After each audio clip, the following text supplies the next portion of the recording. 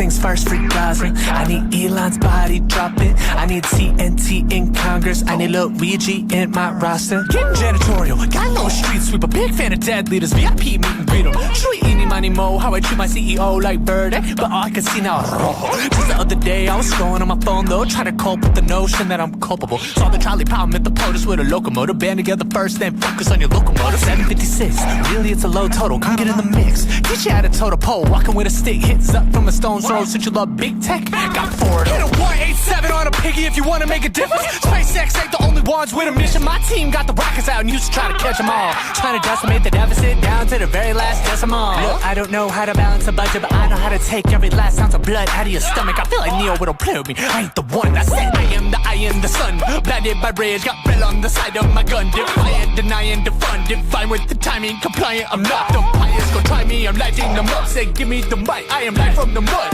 What they may say, it's time to what the kids say, it's time to jump. Burn the system down and start a fire. Marching down the streets and you invited. Fix the bin the air and put it higher. We the people gotta stay united. Burn the system down. That's right. That's right. So chat.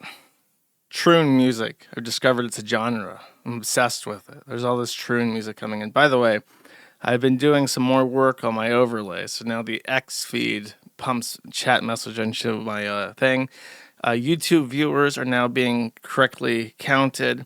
I believe that subscriptions and super chats from YouTube are going to be going directly into the overlay as before. Let's see. Ziggo 2. Did that one count? I think so.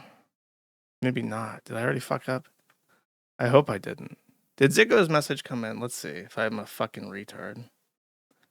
I don't see Ziggo's message. How could this be? Let me refresh it. Then live chat. Okay. Did I not do the thing correctly? I'm going to be very sad if I didn't do that. Let me just try to fix this real quick. And if this doesn't work, I'm just going to have to cope and seethe about how bad I am at everything, I guess.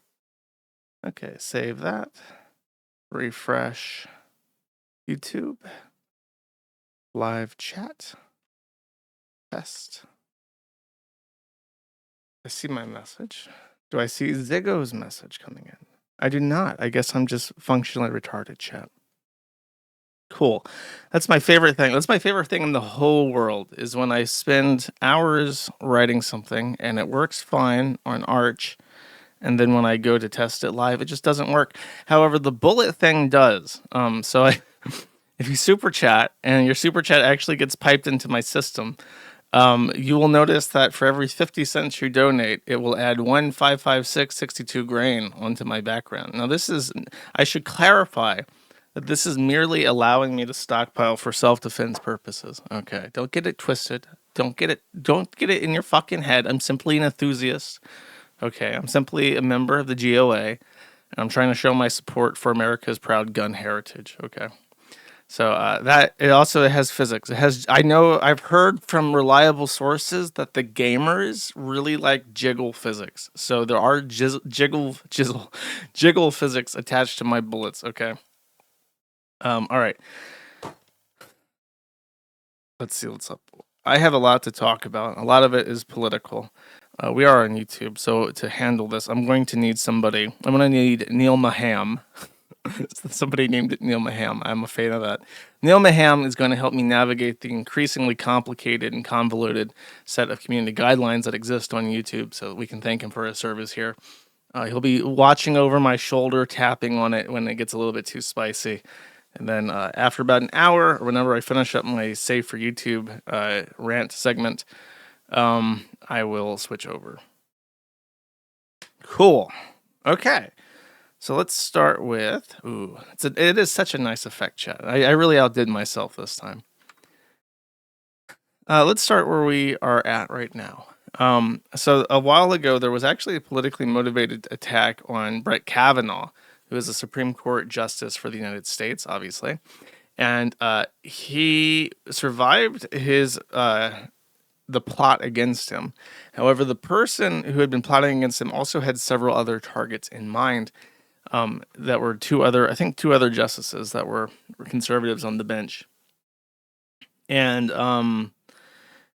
he was living as a transgender before his assassination, but now he has formally changed his name and is asking to be put into women's prisons and so on. So just so you know, this is not a recent thing. This is not a recent uptick. They've been trying to assassinate conservatives in every branch of the government for a while now, a good while. Next, this is updates on the Charlie Kirk situation. This is indirect, but this is kind of adjacent to it. The FTC. Now, I have to figure out if you are like a person who's plugged into politics. I know there are some people who listen who are familiar with the DC. They drive on that godforsaken expressway that's like a belt. I think it's called a beltway even. It's the beltway around DC. They drive on that horrific road in and out of DC every day. If you're one of those people and you know a good way to keep tabs on the Federal Register, get into touch. You can even email me at my fancy nonprofit email address, moon@usips.org, moon@usips.org, and tell me how I can subscribe for specific updates to the Federal Register, because I only hear about these things in the last month of their accepting comments, and that's not good enough. I want to know as soon as they hit the ground so I can be the first to break it. DC traffic is horrific. It is simply horrific. Driving, there's that one road in particular that you drive through. I have driven past the Pentagon. I didn't even realize it until I was outside the Pentagon. But that specific beltway that goes through Arlington, past the Pentagon, and there's like a little tram that goes all the way up to Dulles Airport. That road is awful. just a nightmare to drive through. And it has a speed limit of like 35, but I've never seen anyone go less than 60 on it unless there's like bumper to bumper. So I don't know what's going on there. Anyways, so the Federal Register, which I don't have a way to subscribe to updates for, and if you have a way to do that, let me know, has asked for comments for FTC regulations concerning the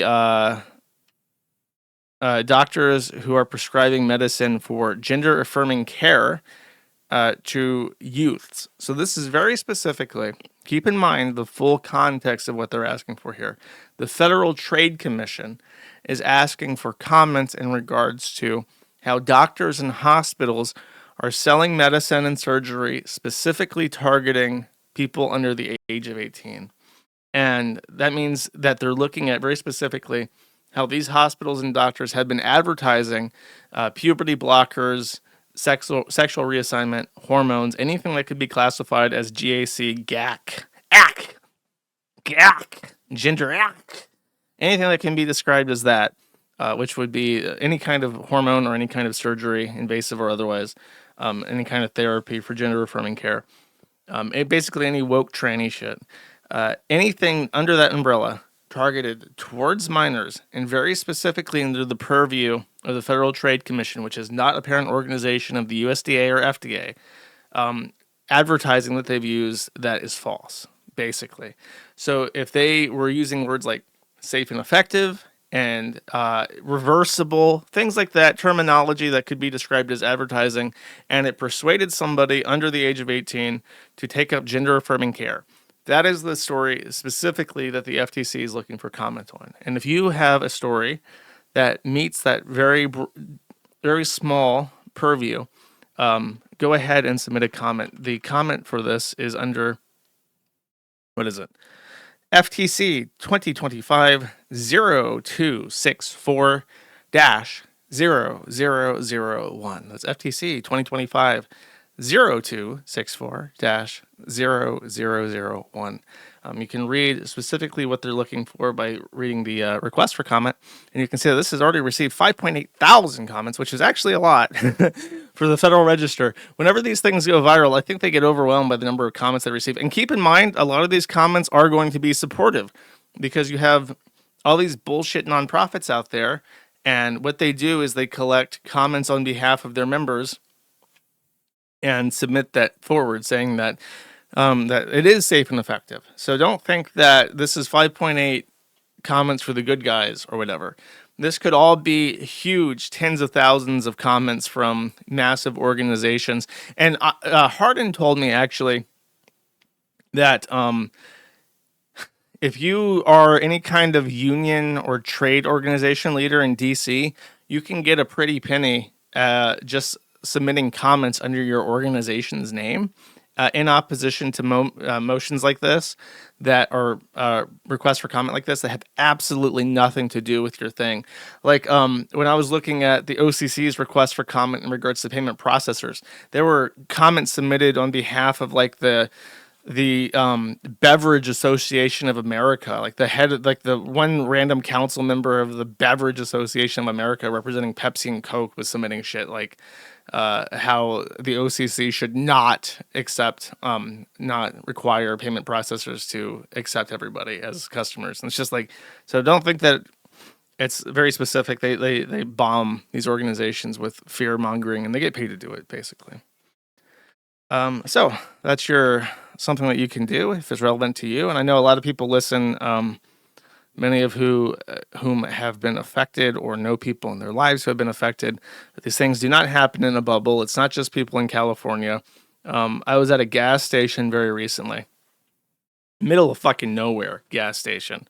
And I walked in, I really had to pee. So I had to ask, because it was a gas station that didn't have public restroom. I had to ask, can I use the bathroom?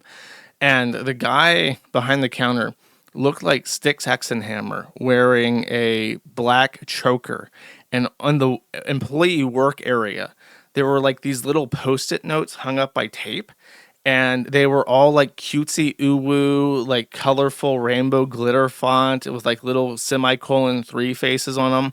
And it's just like, this shit is everywhere. It has impacted everybody everywhere in every state. And it doesn't matter if you're in a gas station in the middle of fucking nowhere, Alabama, or if you're in California, you're going to know people. So it's hurt middle America. Salt of the earth, hardworking Americans, people that you traditionally think to be insulated from the consequences of liberal policy. Thanks to the horrors of the internet, everybody gets to malinger under pornography addiction and the false promises of the false gods. Chat.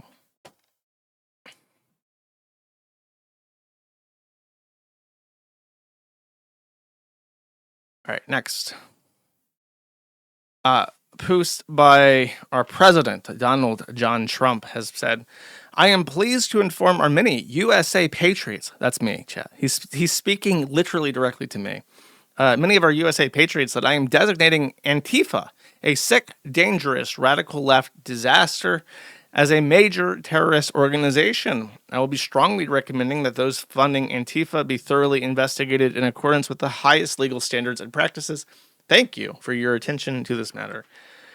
So Antifa, the anti-fascist organization, as they like to be called, which originated as a propaganda arm of the Communist Party of Germany in the 1930s, and then was made a state apparatus in Eastern Germany to enforce communist policy and party philosophy in East Germany, has been designated a terrorist organization. And supposedly, the Netherlands is following suit. The main victory here is that terrorist organizations are sanctioned by the United States, which means that if you are funding Antifa or organizations associated with Antifa, you can be prosecuted nightmarishly for that. So this cuts off money for those huge fake like protests that surge up, like an Antifa protest. And I guess maybe ADF can go to jail for terrorism now because he's got Antifa tattoos on his skin. That would be a funny end to ADF. Updates on the Charlie stuff, and I think this will be most of the first hour for the YouTube stuff. So first of all, when the Charlie stuff just happened and there was chaos and pandemonium and everyone was trying to figure out what the fuck happened, my understanding is that there was an old man, and one of the first things that came out in the aftermath of Charlie being shot, besides the footage of him being shot, was the footage of an old boomer man being arrested. And everyone thought that it was another white boomer killer. As it turns out, that was not the case. What had happened is, from what I remember, he had held up a sign saying, Charlie deserved it, changed my mind, or something memey like that. immediately after he was shot, which made them think that he was an accomplice. When they were interrogating him, he had to cop an confession because he realized that they were going through his phone as a result of a very comprehensive investigation to determine if he was related to the shooting. And so he simply told the sheriff's office that he had child pornography on his device and that they would find it. So, as it turns out, you can just arrest random liberal boomer men in a crowd, and they will have child pornography on their phone. So he is facing child pornography charges. Oh, did he backtrack that and say that that's not happening? Yeah. Typically, admitting that you have child pornography on your phone is a regrettable thing to say to police. Unfortunately, you'll have a much harder time backtracking that than admitting it. So that's how it goes. 1 second. Last thing I do, by the way, let me hide this so you guys can see my nice pile. The last thing I do before I start my stream is I put my desk up so I can stand and enjoy, get that blood flowing to my brain.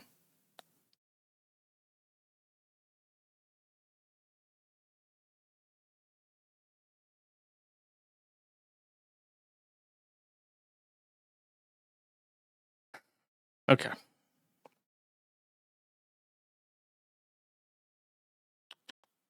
Okay, this is the charging document for Tyler Robinson. Let's just read what he's being charged with. He's being charged in Utah in the 4th Circuit, or the 4th Judicial District Court of Utah County, state of Utah. So this is just state charges. Aggravated murder, count 1. Count 2, felony discharge of a firearm causing serious bodily injury.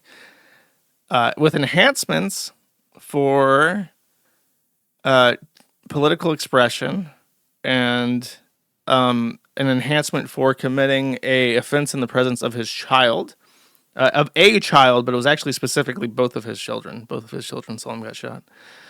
Count 3, obstruction of justice, because he ran, basically. Count 4, obstruction of justice because he disposed of evidence. Count 5, tampering with a witness because he messaged his roommate, which I'll talk about in a second, telling him not to cooperate with police. Count 6, tampering with a witness, I believe for doing the same with either somebody in his Discord or his father. And then count 7, violent offense committed in the presence of a child, again, for it was his child. And also it was enhanced because of political expression. I believe that the death penalty is being sought in this case. I don't know if it's in this document, but that's what I've heard. So that's his charges. They're going for murder, obviously. They caught him. They know about the tranny roommate. I will talk about that now. But before I get there, Provo. For some reason, isn't Provo one of the places you can visit in Fallout New Vegas? Can you go all the way up from Vegas to Provo, Utah? The attorney representing Tyler in his case right now is a guy called Greg Skordas. If that name sounds familiar to you, it is because Greg Skordas was the attorney who represented Taylor Swift in a case between Russell Greer and Taylor Swift in Utah. And he also represented a little website called the Kiwi Farms in the case of Greer v. Moon. So he's only temporarily representing Tyler Robinson. He has not been he is court appointed until they get him a permanent assignment.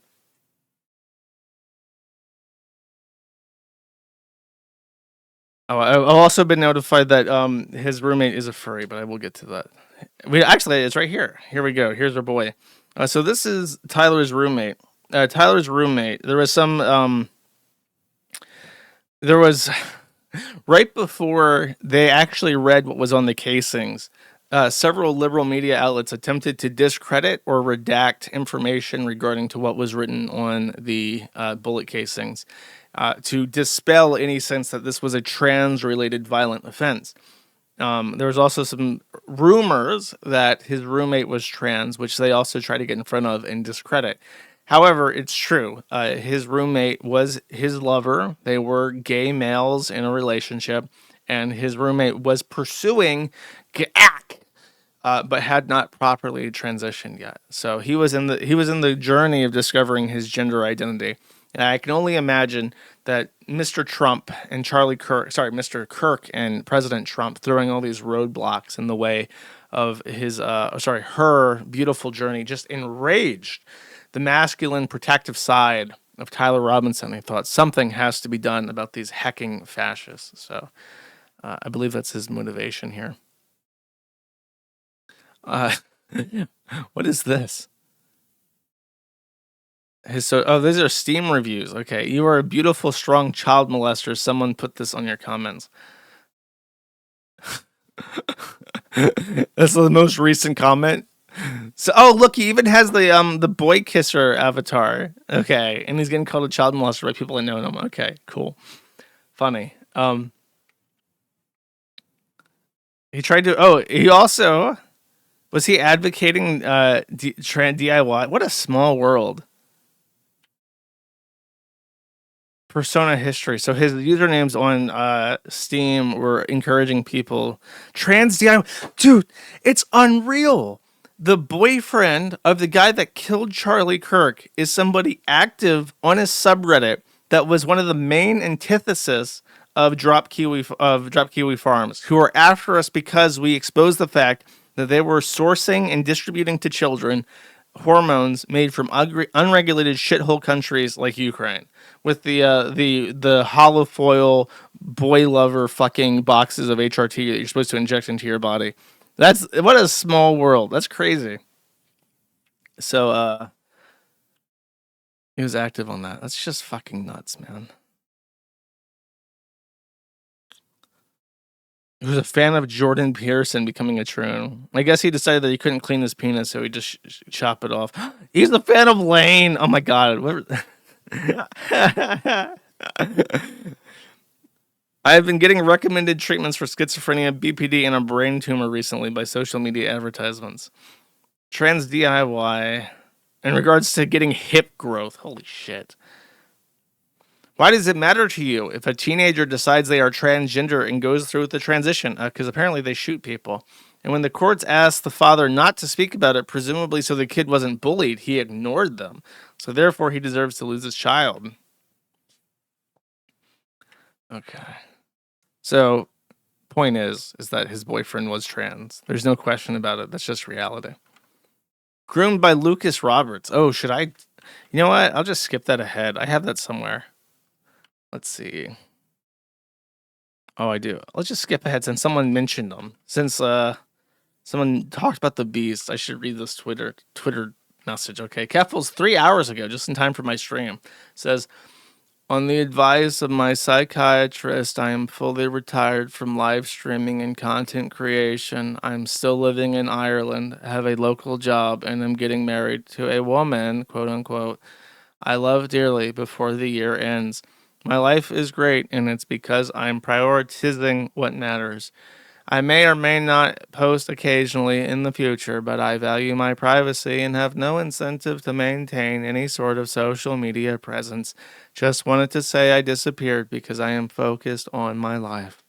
So, Queen KFales, after once upon a time having hundreds of thousands of fanatical worshippers who followed him on Twitch, gave him tons and tons of money just for giving the most pissy, shitty, tranny takes imaginable, then took up arms, a crusade, against what should be the easiest target in the entire world, which, if you don't remember, was because the Kiwi Farms took the defense of Stephen Bannell Jr., the second, Destiny, and said that Destiny should not have been kicked off of Twitch because of this lunatic tranny's positions.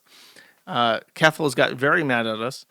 A heroic user wrote a post exposing the fact that Queen KFales did tranny fetish fart dom pornography before becoming a Twitch streamer for children. Created a nice post about this, to which KFales took even more offense, and using the entire collective of the tranny nepotistic system that exists, took a swing at the Kiwi Farms, and the internet was injured. Cloudflare buckled. Liz Fong Jones got involved and brought down the wrath of a Google employee and all the crazy stuff that a Google employee has access to. Seriously damaged the health of the internet forever, and completely failed to deplatform permanently a defenseless message board with an annual income of less than $10,000 total. And now, after taking 100,000 Canadian dollars from the people that trusted him the most and spending it all on drugs, left Canada for a country with a more functional healthcare system, which is the Northern Ireland, and now leeches off the UK's healthcare system, supported by the taxpayers in Northern Ireland, so they can whine to their therapist about how they can't function when they read messages about them and how they have psychomotor retardation. Enjoy your retirement, Queen KFales. You've earned it, King. Back onto the news segment chat. Immediately after this drama with Charlie Kirk, in Utah even, there was a bomb threat that targeted a news reporting van, I think even reporting about the Charlie Kirk incident. 2 undetonated explosives were found, and I believe 2, well, how many people?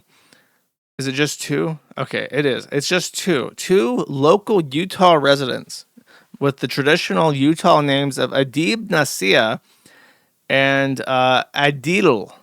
So Adil and Adil were, just 2 regular, pissed off Utah people attempted to explode a news van, as Utahns do. And one was apprehended. I don't know if they've apprehended the other. This one obviously has been drowned out in the news cycle. Let me just search real quick. Utah news van bomber arrest. 2 men arrested. Okay, they got both of them now. Adib Nasir and Adil Justice Ahim Nasir, 31. So 58. It sounds like a father and a son were each arrested, but I don't know. They only have like 2 names. So they both got arrested, chat. Good to know. This is a guy called Chudlogic. I don't know who Chudlogic is. This was requested that I watch and respond to this chat, so I will watch and respond. I don't know what to expect. Chudlogic is mad at rightoids complaining about his jabs towards Charlie Kirk's death. Quote, "People are on my back because I'm against destroying lives over liking jokes on social media. When Aaron Bushnell self-immolated, I made jokes about it and you guys laughed your heads off." To start. Why are we making fun? Because I'm fucking sick of the right. Why does a British person have any say in anything ever? You don't matter. If you live in England, you literally don't matter. There is no way for you to get your country back. Your shit's fucked. There's no hope for you. I'm just letting you know right now, if you're in the UK, anywhere in the UK, you are completely and totally hopeless, and there is no resolution to your state of existence besides getting out of the UK. That's it.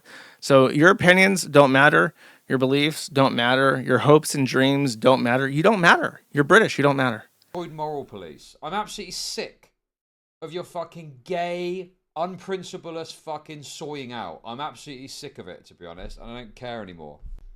I'm about like 3 conservative complaints about this shit from just going fucking ballistic. Honestly, it's doing my head in, man. I won't. I'm going to retain my cool and not do something which I think would be tasteless and tactless, and I don't want to go that far with it. But honestly, the people that have been fucking on my back about having a take that you shouldn't call people and destroy their lives for liking a joke on social media, the people that have been complaining about the occasional irreverent jab here and there. It's so annoying, dude. It's like, if this was a black person that had died or something, or a trans person, you would be fully supportive of me saying whatever the fuck I wanted about it. If this was some lefty influencer.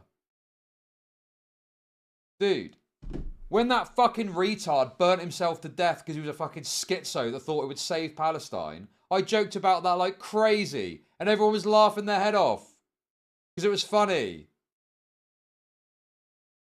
But now I can't say a single thing about a single irreverent comment of not even specified towards his death gets fucking. What are you doing, John? Why are you saying that? It's so obnoxious, bro. Yeah, it was different. It was different in that you didn't care about it. You didn't give a fuck about this guy torturing himself to death. Other people did. Some lefties did. some lefties were outraged, and it got posted onto YouTube drama subreddit, and they were outraged about the fact that I dared to make jokes about it because they cared about that issue and that cause. So it's not like everyone was cool with it. Some people weren't. And you didn't care about the fact that people were fucking outraged about it because you thought that was retarded. But now it's your fucking golden goose, silver duck, whatever it is shit that you care about. All of a sudden, it's a problem. It's so transparent what's happening and anyone can see it. Okay. There is no, correct me if I'm wrong, there's no political assassination targeting Democrats or liberals or progressives or communists or whatever that I think people did huge victory laps of. I think that the one that gets touted a lot is the there was in Minnesota, some guy went around and I think shot 4 state reps in like one day, something like that. I don't remember anyone grave dancing over that, to be quite honest with you. I could be wrong, but I don't remember that. The guy that's killed himself, he killed himself. The trannies that killed themselves, they killed themselves. So if someone makes fun of that, that's their fault. If you didn't want to get made fun of for killing yourself, don't kill yourself. Maybe that can be your motivation to live, knowing that people are going to make fun of you for killing yourself if you kill yourself. So that's my advice there. Don't kill yourself if you're afraid of getting made fun of for killing yourself. What was the other one? George Floyd, fentanyl overdose. Nobody cares. I saw there was a tweet that got 61,000 likes that was, someone posted like an AI picture of Charlie Kirk and it said, Charlie Kirk's been sober from fentanyl for 7 days now. And it's like, it doesn't make any sense. But to people, they thought it was hilarious. And it's like, but you don't understand. His toxicology report said that George Floyd had fentanyl in his system. That's why it's funny, because it's real. There's a grain of truth there. But to them, it's just funny because it's mean-spirited to call him a drug addict who died from fentanyl, and the bullet was just coincidental. They just don't get it. It's just being like ridiculing someone for getting murdered in front of their children is just the whole joke. So it's a bizarre point to make. It's a really stupid point to make. There's something I will agree with, and I'll get to that. I have a segment for it coming up. So obviously, with all of this heat coming down on the T community, the people of gender are having to reconcile their new position in life and are having to realize that, we have to be really careful about what we say because this is obviously a sensitive issue and people are dying. And, we have to be really careful about what we say and do because it could look bad on all of us, which is why Finnster, one of my favorite pets of the last while, made this very considerate tweet where he says, ready to infiltrate women's spaces. Now, this was the day of Charlie Kirk getting shot, like something around there. So without missing a beat, Finnster, famous Minecraft YouTuber turned transitioner because a Saudi homosexual paid him to do cross-dressing, decided this would be the appropriate time to post fetish material and talk about threatening women with a toy gun because he's Australian. He can't own a weapon, but he thought that'd be a great idea. He's since deleted this message, if not because I made fun of it, then because there were multiple replies that I got from people of gender with the toothpaste flags in their username saying, God, I hate Finnster. He's not even a real tranny and he's making me look bad. So that's funny. That's funny. He's he is, sorry, I always say he's Australian for some reason because his accent sounds Australian, but he lives in England. I'm not even sure. In my head, he's an Australian that lives in England, but every time I say this, people get mad at me and I can never remember. He just sounds Australian to me. I don't know what it is. Cock it, I can't. I'm not in the position to be able to cock the weapon at this moment. I might get something ejected in my face. I can no longer play with them because they have all been fired. If I have an ND on stream, it's the end of me. So I will perhaps immediately I will be reported to every agency possible, and I will lose access to them. So I can no longer unless I buy one specifically for that purpose. It's not happening anymore. Next, Bethesda, with the good consideration you would expect from a major company, published this banger which is apparently a quote clip from its video game. So to entice you to play this piece of shit, they posted this.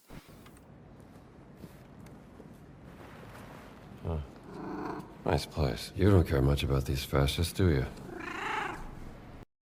I don't know what fucking game this is. I don't know why this guy's talking to a cat about fascism. But this was posted a couple days after the Charlie Kirk thing. It was deemed insensitive because calling people fascist or Nazis or whatever is why people are getting killed now.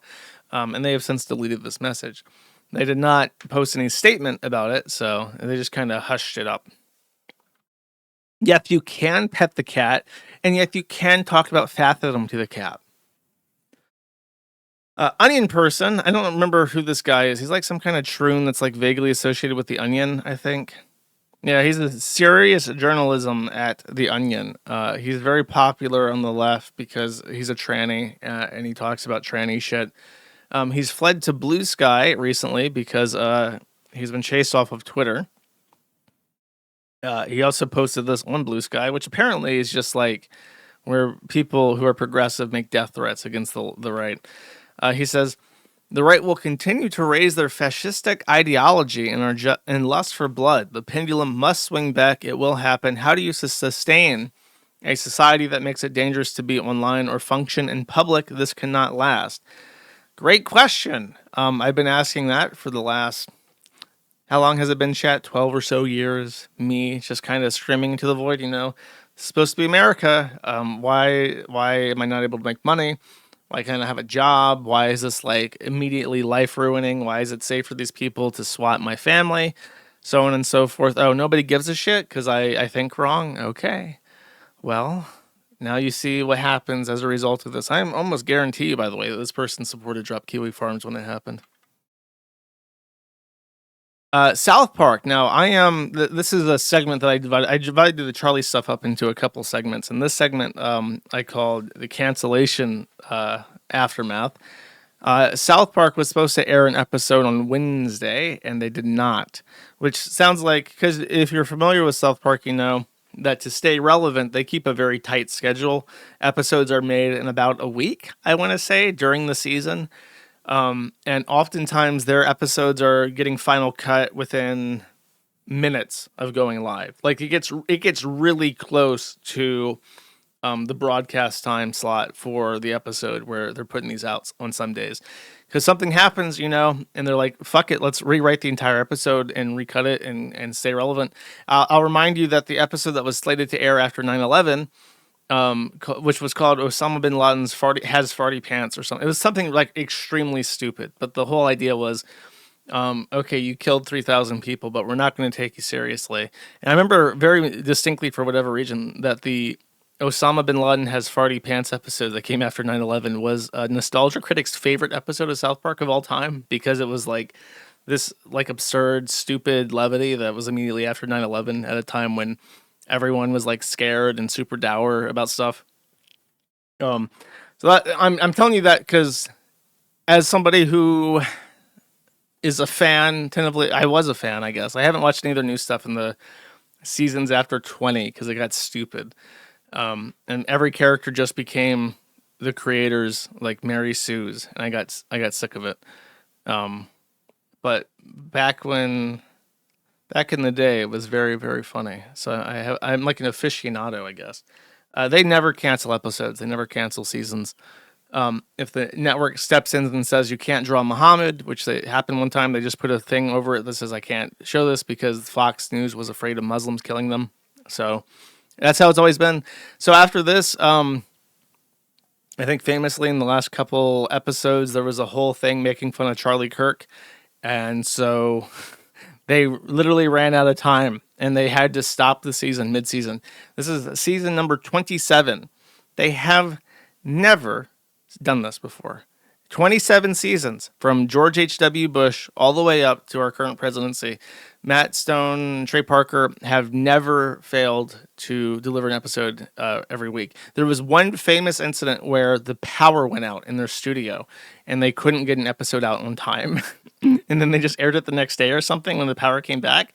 But besides that, they never miss an episode. So that's how bad, like to put that into perspective, when it comes to the status quo as measured by the production of South Park episodes. Charlie Kirk getting shot has been more disruptive than 9/11. That's where my diatribe is going with this, is that as far as political discourse in the United States is concerned, Charlie Kirk's death has had a more profound impact on it than 9/11 did. So there you go. Very crazy. Next, I want to show the pile. The piles. I try to do the math so that it randomly distributes them in that parabolic shape that you're seeing. It's forming nicely, chat. It's forming nicely.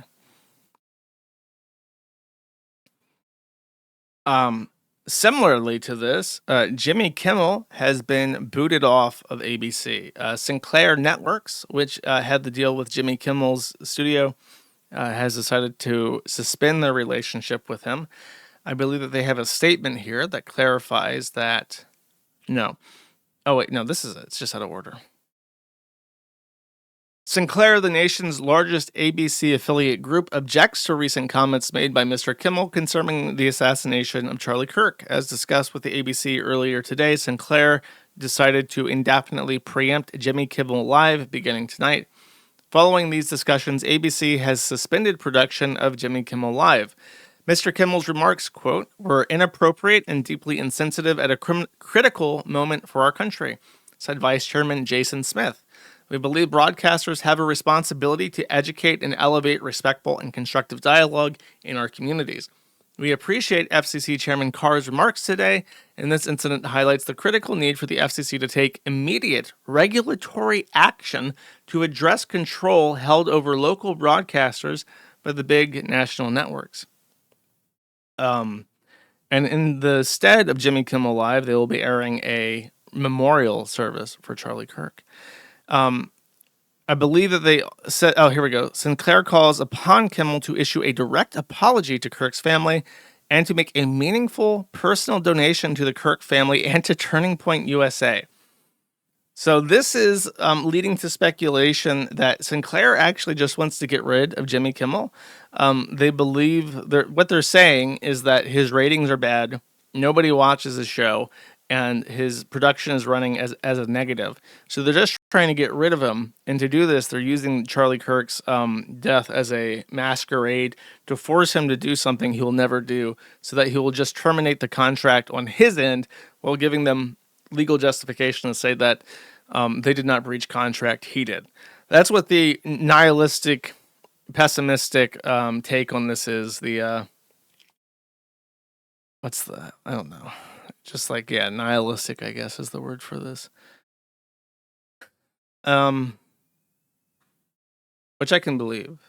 If you don't know what he said, what Kimmel's remarks were, is that, oh God, what was it? Oh, he tried to say that the shooter, Tyler Robinson, who we just discussed, was into trannies, was a fan of Nick Fuentes, and that this was right-on-right violence. So he was trying to promote a conspiracy theory that is provably, demonstrably, in every way, shape, and form, totally and utterly untrue, without limitation. And so, I mean, I feel that's justification for something like this, because you're having somebody who's talking to a bunch of people, and if people are going to have trust in your network, they can't be just completely full of shit, which in this case they are. So how can you possibly say that they're not justified in it? In this, they, by the way, mention FCC Brendan Carr. Brendan Carr is a current secretary. And, oh, is this out of order? Oh, here's the Brendan Carr remarks. So this is Brendan. I'll spare you the full of this.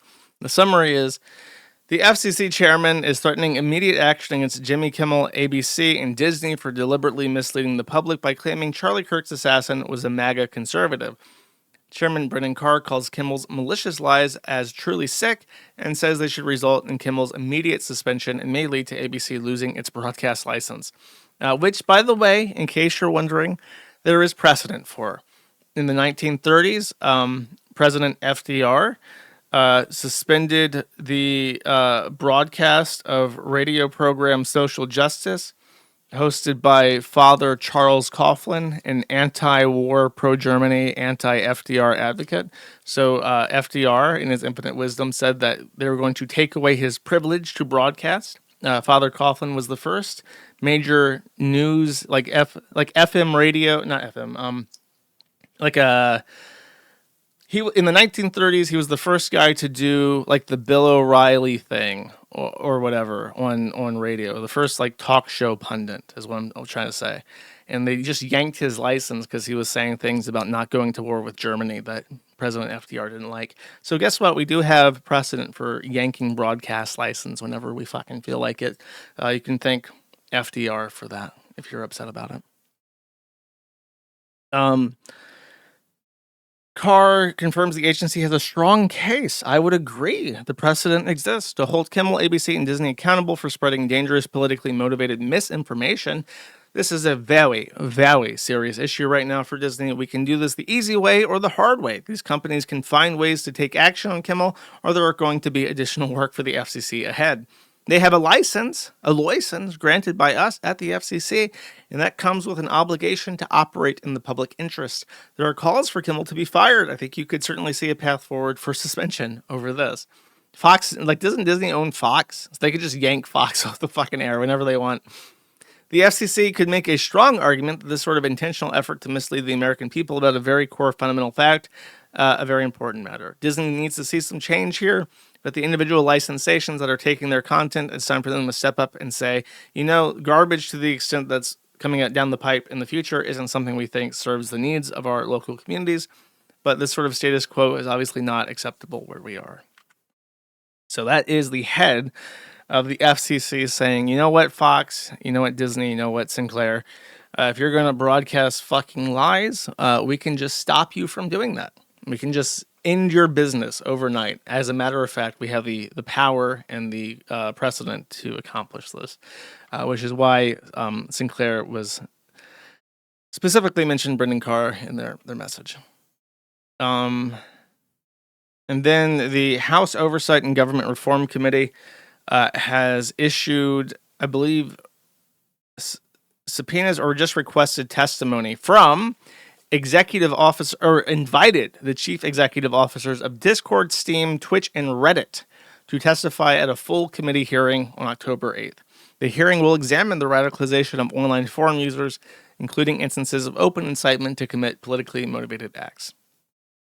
How our boy Gabe Newell of Steam ended up on the naughty boy list, I don't know. I'm sure he can handle himself the best. The rest of them are in shambles. It will take one informed congressman to utterly and totally humiliate all three of Twitch. Who's the guy from Twitch? It's that Dan Clancy guy, right? Oh boy. Dude, they need to get Dan Saltman he is Jewish. There's got to be some way for Dan Saltman to get the ear of a congressman that's going to be at this hearing, right? And tell him all the naughty boy stuff that Dan Clancy's been up to and with the Twitch. He has to. There has to be a way. Dan Saltman and Gabe need to hook up and find a way to get the Congress to roast the fuck out of Twitch. It is Clancy, right? Dan Clancy. Yeah, Dan Clancy, and then Dan Saltzman is Destiny's guy that really, really fucking hates Hassan and Dan Clancy. So the Jews, man, they can kill Twitch right now. They can make a public spectacle of Twitch that's so great that you might see Amazon just cut them loose, just make them an independent company.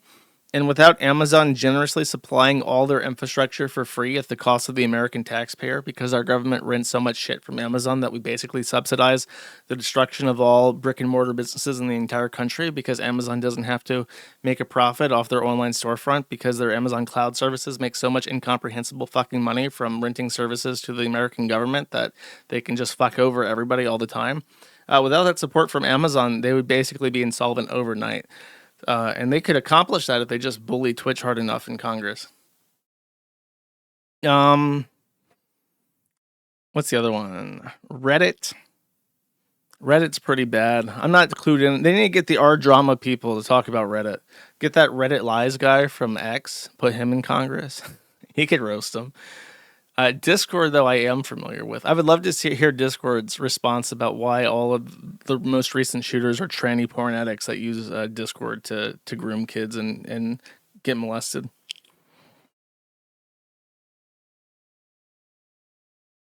And also declared by Secretary Sean Duffy of the Department of Transportation, which, by the way, random aside, before I get into it, the US DOT has this really awesome logo, which looks exactly like the flag, I think, of Okinawa. Let me look this up. And I know this because of Europa Universalis, in case you're... No, Okinawa is a different flag. What is the flag? What's the name of the kingdom? Oh, Ryukyu. Yeah, this is it. I remember there's an achievement in EU4 where if you take over the entire world as Okinawa, this is your flag of Ryukyu. It has the same thing. And apparently it comes from a Okinawa legend about there being 3 mountains on the island chain.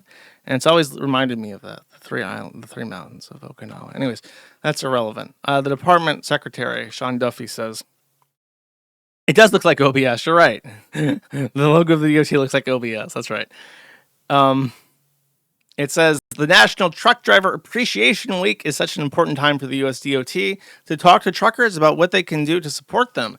These men and women keep our store shelves stocked in America moving night and day, rain or shine. We thank them for their work.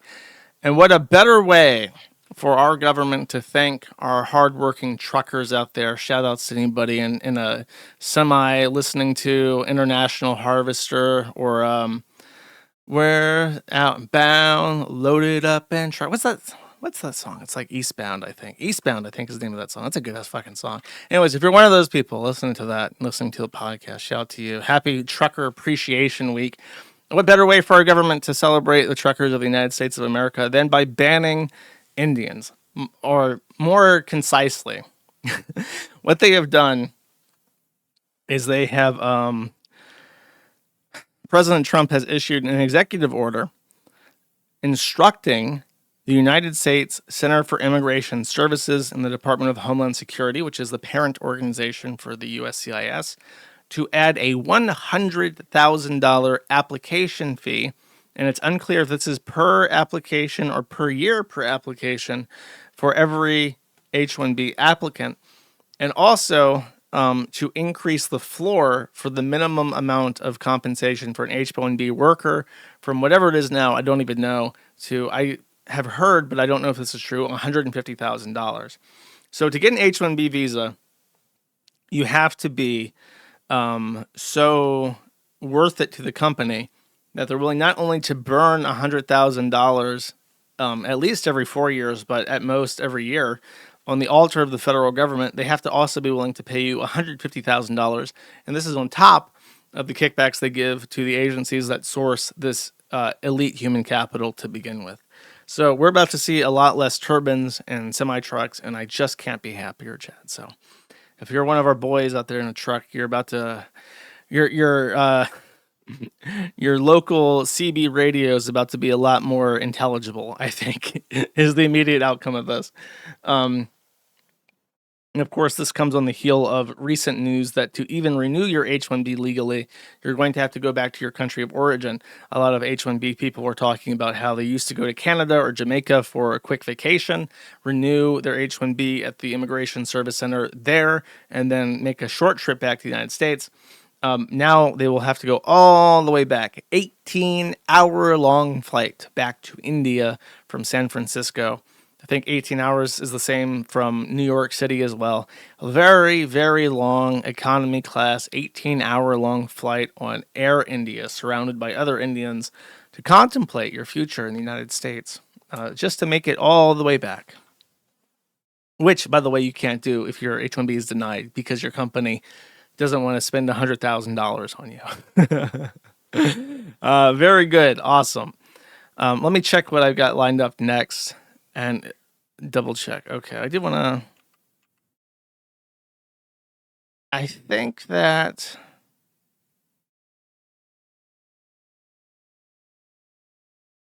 Yeah. Okay. Do I want to cut it here? I think I might cut it here because I have to talk about Ilhan Omar, and I don't trust that what I'm going to say about Ilhan Omar is going to fly over the radar. So, here is your QR code if you are mobile and you would like to switch over to Kick. Kick is generally the highest user experience based on the feedback that I've received for people from YouTube. I am going to have to cut the YouTube people. If you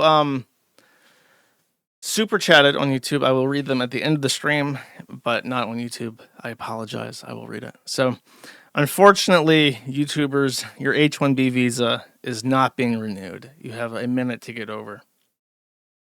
I am going to take a sip of water. Actually, let me move this QR code. I like to imagine that someone's desperately trying to get this with their phone, but I'm like, no, nah, you can't get it. Just admire the pile that's growing there real quick as I get a sip.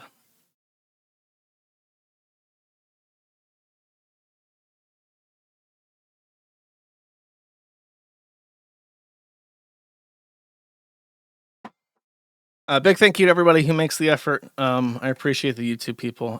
Just a real cap on, and I appreciate the people who super chat on YouTube.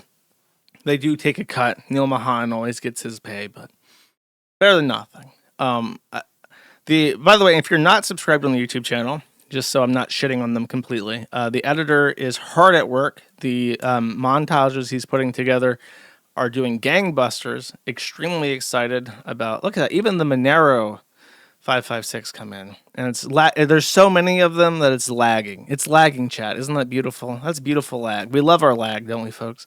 The editor is doing work. They're doing gangbusters. Everyone's really happy. The only feedback I'm getting that's not positive is about the censor mechanism. So I think that what we're going to do is I'm going to record some lines of me saying various safe for work words that he can swap them out with. Like stuff like neighbor, Rudy poo, stupid shit like that. Irish, that's a popular one, I think. And then we won't have to do the brant thing for censoring. I think people will be happier with that, chat. Yeah, I asked them to, as an experiment, to just mute the audio completely, as opposed to the buzz, and I think people are happier with that. And we'll test it out with the Rudy Poos instead, and see if that works. Shout out if you actually remember what Rudy Poo is. That's how you know you're OG. That's how you know you're cool. You're cool and on the online like I am. All of our Rudy Poo aficionados. Okay, cool. Thank you for watching, YouTubers. If the chains of Neil Mahan are too heavy for you to shake off, I'll see you next week. Thank you for watching. And bam. As for the rest of you, we get to talk about Ilhan Omar, one of my least favorite people. News hamster. I've been forgetting the news hamster because the Neil Mahan hamster is fucking with my brain, my process. So the news hamster's back in. I didn't forget him this time, surprisingly. So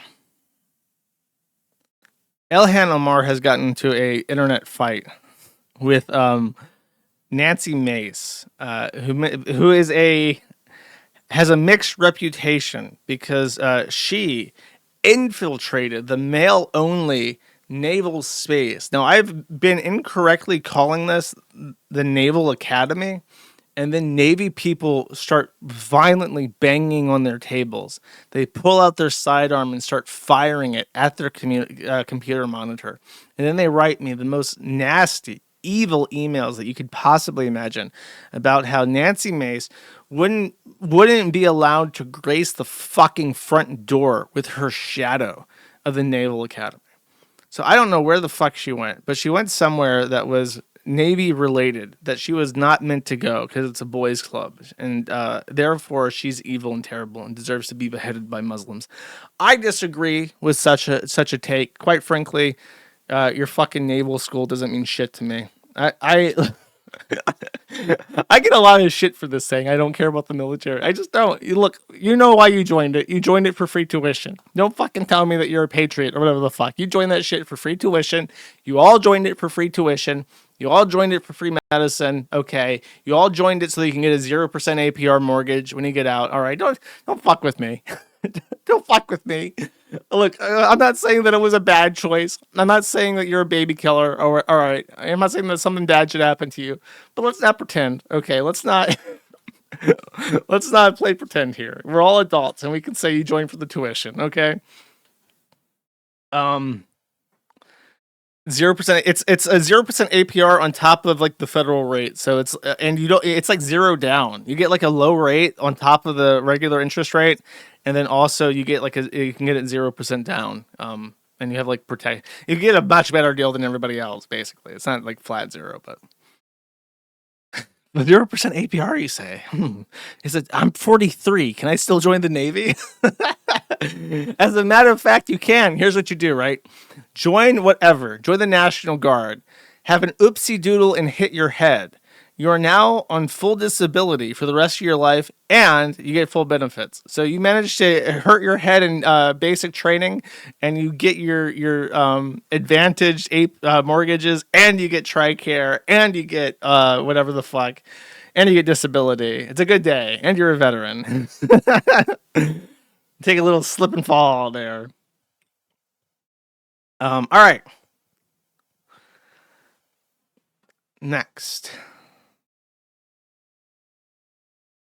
All right, so Nancy Mace and Ilhan Omar had a tizzy. If you don't know, Ilhan Omar, there's been a long-standing speculation that Ilhan Omar committed immigration fraud. I'll give you the deets. I'll give you the hot goss on this. Ilhan Omar was married to a man, which she claims was a religious marriage. And if I remember correctly, they were all British. So all the Somalis came over to the UK. Somehow she got over to the US and had a green card or naturalized or whatever the fuck. And then her religious marriage, which with no children, ended. She then got into a actual legal marriage and religious marriage with another man who suspiciously appears to be her brother. This man then came over on a immigrant spousal visa for his marriage to Ilhan Omar and became a U.S. citizen.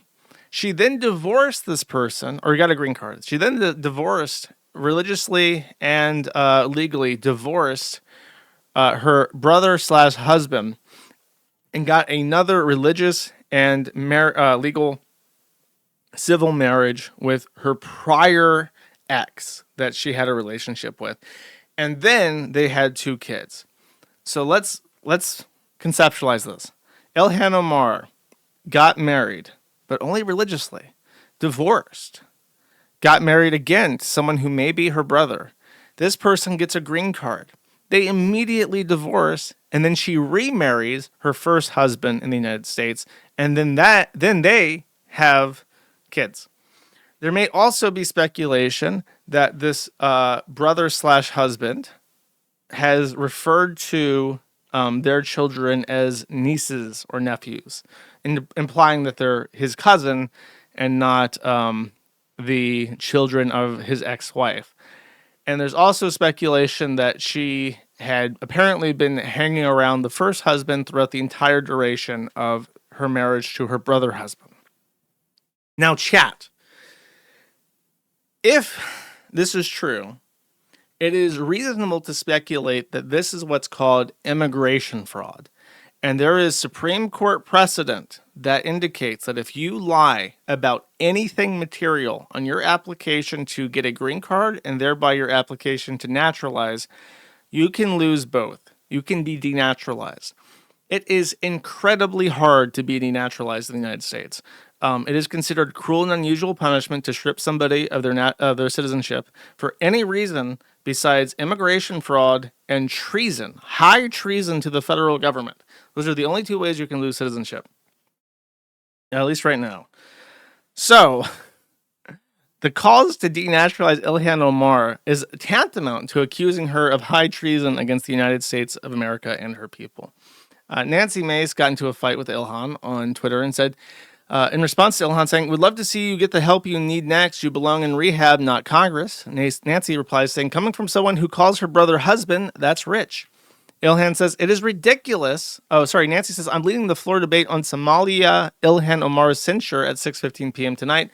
Ilhan responds saying, "It is ridiculous censure about me being born in Somalia because that's just as crazy as you are." Nancy says, "Who knows? Maybe it'll be about your marrying your brother next. Tune in."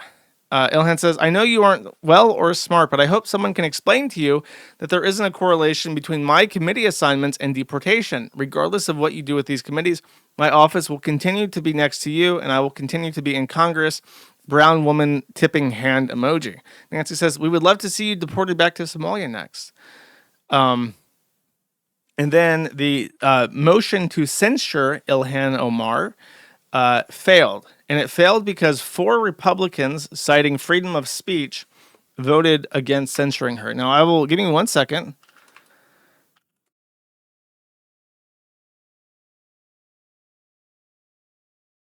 I'm going to give you some information here. Oh, wait, I got this lined up, actually.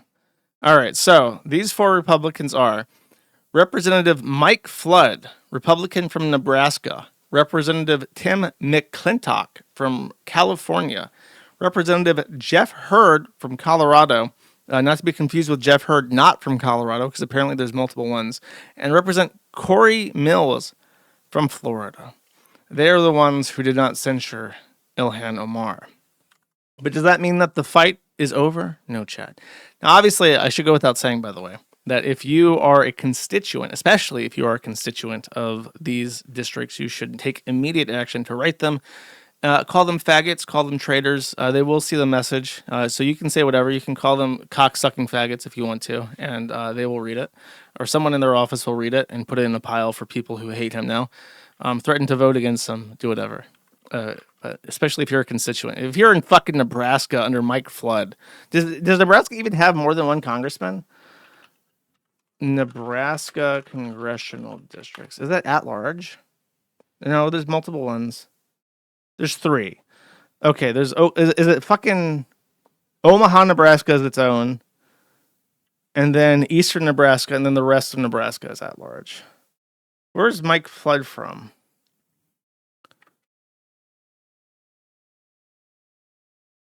From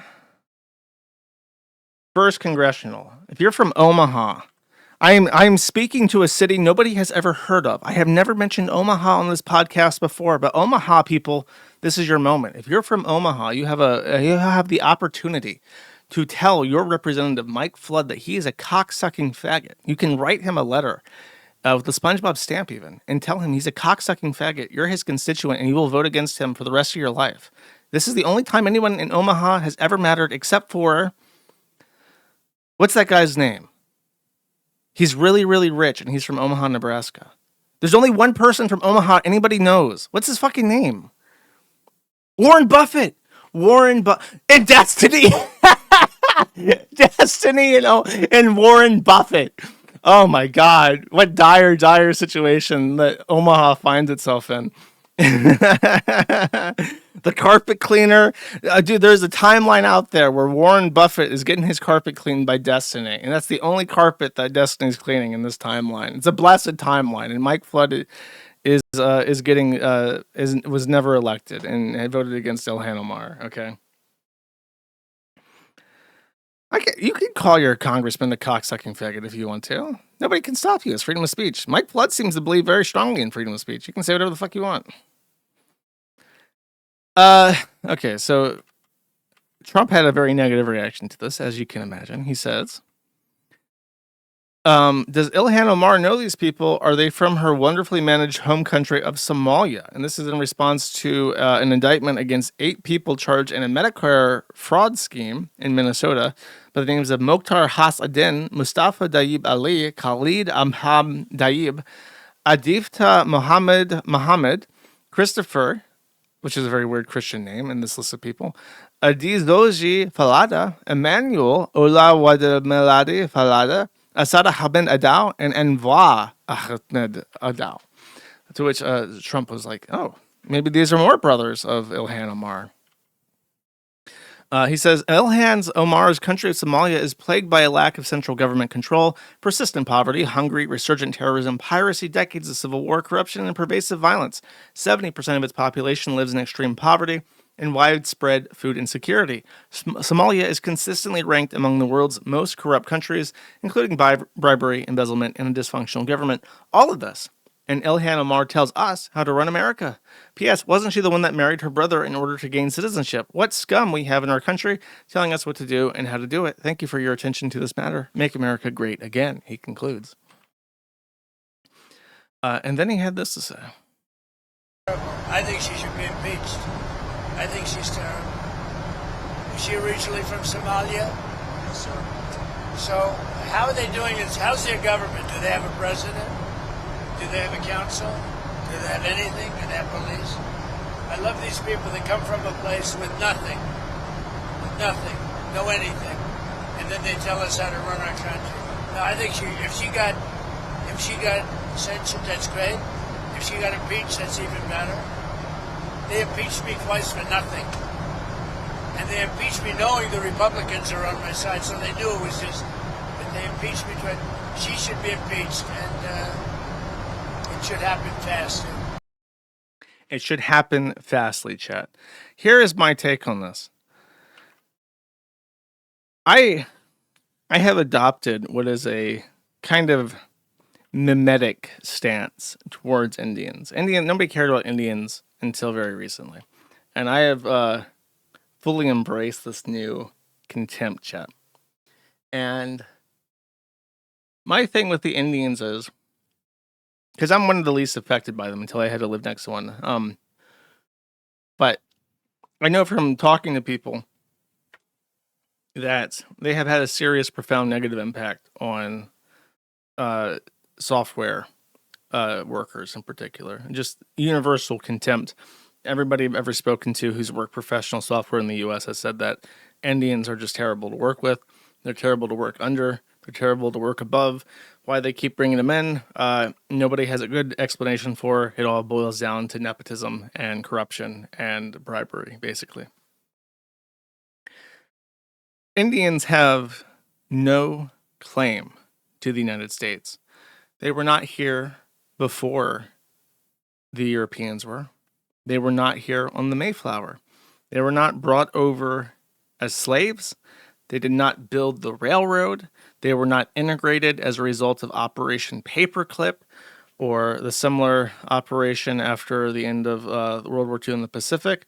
They did not come over for any reason other than to enrich themselves. They did not flee war. They did not flee civil unrest. They did not flee terrorism.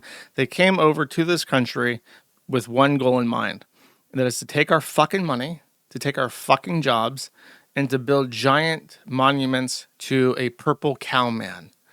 And I'm supposed to be okay with this. There is not a single argument that you can make to support their continued existence in the United States. They come over on fake degrees. They come over fraudulently. They come over nepotistically. They are antithetical to the United States and to American culture, American excelism, to meritocracy, to every single thing, and there is no claim they can make. Even the Mexicans have an argument to be made that the U.S. manifested destiny and took California from Spanish Mexican mandate. Even the Mexicans can claim that as people with a lot of indigenous blood, they have a claim to live in the United States. I can disagree with that and say, go fuck yourself. I don't believe that. But they have an argument to be made. There is no argument to be made for the existence of an Indian person in the United States. They are fleeing nothing.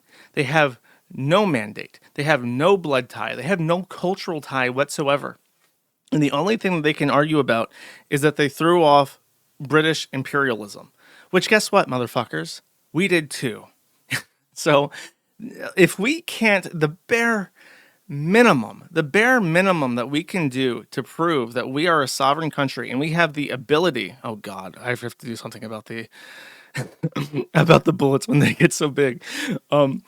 If we are really going to claim that we have the ability to govern ourselves again, the bare minimum that we can do is get rid of every single Indian, and we can get rid of Ilhan Omar. If we can't denaturalize and deport Ilhan Omar and deport every single Indian in this country, then we have no ability to remove anybody else. Anything else that you hope to accomplish in the U.S., it starts with Indians and Ilhan Omar. That is my opinion. So, when Trump issued his big thing about the H-1B visas, I immediately sprung to action, and I will sort this out of order for you, for your benefit. I immediately sprung to action, and I again wrote my representatives. I not only wrote my representatives, the two Florida senators and Congressman Aaron Bean, I also wrote Stephen Miller. I also wrote the Department of Homeland Security. I specifically wrote the Executive Secretary of the USCIS. I wrote the Department of Labor as well. So in total, I think there were 7 letters that I wrote, and I've already mailed them out. So I broke out the SpongeBob stamps. I actually have to buy more SpongeBob stamps. I'm out now. And I wrote them. And, you know, people give me shit for this and say, like, you know, they don't give a fuck. They do. They want to win. They want votes.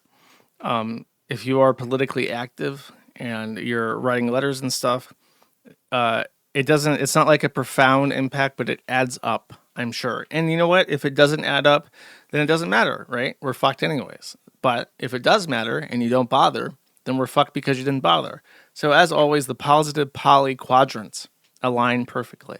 If this is all a masquerade and nothing matters, then it doesn't matter if you write or not. So you might as well write. And if it does matter and you didn't bother, well, you only harmed what you wanted to see in the world. So I wrote. And as you can see, I even wrote a little note in the corner that says support for ending immigration from India. Because after the H-1B ban is in effect, they're already scheming. They're already trying to figure out how to get around it. And I'll tell you how they're going to get around it. The L-1 visa. The L-1 visa is the next to be abused. It was not affected by the executive order. And the way that it works is even simpler than the H-1B when it comes to big companies. As you know, Microsoft, Oracle, Apple, every big tech company you can think of has a local department in India. Every big company, regardless of if it's in India or not, has internal tools that people new to the job have to be trained on. Like, it doesn't matter what job it is. If I worked at Whataburger, I have to be trained on how to use the cashier, right? And that's like a unique system to Whataburger. Is there a cashier system?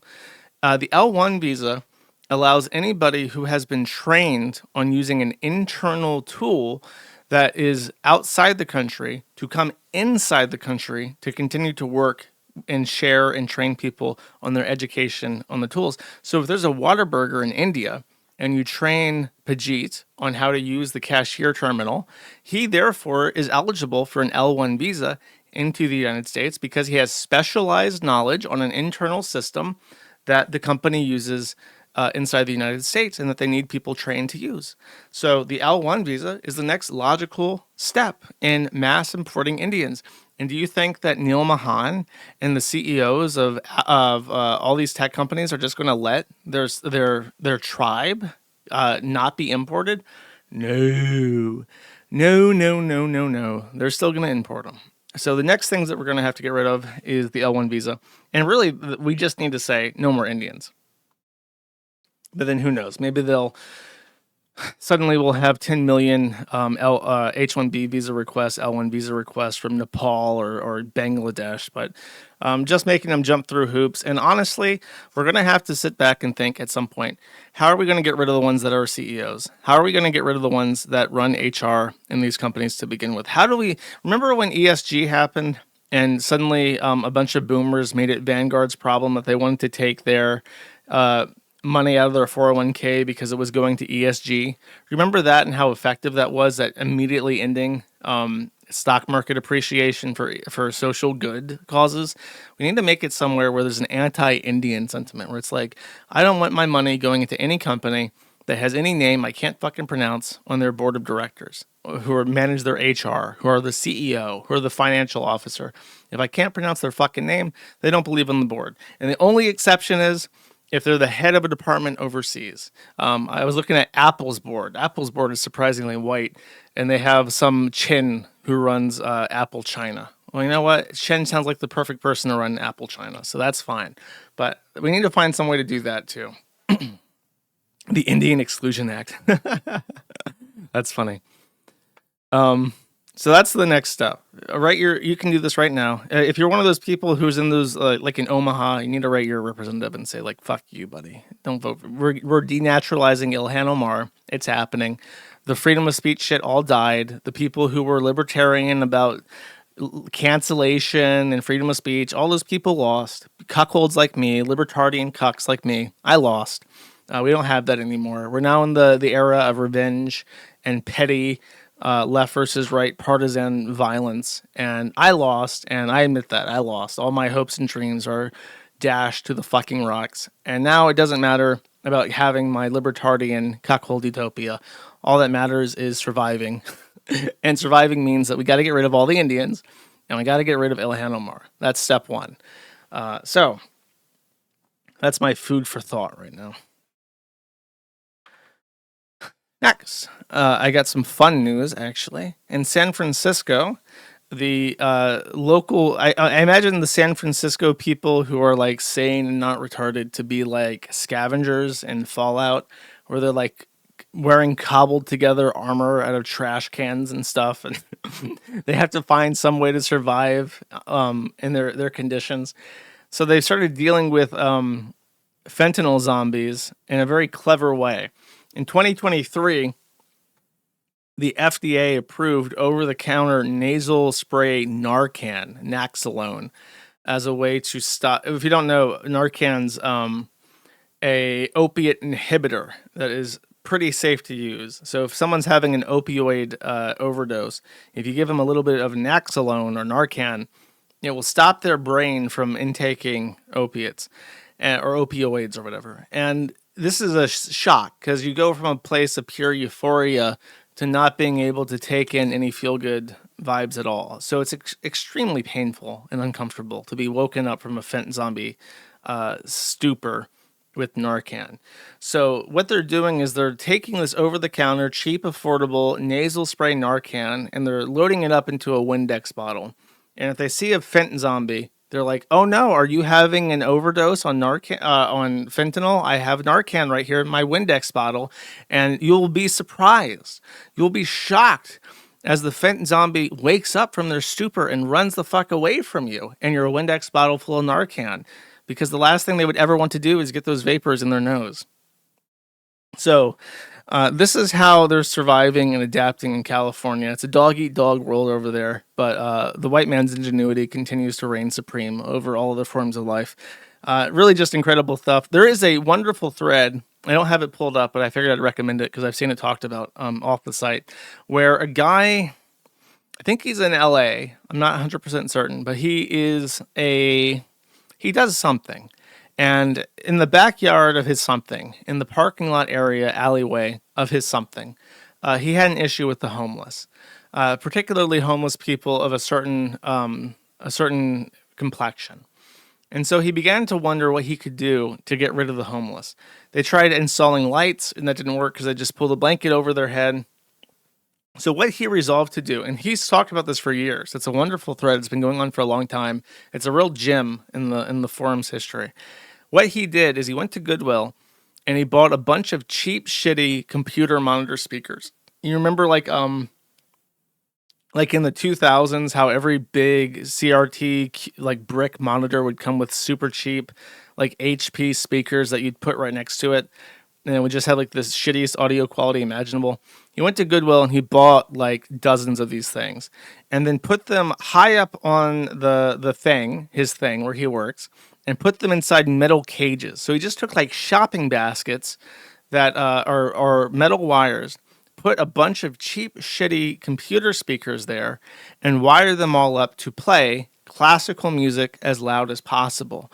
And he says he has confirmed and tested that by simply adding wonderful classical music to the parking lot of his thing where he works, he has managed to completely drive out all of the homeless people.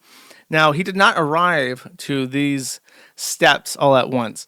Eventually, he put cameras up and caught them throwing bottles and stuff at his poor Logitech speakers, trying to bring culture to the area. So he had to augment it by welding shopping baskets to the wall over time. And eventually, he found a working solution that protected the speakers while allowing the music to pass through harmlessly. So it's a wonderful thread, but it really does show you how a problem. What's the expression? Is it problems are the mother of invention? Necessity is the mother of invention. Necessity drives innovation. We have a problem, such as fent zombies or homeless people loitering in your parking lot where you try to get off work without being stabbed. That's your necessity, getting rid of those people. And then you add in a little bit of white ingenuity and you have the mother of all solutions, okay? Very cool. Now, this was not a necessity, but it was a interesting thing that was done. 888 Flex has been working on this. This is another thread in the self-sufficiency board. Again, I would highly recommend it for those interested in self-sufficiency related topics. This person is interested in ham radios, and he has been working on creating an interface to the Kiwi Farms, which operates over the ham radio frequencies. So this guy has completed a proof of concept that it is possible to access the Kiwi Farms via ham radio. Very awesome, very cool. I love to see it. Happy that we have ways to communicate, stay in touch once the bombs drop. Truly great. Have I not given? I'm going to give this guy the most special sticker for his hard work. Cool. Good news out of Europe. The European Commission has audited the 1 million votes that came into the Stop Killing Games initiative in Europe. And it turns out that 97% of the votes are verified by the EC, which means that his fears that as much as half of them would be fake are completely unfounded. Almost all of them are real votes by real Europeans who really want to see big tech companies stop putting out live services that they don't intend to maintain for more than a month. So it looks like the European Council will have to hold a hearing on what to do in regards to this initiative. Good job. I'm sure the vile enemy, Moldavia's fig tree, is reeling at this. It is just such an incredible thing.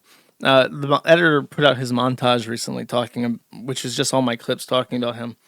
And I feel like a tactical genius. It wasn't about ending the corporate control over video games. It was about upsetting someone viscerally disgusting to one's eye. And that's the thing. Do you want to accomplish anything? You need an enemy. You need somebody who really sucks that you can point to and say, this is the vile enemy. He stands opposed to this thing. Don't you want to support this thing to spite him? And if you can elicit that response, you will get 1.3 million signatures on your petition. Basically, that's how it works. Okay, now this is a funny thing. Let me get a drink here.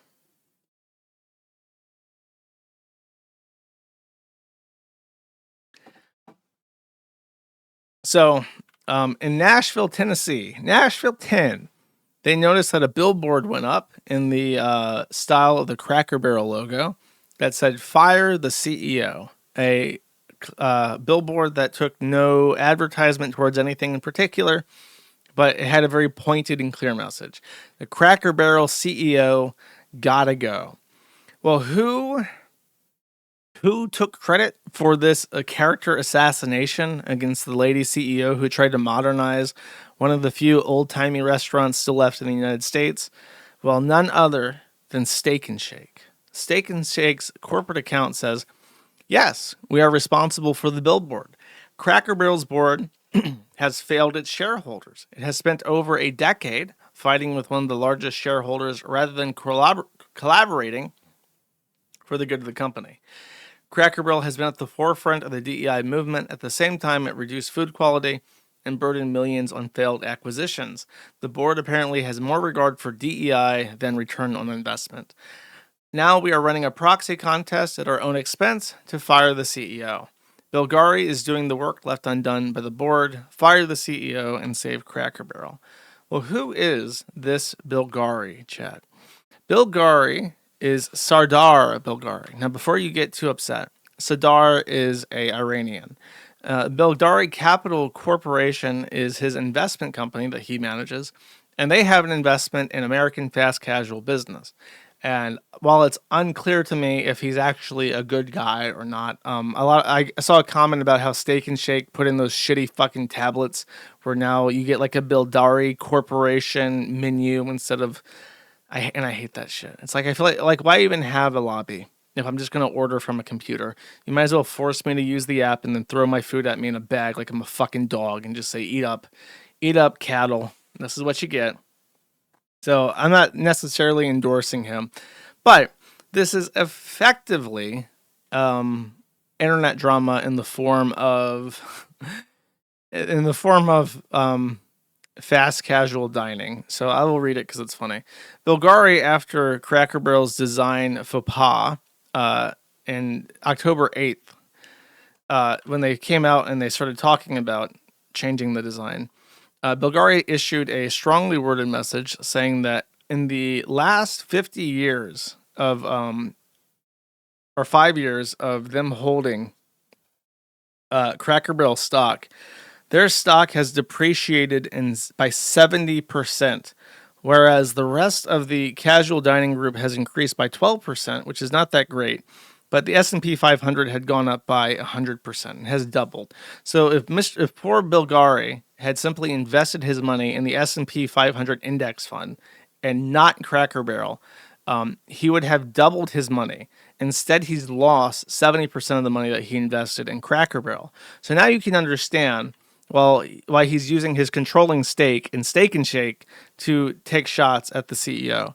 At the same time that Cracker Barrel's stock has collapsed by 70%, they have tried to reward the board with very generous bonuses. So this appears to be a case. And let's just pull this up real quick because I'm curious. I know that the CEO woman everybody hates is the main bad guy of this, but let's just see. CEO, Board of Directors, Cracker Barrel. Oh, they have a page for it on their website. That's very useful to me. Oh, with pictures. Nice. Okay, let's see. So, chair of the board, Carl Berquist. Jody Bilney, director. Steve Bromledge. Gilbert Davlia. John Garrett. You can't even blame Indians for this. Michael Goodwin. Cheryl Henry. Julie Massino, Gisela Ruiz, Chip Wade. Literally just... That's the woman everyone hates, Laura Daly. I think this is above the board of directors. This is actual management.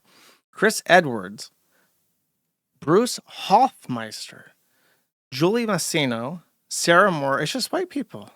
Craig Pommels. Dude, you can't even blame Indians for this. These people are just retards. And they're voting to give themselves money. They're liquidating the Cracker Barrel brand. You know what I got? I got fried chicken with fried okra, chat. Anybody else here a fan of fried chicken and fried okra? No more. No more once they liquidate Cracker Barrel. So here we have this Aryan king from Persia trying to save Whitey from themselves. Trying to save Cracker Barrel and his return on investments. And that's what it's just like he's taking shots. He's desperately trying to get them to fire the board. They refuse to fire the board. In particular, they're refusing to fire this lady that he holds in utter fucking contempt. And apparently, before she was running the show in Cracker Barrel, she bankrupted another fast casual restaurant. So she's just incompetent. Anyways, I just thought that was funny. I just thought it was funny that this guy was taking this is what I want to do. I want to make so much money that I can own a significant enough portion of every publicly traded ISP in Cloudflare.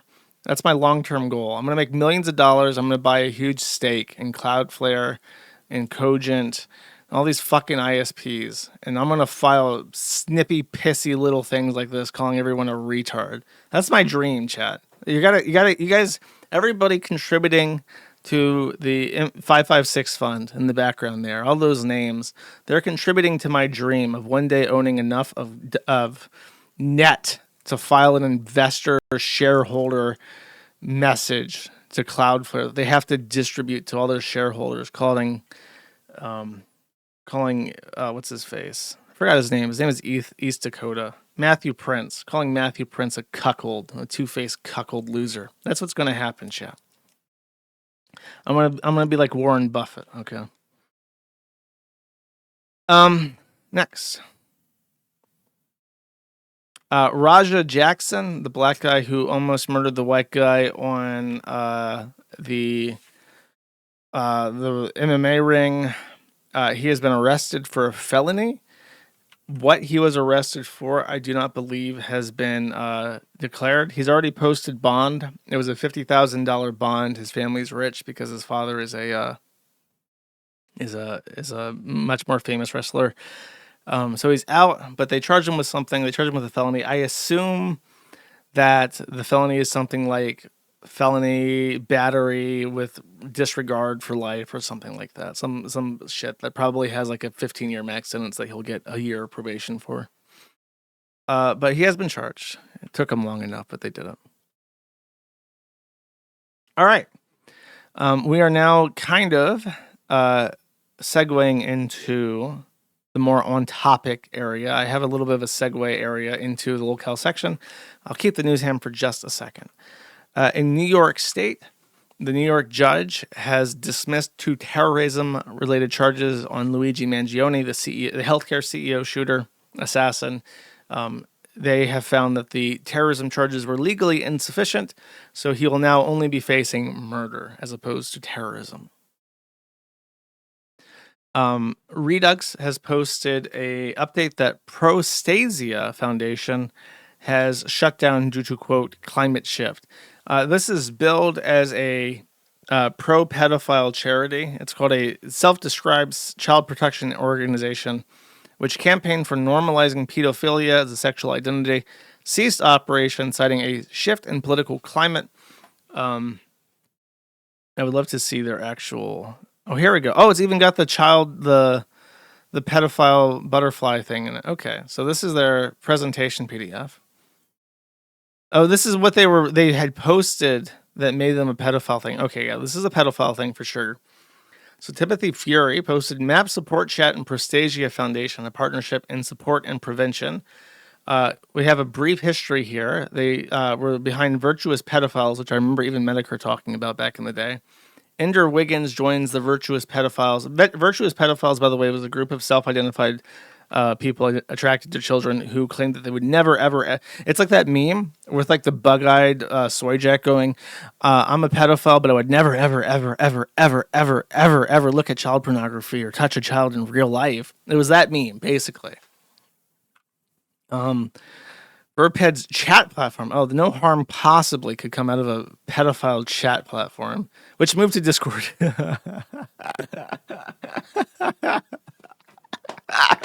It moved to Discord.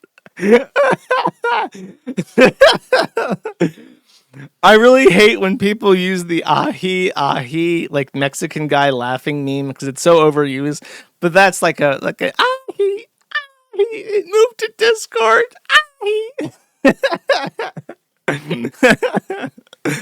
Okay. Medium censoring pedophiles. That's hard. Medium allows a lot of stuff you'd be surprised about. Ender's departure, finding new platforms. Pedophiles about pedophilia migrates to WordPress. Which I remember telling you guys about how when Jonathan Yaniv got a bunch of feminists banned off WordPress, how hard that was because they are very, very slow, if any, like they're very pro freedom of speech, I guess. So that's how pro freedom of speech WordPress is, and they still ban people because of Jonathan Yaniv.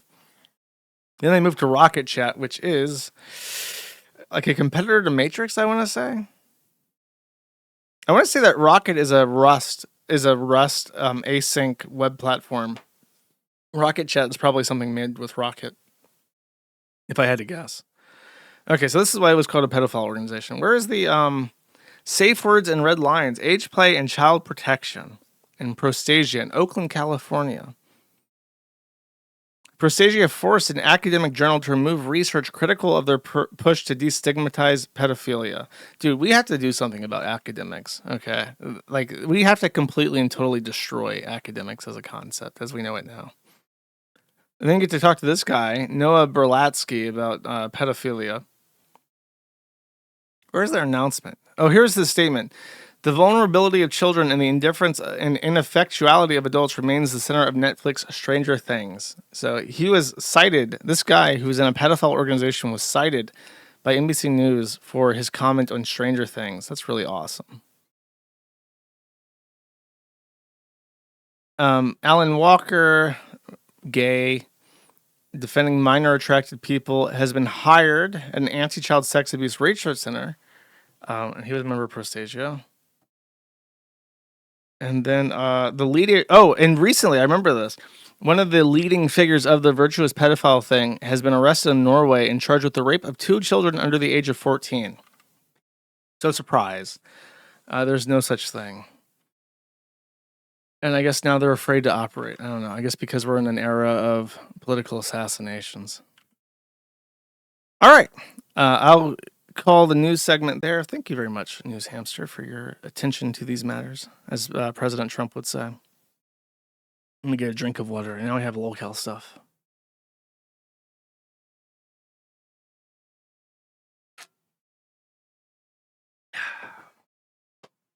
Cool. It's a big pile of bullets. All right, Chantal. So here's what Chantal's been up to. She's having a little bit of a fun moment, okay? Chantal has announced that she has broken up with her Muslim husband, Salah, in Syria. On the last update I gave on Chantal, she had faked an injury to avoid preparing a meal for his family to the tune of 28 different people. And then they were having arguments. So it is suspected that Salah really expected, like, hey, you're fat, you'll never have kids, you're useless, you don't make any money anymore, you don't really do anything, you don't even try to do anything. The least you can do is impress my family with your cooking. So he asked her to cook for 28 people. She faked an injury to get out of cooking for his family. And now they're saying that they're getting a divorce.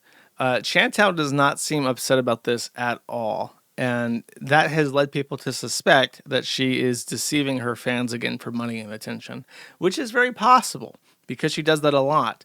I remind you, I think one of the things I talked about with her last was that she found a Down syndrome child in her apartment complex where they live with Salah. And she trotted this Down syndrome child out on their camera and asked for money, for donations, to send her to a private school for special needs kids. And there was speculation that she simply abducted this child and then did a fundraiser with her. The family was like, oh, great, we don't have to take care of her for a few hours. That's signed by us. And then without their knowledge or consent, she did this fundraiser, which she then just pocketed the money for because she had been talking about how she needed money recently before she did that. I don't think that saga ever got sorted out. We never figured out what happened with that. Then money issues have been cropping up in her streams quite a bit. She's been complaining about how hater channels make more money than her. She's been complaining about how she doesn't have any money at all, how YouTube has dried up because her saga with Salah just sucks. If you've not listened to this podcast for a while, you might be wondering why I even talk about her. But back in the day, she was like one of the staples of the channel. Like, I would talk about her every week, like twice a week even, because every week she was doing something, getting punched, like telling a gross story, like on YouTube. She was just vile and consistently putting out bangers. And then she got married to this guy, and a big part of his culture is like how the wife can never embarrass the man. So she's just been like this boring, fat Snorlax, doing nothing but eating, not going outside because she's too fat and it's too hot in Kuwait to go out. And it's just awful. It's been awful. The Muslim arc has sucked. It's been going on for too long. So I welcome her leaving. I would encourage it. But the timing and the fact that she's asking for $10,000 is really suspicious. It's the thought of a lot of people that she's just asking for money and then she won't do it. But she's saying that she needs 10,000 Canadian to fly back to the U.S., to bring her pet with her, and to find a place to live while she gets resettled because she can't live with her family because her family is all known and their addresses are out there. So if she moves back with her mom, she'll just get swatted and she can't have that. But that's the Chantal arc. Apparently they're getting a divorce. She has been hinting that she can't wait to shit talk Salah and to shit talk Islam, but she says that because she's in Syria right now and they could like fucking behead her if she says anything about the Prophet Muhammad and how he raped a 9-year-old. Like she's just been hinting like, yeah, I can't wait to shit talk Islam and Salah. So I can't wait for that. I really hope there's in case you're wondering, Anime Sucks Cope and Sneeze in chat. I might as well point him out again. While I was watching her talking about getting a divorce halfway through, I was thinking like, oh shit, Anime Sucks Cope and Scene. I need to message him, let him know so he can swiggity swooty and jump in her DMs. And then as I was listening to this, thinking about him, she mentions like live as I'm thinking about that, like, oh yeah, Anime Sucks is already in my DMs. So like he was so far ahead of that shit that it made my head spin. I couldn't believe it. It was one of those like surreal moments where my mind and what I was watching on TV synced up in like a schizophrenic way that made me question reality. Like when Jim was doing his stream on Brian Dunn, and like my realization of Brian Dunn getting off by me making fun of him synced up with Jim like making fun of me for getting him off, like synced up at the exact moment. I was like, it's surreal, like, oh fuck, the internet's leaking through my television again. I can't handle this. So who knows? We may finally get the Anime Sucks Cope and Sneed arc. From what I understand, Anime Sucks is like buff. I think he takes roids, chat. I think he takes roids. I'm not gonna lie, but he's like Jack. So if she gets, I see no downside to this. Okay, he's like a disgusting pervert. Okay, but he's like young and he's jacked. He may be taking the roids. I don't know. I would never say that because that's like a defamatory statement if it's wrong. But it just makes her look good. Okay, if she's pulling the hot young thing, as they say in Canada. Okay, so I had not watched this clip before, but this is kind of another Kiwi Farms adjacent drama. Apparently, in the Synthetic Man extended universe, there are synth cells that they're called, and these guys are like dingleberries on synthetic chud, and they're just kind of spastic retards. Now, I have to explain that there's some background to this. One of the people I'm about to play you, the woman in this, her name is Paladin Boo. A while ago, during the height of the Gender Wars saga, for whatever reason, Paladin Boo became obsessed with a beloved user of the Kiwi Farms that now everybody loves, called Lidl Drip. And Paladin Boo really, really, really, really, really despised Lidl Drip because Lidl Drip is like, I don't even know how to describe the politics of Lidl Drip. Okay, I just know that they hate men a lot. And Paladin Boo, as one of the good ones, hashtag I'm a dumb hole, but also I support men, so therefore I'm based. It's like a shoe on head thing. Oh, a pick me. That's the correct way to describe this. She's a pick me. Paladin Boo took issue and eventually spurged out so hard I had to ban her. Paladin Boo is Jewish, despite being a super chud, hashtag one of the good ones, hashtag pick me. And Paladin Boo lives with their parents. And there's a very embarrassing video where Paladin Boo is live streaming her face and says the N-word. And her father walks in, just like with fucking Christian, and says, don't say that, you're going to get in trouble. She's like 20 something. She's like almost, I think she's like 30. She's like a 30-year-old Jewish woman who lives at home and says the N-word online. So in this conversation that I've listened to a bit of, but have not heard in its entirety, is Paladin Boo very angry with Synthetic Man Synth Cell fan people, okay? And I don't know what happens in it, but it has been demanded by multiple people that I watch it. So we're going to watch this raw. It's 4 minutes, chat. I'll turn it off if I get bored of it. But this is like a Twitter space. So if you want to know what's going on inside a Twitter space, you're about to get a head first dive into it. How fucking dare you? Hey, what's up, Hello? Carl?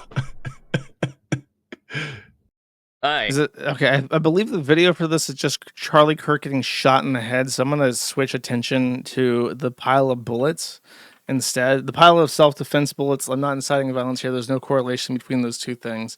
And you'll just listen to the audio. Okay. What the hell's going on in here?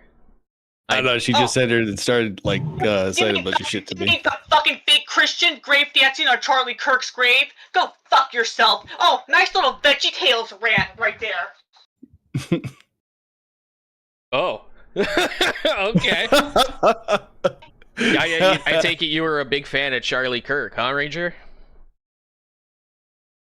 No, grave dancing on someone. Holy shit. By the way, good job losing 2,000 subscribers, you piece of fucking shit. Wisp is so right about you, Samuel. You're a fucking piece of shit. An absolute fucking creep. Hey, let's bring up the simp text he sent me, everybody. I feel like I should probably How he say tried that to creep onto me.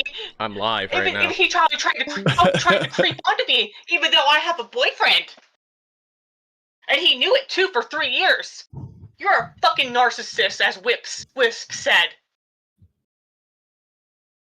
The troon from what's his name, from Smug Boy's Discord, right? No, don't you ignore me. Kiwi farmers have been taking my side unlike yours. They've been saying what a fucking disgusting creep you are. The same people that you're trying to suck up to. Like the BP people, right? Oh no, all of them. All the simp detractors. Clarification. BP people refers to the beauty parlor people. That is the contingent of women, most of whom are TERFs, which Paladin Boo fucking despises. So that is, he's taking a shot at her and saying, "Oh, you got the femcel hags on your side, huh, Paladin Boo?" Just so I'm clarifying here for your benefit. All of the Kiwi farmers, they're saying how disgusting you are. The same people you're trying to suck up to are talking about what a fucking piece of shit you are. Yeah, I'll have to live with the disappointment because that's really who I want to please in my life. I need to please the Kiwi farmers. I thought we were going to talk about Charlie Kirk tonight, but well, so did I. Trying to suck. I actually forgot she was part of your Discord. Well, she left and she rejoined. Oh, jeez. Sorry, I dead named X spaces. This is actually a Discord. Oh, she trying did. Trying to suck up to Null. Well, Null actually was upset about what happened today. What happened? Who's sucking up to me? Who's sucking up to me, chat? What? Well, Null actually was upset. Trying to suck up to Null. She rejoined. Oh, she did? Trying to suck up to Null. Is this the synthetic chat? I don't know who this guy is. I apologize if you've been sucking up to me and I haven't noticed you. Okay. Senpai has noticed you. Well, Null actually was upset about what happened today. You're disgusting. You haven't. God, it makes me disgusted the fact that you had fucking feelings for me. You're such a disgusting, heinous human being. Oh, please! I only knew you for like a year or two. Don't get parasocial with me. Oh, parasocial! Everyone on RPG HQ and on the other server that we had, we're talking about what a fucking simp you were. Yeah. Absolute fucking simp, and I couldn't see it. Mm-hmm. So people who I don't know, yeah, I really want to live up to their expectations. That's, is she just taking Charlie Kirk's assassination really hard, or like what's with the crash out? No, hey, I'm gonna do it. No, this is a conversation I have to have with the guy who was stalking me. Okay, no, I don't want anything happening to my family. Me or Joe and you. So This is exactly what you think it is, by the way. Okay. Get off. Okay. You're not allowed to talk to him. I'm pulling the plug on the internet right now.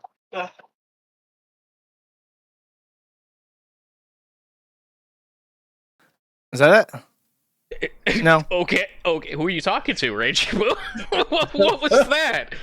She does live with her folks. So that you said same with you living with your fucking brother?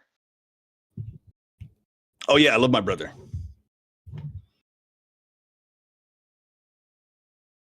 Whatever. You're I wasn't trying to look.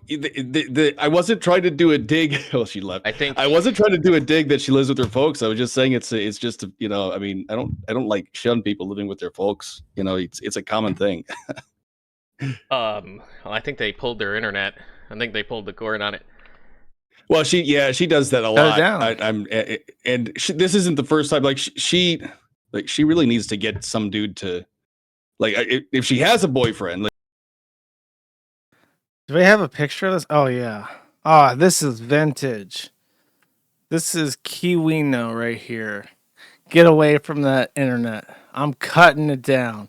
A good old fashioned Bob the Lumberjack cutting it down moment. You know how many? It's been 70 years since I've had a good old fashioned cutting it down moment on this podcast chat. It's been far too long. Far too long. Okay, wait, hold up. Since it's the last time I'm bringing you up, so don't get too cocky after this. Anime sucks, cope and sneed. I saw some people. Now listen here. I'm not usually one to make a comment like this, but anime sucks, cope and sneed. This is your moment. This is your area of expertise. Okay. On a scale of 1 to 10, how fat was the voice? Anime sucks. On a scale of 1 to 10, 10 being a cutie, a certified cutie, 1 being an Ashley Isaac spooky skeleton. What are we thinking here, buddy? What are we thinking here? I saw many people speculating, but I think we need an expert to weigh in on this. A 7, says somebody. Where is it? I work in 3 hours. Wait, what the fuck does that mean?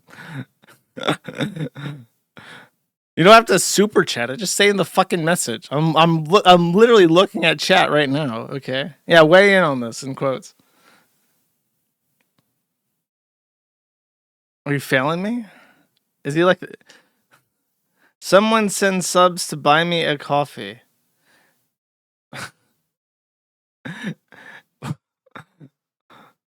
You don't have to super chat me to answer me. I'm asking you for your opinion.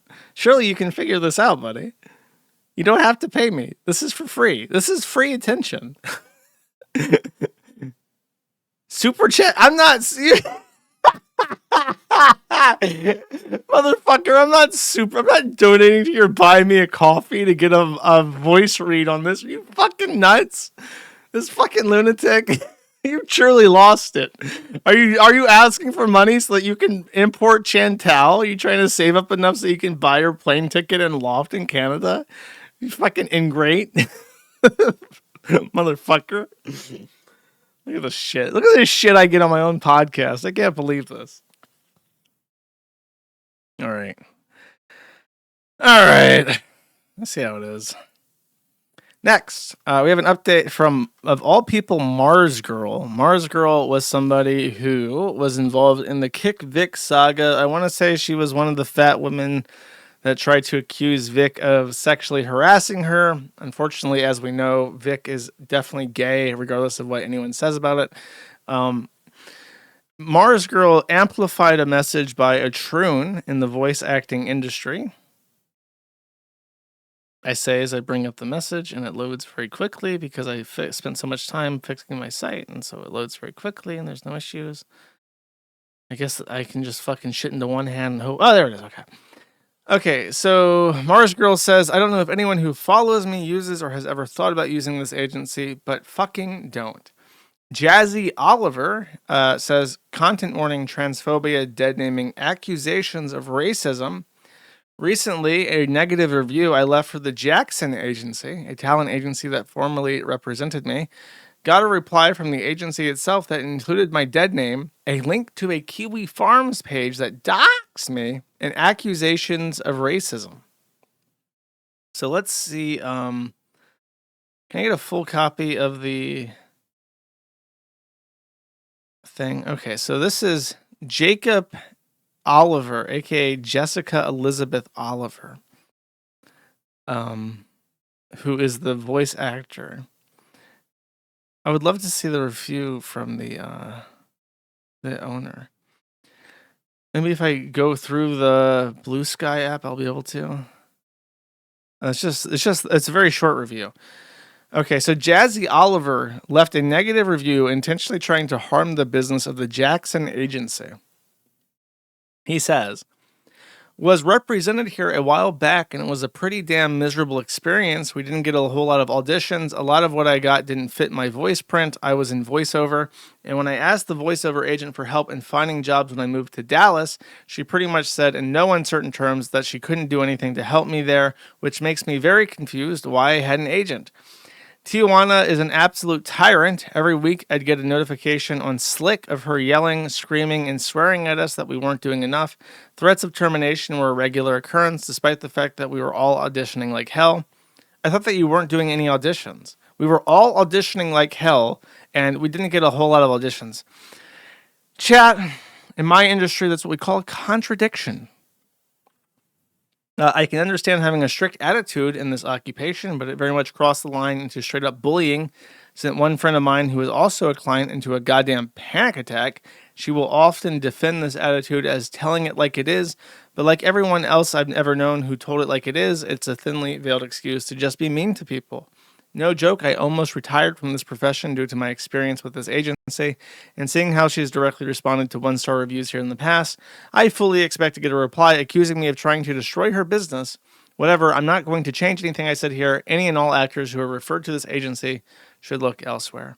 Jackson Agency, I assume Tijuana herself, the tyrant, replies and says, including the name that I just read, then a link to kiwifarms.st/weebwars to a specific post that I showed on screen. I didn't appreciate you calling my office and leaving a voicemail hurling racial slurs, but I get it. You aren't getting the gender-affirming care you need. So Tijuana appears to be a base Latinx turf, just taking a big diarrhea dookie dump all over this troon for sucking at their job, presumably. I don't know how many jobs you can get as a masculine-sounding quote-unquote woman, but apparently not that much. And for the first time ever, I have seen a agency use a Kiwi Farms thread to say, this is why you suck. So cool. I'm glad. Oh my God. Oh no. I might have to oh no. Oh, the humanity. The bullets have reached like a maximum like size, and now they're collapsing into a black hole of bullets. Uh-oh. If it causes issues, I might have to refresh it, but I guess this is just what's happening. Someone donated $100 in Moneros, and it's apparently too much. So that's the Weeb Wars update, the long-awaited Weeb Wars update. I mentioned last stream, I think, just in brief, that a kind of large, kind of small, mid-sized YouTuber was doing a expose video on Your Movie Sucks, somebody who I've talked to in the past, somebody who I've defended variously in the past, somebody who I have criticized pretty brutally in the past. I haven't watched a lot of his reviews. I've in a while. The last review I watched was the Kimba the Lion one, so I haven't been keeping up with him. We got into a argument after the Kiro the Wolf stuff, not because he was defending Kiro the Wolf, but because he was taking this extremely obtuse stance that not all sexual contact with an animal is necessarily animal abuse. And he was trying to compare things like artificial insemination of livestock to casual enjoyment of a dog, which I took offense with because it's a pretty stupid position. But the problem is that when you're libertarian like that, your philosophy that everything that does not harm somebody is therefore okay and justifiable is actually wrong. This is what my determination is, that you can't just say the NAP is your moral compass, because if you really think about it, not hurting people is not a moral code of ethics. It is bare minimum. The bare minimum that you can do is to try and reduce harm. You know what I mean? It's not, you're not really writing a rule book. You're just setting like the ground floor. Like, okay, let's agree that we're not going to hurt animals or people. Okay. Unless there's a reason for it. Morals kind of start there and build their way up. So when your moral guidebook is, let's not hurt people, it's not an extraordinary philosophy. It is it's like a bare minimum. So he published on his highlights channel a 1 hour and 43-minute long video, systematically going over point by point every single thing that the guy that did his little expose documentary on him had to say. And obviously, you'd have to be a complete fucking loser to go over an hour and 45-minute long video to hear what somebody defending sex with animals has to say. So I have a bunch of timestamps here. I listened to this, and I have the video, and I have only a couple timestamps, so it's not going to take too much time. But I promise that I do have this. All right. So just to clarify one thing before I even begin doing this is that the guy that did the thing shit talking YMS specifically called me out by name and said that I wasted my time talking to him and that it's unacceptable to even talk to YMS or engage with him in any way, shape, or form because he's a dog fucker and therefore talking to him is bad. And to his credit, this guy has done exactly what he's preached. He has blocked YMS. He is hiding comments from him on his channel. And he seems to be going out of his way to engage him in any way, shape, or form, even though having somebody with multiple million subscribers on YouTube get into an argument with you on the internet could only help your channel, especially when it's a drama-based channel. That said, I disagree with that assessment profusely. And I will argue with him. So if that offends you, I apologize. All right, let's see. Your movie sucks. Let's start at 12:45. Right? It's not the human standard of consent. I was only ever talking about the perspective of the animal, which people who get really fucking emotional about this just forget or don't have the ability to wrap their heads around, right? So, yeah, that's all my positions on animal welfare shit is the laws are contradictory. Doesn't mean I want it to happen and doesn't mean it should happen, right? Just, they appear to be based out of disgust for what's happening in someone's brain rather than actual concern for the animal. And I would like it if people were honest with themselves, right? And then consent. I think, like, sure, it's possible, right? It's not informed consent. It's not my standard for consent. But it seems possible, right? It seems like they have their own version. No. Okay. So this is his core argument, and this is what's gotten him into trouble. And I will once again extend an olive branch to this guy who I have no reason to be nice to, but because I like his reviews, I will be courteous to him once again and explain something that is obvious to my entire audience, okay? The reason why we tolerate certain forms of what I would call animal abuse, and I would say that chickens that are in cages that cannot move, that lay eggs, and they basically exist as a way to convert scraps to eggs for egg production, I would consider that animal abuse. In certain ways, there are definitely certain forms of animal breeding, which is animal abuse. And certainly, artificial insemination is human sexual contact with an animal in some way. If you artificially inseminated a human, especially against their will, or in a person who cannot consent, I don't think anyone would argue that that is not sexual contact with a person. So I will yield all those points to you. The problem is that all of those things have human value. We farm animals for food and meat and milk and so on and so forth for the multitude of things that animals provide as a service. And animals get hurt in the process, but we tolerate it because they provide a value to human beings that is not sexual. We artificially inseminate animals because we breed them so that they have a purpose to human beings, which is not sexual. Nobody is breeding the sexiest cow. We are breeding animals that cannot naturally conceive. The average dairy animal, the average beef livestock, cannot conceive. They don't have the ability to naturally procreate. And so in order to stay alive, we must artificially inseminate them in order to continue that particular animal and its value to humans. When you have sex with an animal, Adam, you are only enriching yourself sexually. And if you make the argument that that is a value to a human, that is the core fucking issue. Because the value to that human is purely sexual. And he then goes on, I don't know, do I have things for this? Yeah, okay, we have more. I'll leave it there. We get iffy, we get really fucking upset, as you say, about sexual fulfillment because sexually motivated people who do things for sexual fulfillment often do things that are horrifically unethical because they are horny. Every serial killer to ever exist has had a sexual motivation to it. So the reason why we get scared of people who are sexual deviants is because there is a direct correlation between absolutely inexplicable tragedy and bizarre sexual dysfunction. It is a one-to-one cause and effect. The sexually depraved act out sexual urges that are so horrible they defy belief. That is why we're afraid of them. That is why normal people get really fucking weirded out by this. Okay, 2034.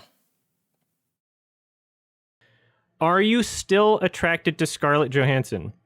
If you remove features of intelligence, hygiene, right? Communication, right? So she can't communicate with you. She literally has the brain of a child or animal, right? Walking around with a fucking helmet going, "Blah, blah, blah, blah, blah." She's shitting herself. That's very problematic, by the way, Adam. That's disability shaming. Doesn't know how to, like, shower. Are you still attracted to that person? The correct answer is no, right? And if that's the case, if you are not attracted to that person, then you should understand what it's like to be someone who is attracted to a fictional halfway point that doesn't exist in real life.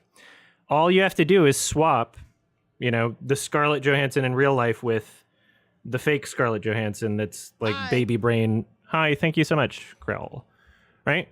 Like, it's a thought experiment that I was hoping people would be able to look at and be like, oh, you're right.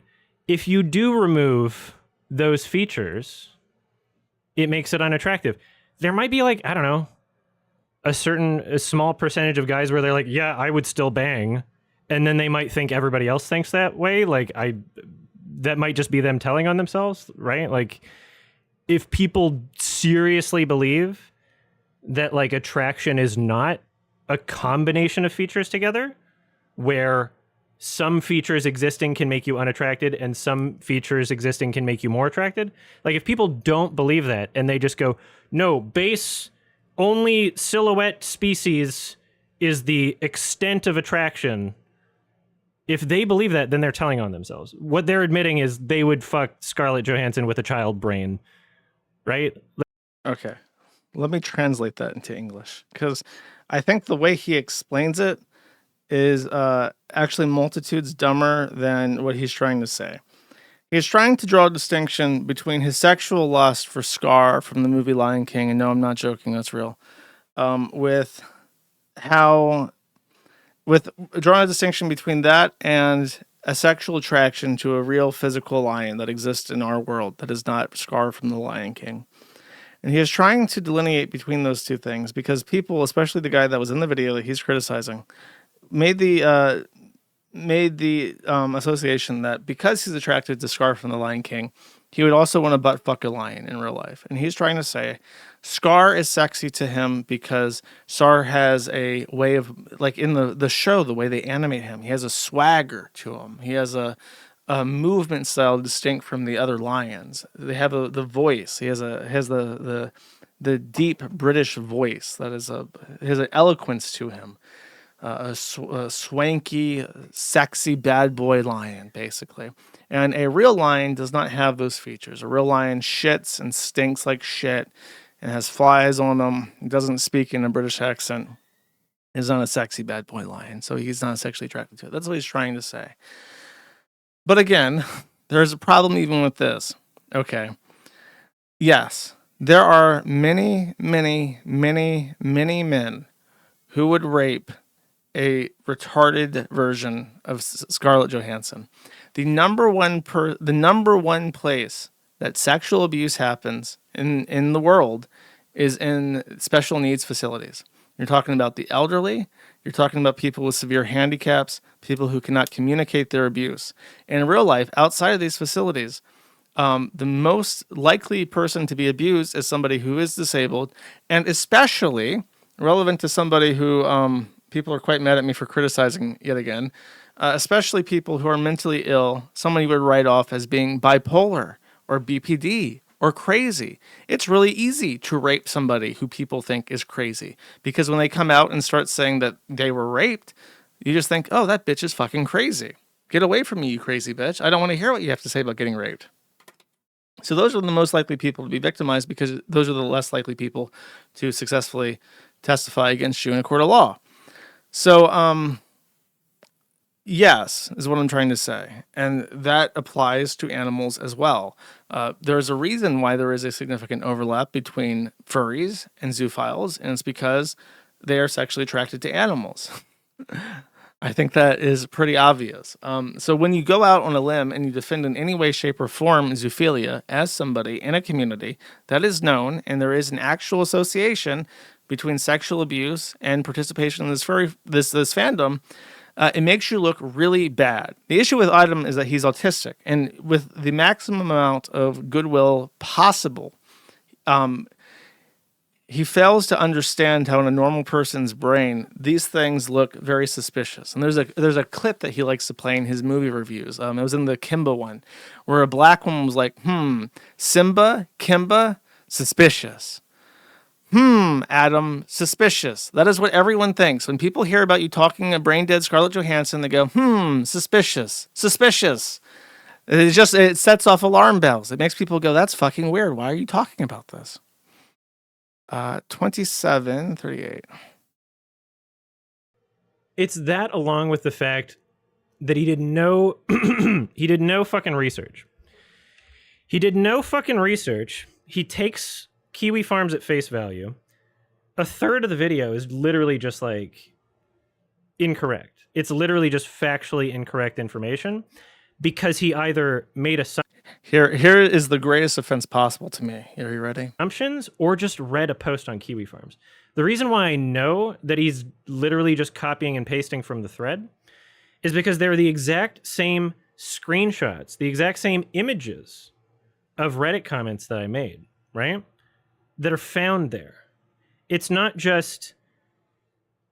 I would expect, from the standard of quality that like I try to put out to the world for things that are edited videos, especially things like serious, where like the ramifications are people in your audience are going to go on their Facebook page and call them a pedophile. People are going to try and cancel this person. Like you should understand that there's a seriousness associated with the content you produce, right? You should look up primary sources. You shouldn't just take at face value and copy and paste from one fucking drama thread, right? That's irresponsible. That is irresponsible content making. So I know that not everybody in the content, commentary community is like this. I know that, like, regardless of what you think of Turkey Tom, like, the dude actually tries to, like, make sure Turkey Tom that there's a level of quality that is met for his videos. He has, multiple different people working on them and editing, and, different writers, and he's not, like, micromanaging everything. But there, like, he takes it seriously, and he understands, like, that there's like a level of seriousness that should be taken with that. Here's what I don't get from this part in particular. You think of his is political that he beliefs, never explains what is factually incorrect. I guess that's not the point, is to not go by point and debunk absolutely everything. But the thing is, he complained that I know for a fact that this is taken directly from Kiwi Farms, and therefore it's false and wrong all the time, because he used screenshots of shit that I said on Reddit. Well, if there's screenshots of shit that you admit is stuff that you said on Reddit, where is the factual error there? Where is the, like, it's your words, it's your context. How can you possibly that's like the most fair thing that you could possibly show somebody, is the the word for word thing that you said. So what's the fucking issue? By the way, I've been not saying much because I've been digging through my phone trying to figure out a way to access my email. I asked him for confirmation on something. He hasn't gotten back to me. So just so you know, I did ask him, and it's only been a day, but I couldn't find out any information about this. Let me see if I can pull this up on the stream and find out some more, because I asked for people's clarification on this and I couldn't get a response. One of his big things is that he was accused at some point in the past, I think after the Kiro the Wolf stuff, of buying a fursuit from someone who had been accused of being like a Kiro adjacent zoo sadist.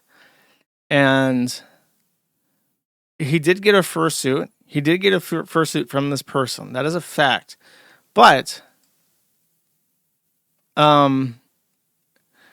he explicitly complains that this person has fully debunked any accusation that this person was a zoo sadist, and I have no idea why. I asked him just like, what are you talking about with this fucking fursuit guy?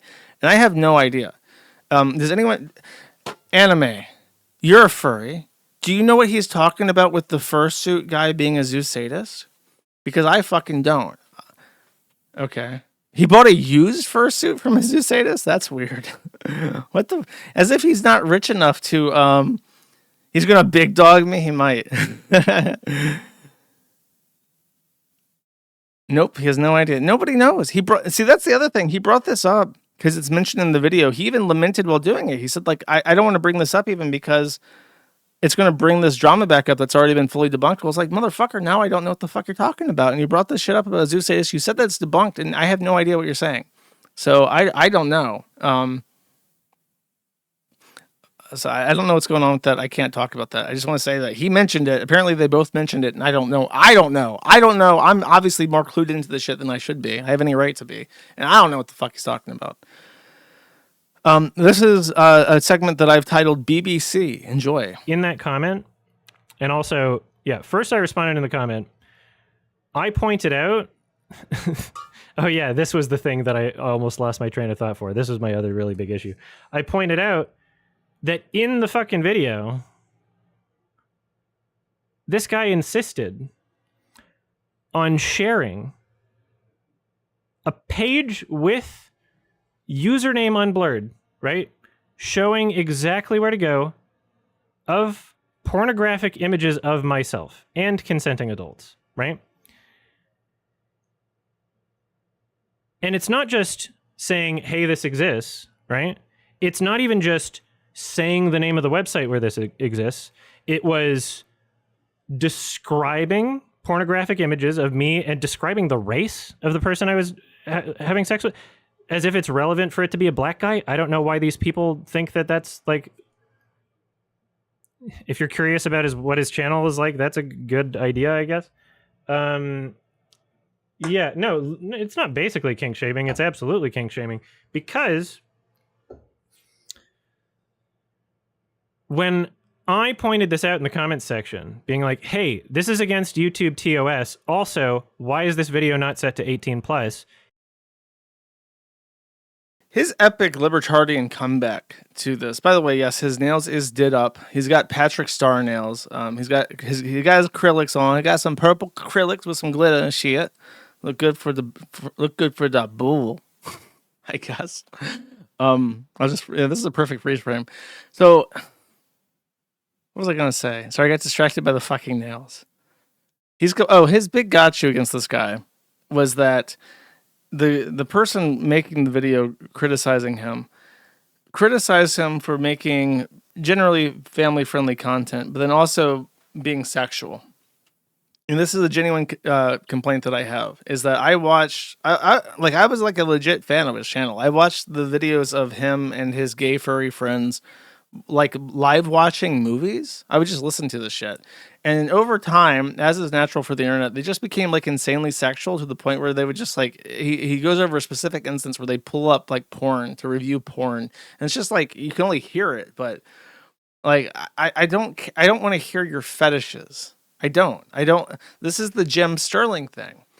I don't want to hear about your sex life. You're disgusting to me. What you do in your bedroom is literally revolting to me. And I know that it might be hard for somebody who's in a bubble to understand, but when normal people hear that you have a polyamorous relationship and take black cock in the ass and you're sexually attracted to Scar from the Lion King, their reaction is visceral, primal disgust. The kind of a physiological response that you would get from stepping in shit in your bare foot. Worse than that. Imagine looking down at your foot and seeing that you've stepped in nasty dog shit and smear all over your foot. And there's like a spider. There's a spider sitting atop the pile of shit. And now that spider's crawling up your leg. That is the kind of like fear, disgust response that a human being gets to that. And I'm not even being facetious. I'm not exaggerating in any way. That is the normal human response to this. So when you use casual la-di-da, under libertarian philosophy, this harms no one, so therefore it's perfectly okay. I'm going to joke about this on my podcast and stuff. I'm going to put this thing about how sexy I think Scar is in my Kimmel review. You have to remember that there are a not insignificant number of people who are going to think that they just stepped in dog shit and there's a creepy spider crawling up their leg when they hear that. And I understand that you're pro whatever the fuck, right? I get it. I don't care. I honestly don't. I'm still libertarian at heart, right? I just like, I don't give a shit. Anything that I don't have to hear about or see about. And they call this, they're trying to push us back in the closet. I am pro closet. If you're in the closet and you're not hurting anybody, I don't give a fuck. But when you're putting videos out about it, and by the way, as somebody who's clued in on this, I didn't know about that. I didn't know that you took black dick in the ass. I had no idea. I had no idea that you made porn videos. I had no idea that you made adult spicy content. It's like this. I had no idea you made spicy content with BBC Bold on the side. I didn't know. I didn't want to know. Congratulations for doing well enough that I didn't fucking know about that. But now I do, because you made this video for some reason and are defending it. Okay? It's just bizarre. Was there more to this? If you're not going to set it to 18 plus, yeah, just blur the username. I didn't even get to my main point, is that his whole thing was that because him joking about sex and shit in his podcast and him having an adult profile to the side is less harm and less potential harm to children than this guy's expose video, which told people about the fact that such a thing exists, which is a nonsense complaint. It's truly nonsense, and it misses the fucking point again. It's like, this is like more either like deliberate ignorance or autistic face blindness, where it's like his complaint is that you make a family-friendly content and then you also are on the side doing porn. It's like the Skylar Grey thing where the porn actress came in and read books to kids, and it's like parents got upset. Like, of course they did. And it's like, but she came to the school and read the books while dressed conservatively. Nobody gives a shit. If you can do one or the other, you can either be Mr. Beast or you can be the guy that takes black cock up the ass. You can either be the movie review guy, or you can be the guy that takes black cock up the ass. You can either be the children's book reader, or you can take black cock up the ass. Once you take black cock up the ass, you are forever the person that takes black cock up the ass. You cannot be anything else. You will never be anything else. You cannot juggle these two states of being at the exact same time. You either do something that modern society tolerates, or you take black cock up the ass. There is no in between. There is no parallel life here. It's one or the other. And he just doesn't get that. And he sees that as like, well, society's in the wrong for thinking that way. I'm completely within my right as a consenting adult, a responsible consenting adult, to both take black cock up the ass and also do movie reviews where I talk about how sexy Scar from the Lion King is. And it's like, no, you can't. And you can complain about it and you can say that's not how it should be, but it is. And there is only one reality, and it's our reality. It's the reality where I'm right about everything. And you have no choice in this matter. You will conform to my reality. Blur the username. Why is it important for you to have the video set to all ages where minors could access it, and you know at least some are, because you make fucking YouTube drama videos? Come on. Hello. Like, that's a way lower age demographic than fucking talking about Synecdoche, New York and Nuri Bilge Ceylan films, right? Like, you know that you have minors in your audience. Why not just blur the username? If it's important for you to say, oh, let's shame him for having sex with a black guy and doing it in a weird way, and not hiding it and like not being afraid of like that being accessible to adults. Like, yeah, I have adult accounts on websites that allow adult content, and adult accounts. And I pointed out in the comments section, the settings that I have enabled on these websites ensure that if there are minors on the website, right, they don't have the ability to access it. Okay. And I tested. I'll cut it there. He goes on to explain about how responsible his black cock content creation is.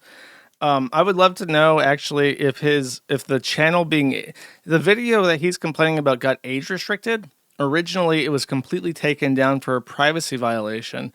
Rob, the guy who uploaded the video, fought and won, and then it was age restricted. And the whole reason why Adam's fans brigaded it was over this alleged not safe for work child exposure risk that having information about his pornographic career would lead minors to discovering it, that he had protected them from, and so on and so forth.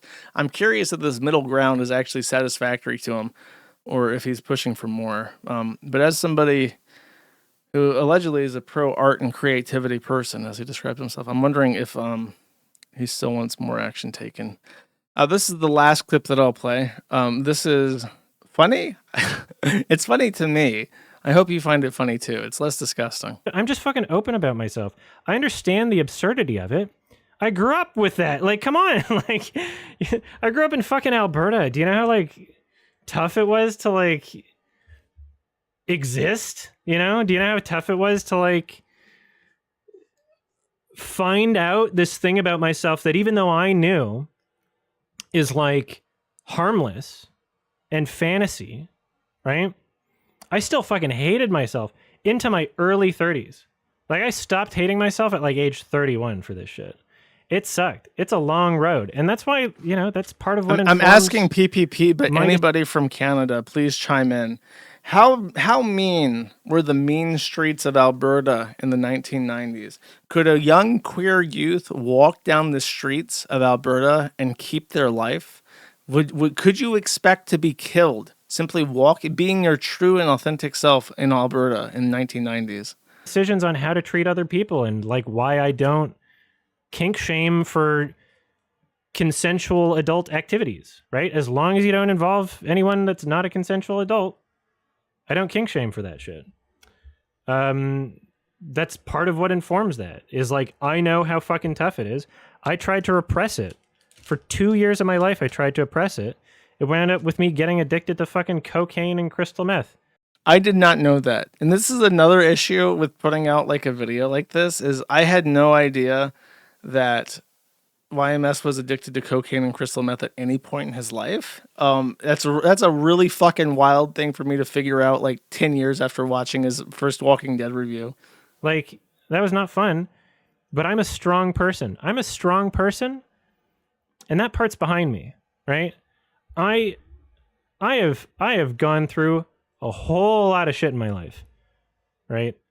And now this guy is like, this is a controversy that he should have to answer for, being attracted to a Lion King character, right? And being open about it. By the way, Nick, in his stream, repeatedly says that I should be ashamed.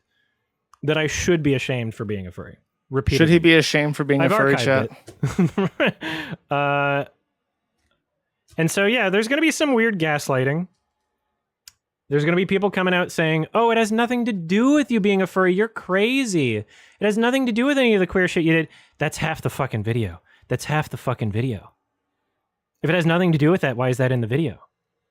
Why did you create propaganda by packaging all of this together, right? You look at the guy's channel. Okay, that's it. That's the final clip. I want to give you guys a little factoid here. If you are gay, your chances of dying early are on par with a pack-a-day smoker. If you are gay, your chances of dying from heart-related health conditions is on par with being about 35 plus BMI points above normal. Being gay is a high risk lifestyle in and of itself. It is innately damaging to your body. There's just something about it. It is a actual harm. You want to talk about harm reduction, harm risk. Gay people die as young as pack-a-day smokers. It's just one of those things. It's like people have a natural revulsion to it. There's something deep in our psyche. It's not the logical part of our brain. It's not the libertarian part of the brain that sits down and debate bros. And it's not Destiny jacking and jawing with his fucking meth head jaw going crazy saying, wait a second. Jesus Christ, just let me talk. Just wait a second. Hold on there. It's not that. You can't do that. You can't gish galop this shit. You can't sit down and think about it. There's something deep, innate, intrinsic in the human psyche that sees two niggas kissing and is disgusted by it. And for some reason, despite there not being a obvious logical reason for that, two niggas kissing are more likely to die than pack-a-day smokers. Isn't that crazy? It's crazy how it'd be like that. Damn, nature's scary. I don't know. This is one of those things where it's like art and artist. I like a lot of his reviews. I like his autistic introspect and his abstraction of like media. It's very useful. It's the same with Jim Sterling. Jim Sterling's consumer advocacy is useful. And these people had places in society back in the day too. Critics were allowed to be autistic, and then they just had the smarts to shut the fuck up about, like, if who was that guy that was like a really famous movie reviewer that allegedly took money from Disney to give a 4.5-star review to the last episode of Star Wars 3. He's just like the most famous movie review critic. Roger Ebert. Listen, if Roger Ebert thought that The Lion King was the best movie ever created and was sexually attracted to the character Scar, he was an older gentleman and he had the wherewithal and the frame of reference and the mind, the consciousness, and the good sense to shut the fuck up about it. And that's the real tragedy of the modern era, is that we have all these people who are wannabe celebrities, and they don't understand that the downside of celebrity status is that everything you say and everything you do is publicly scrutinized. Because once you start making money off the public, your entire life becomes a public affair, and you have no say or control over this. And so the real celebrities, the smartest ones, like Tom Hanks, who has never been in any scandal ever, and nobody can ever say otherwise. And if you do, I will cover my eyes and ears, and I'll go la la la, and I'll ignore you and shut you out. Tom Hanks never went out and defended fucking animals, okay? Because Tom Hanks understood his role in the universe as a celebrity. His role was to make the content that the dumb idiot masses wanted, and to never ever say anything about fucking dogs, okay? That's how it is. So good luck with this shit, and I don't know what's up with the furries who say this shit. And that's it. That's the dog fucker segment. Brief update on people I really hate and the bad things that are happening to them. Let's see. Path, notoriously the ISP DDoS mitigation service provided by Path, obviously, but who famously kicked us off way before Drop Kiwi Farms, and is ran by Corey Barnhill, aka Zoom, aka a professed child sexual sadist. They have been involved in lawsuits, I think, in like every continent in the entire world. They're defaulting and they're losing their points of presence globally. One at a time. It's glorious to see.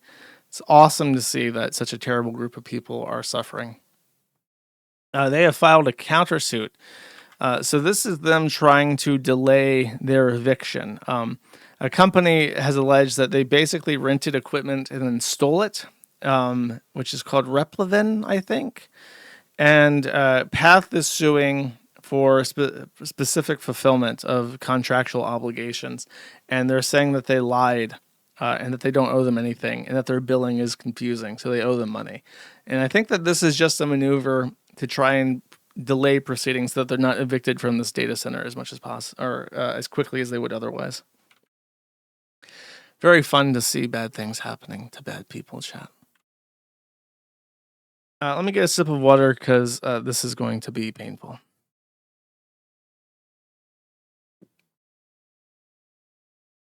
So, I may or may not know an attorney who was an elected representative in Charlottesville. And sometimes I just forget what a small world it is. And when this topic came up, I was surprised, though I shouldn't have been. This person actually had quite a bit to say. Because as it turns out, Matthew Hardin was running for office in Charlottesville at the exact same time that a certain high-profile protest was taking place, and the fallout of that was setting over Charlottesville. You may know this as the Unite the Right rally. And indeed, it is a small world that the big city next to our boy Christian Weston Chandler. At the exact same time, actually, I think Hardin was, no, it was after Hardin's time that Chris fucked his mom. But in that same city, in Virginia, because for some reason everything happens in Virginia, a guy called Christopher Cantwell helped lead a Unite the Right rally in Charlottesville, specifically at the University of Virginia, which I did not know, which is one of the most blue areas of the entire state of Virginia and one of the most blue districts of the entire state of Virginia, which is the city of Charlottesville itself. So very interesting place to pick this rally point, and it happened, and it was a big fucking ordeal.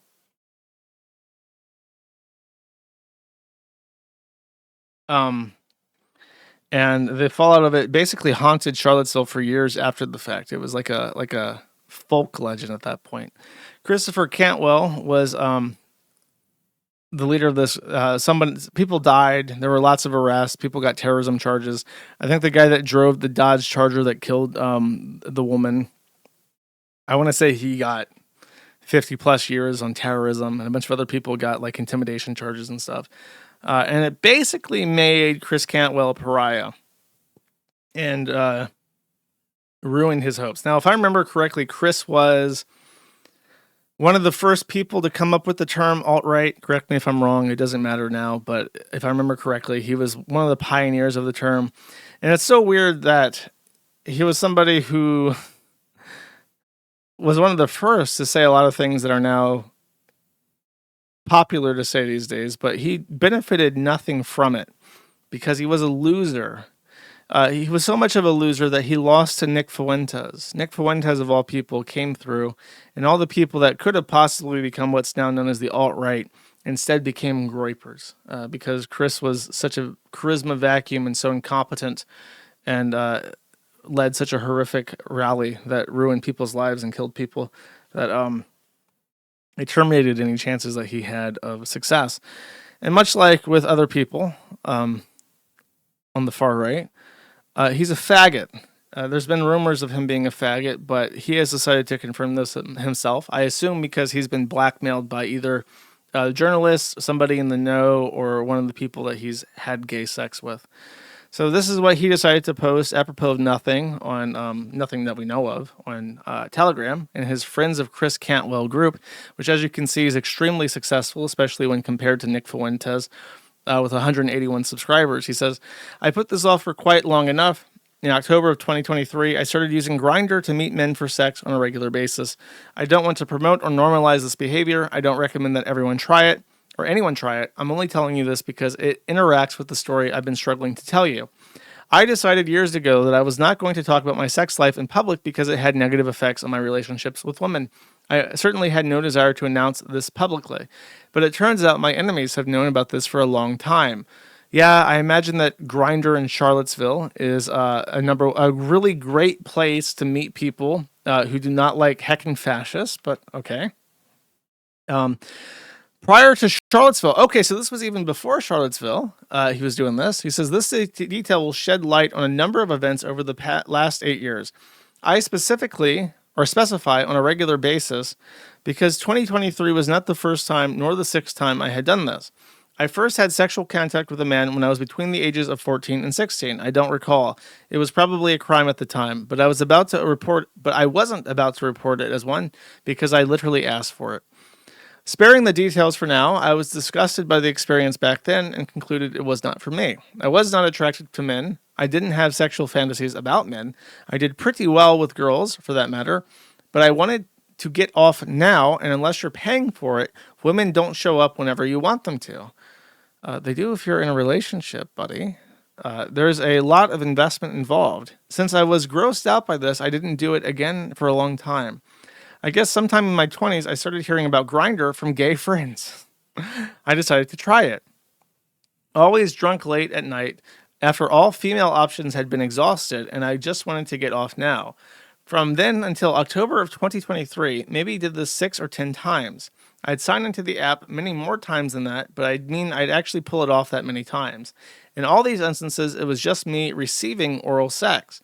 I had no sexual contact with men in jail or prison. Everyone always asks when this... everybody... Okay, there's a lot of jokes about how he became prison gay, but he's clarifying that he had no sexual contact with men in jail or prison because he went to jail after Charlottesville. But he's clarifying that he's not prison gay. Each time I did this, it was still awkward as fuck, and that's a totally separate matter from my dread of anyone finding out, but it was a little less awkward each time. The first time I did it, the guy was way older than me and unattractive even by those standards. I didn't give a fuck what he looked like because I wanted to look at somebody. I'd look at a woman. I thought of this not so differently than someone might think about a massage. I just wanted somebody to do a good job. But some men are better looking than others, even if you're not attracted to men, and I came to figure out what should be obvious enough, that younger, better looking guys were a decidedly less awkward situation. Some of you have heard me tell the story of the woman that I reconnected with when I got out of prison. I had asked her to marry me in 2014, but she didn't want kids, and I was pretty well devastated by this at the time. It was when I quit drinking and started working out. I wanted better dating options after what felt to me like rejection. She changed her mind. God, this was on September 11th, so this is truly a 9/11. But by this time, 9 years had passed. She was older than me, and there was no certainty she could have one child safely, much less 3. So although I was in love with her, I explained that I figured I'd have better options for family in a couple years, and I didn't want to leave her for a better deal or spend the rest of my life resenting her for holding me back. I ended the relationship, and neither of us fared well in the wake of this. I didn't want to go through that again. I didn't want to marry the type of woman who would marry a broke guy fresh out of prison. I didn't want to abandon my media career, make more money faster, but I knew if I was dating peer-age women for sex with no intention of marrying them, that I would both endure and inflict a great deal of pain. I did not want to do that. So for 8 months or so, I avoided women and did not have sex. In October of 2023, I registered my first post-prison Grindr account. Now, this is a 3-second clip of him. No, these are not coming from a hacked phone. I actually made the post. Okay, so people immediately thought that these were hacked messages. So he recorded a video of himself to clarify that, no, this is for real. 23, met a 23-year-old guy. It was the first time he did more than stand there. The encounter caused him to think what he was willing to do. He exchanged phone numbers to plan to meet again.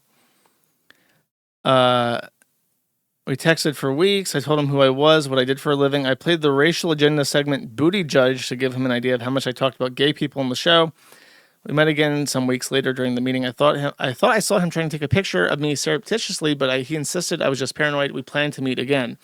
During all this, I met other guys. After the first time I topped another guy, I told him the story in great detail via text message, deploying all my talent for writing in the process. We mused that if I got put out of the Nazi propaganda business on account of being outed, I could always become a smut peddler and start writing gay erotica. He liked that idea, so I told him I'd write a story of our first encounter as a gift to him.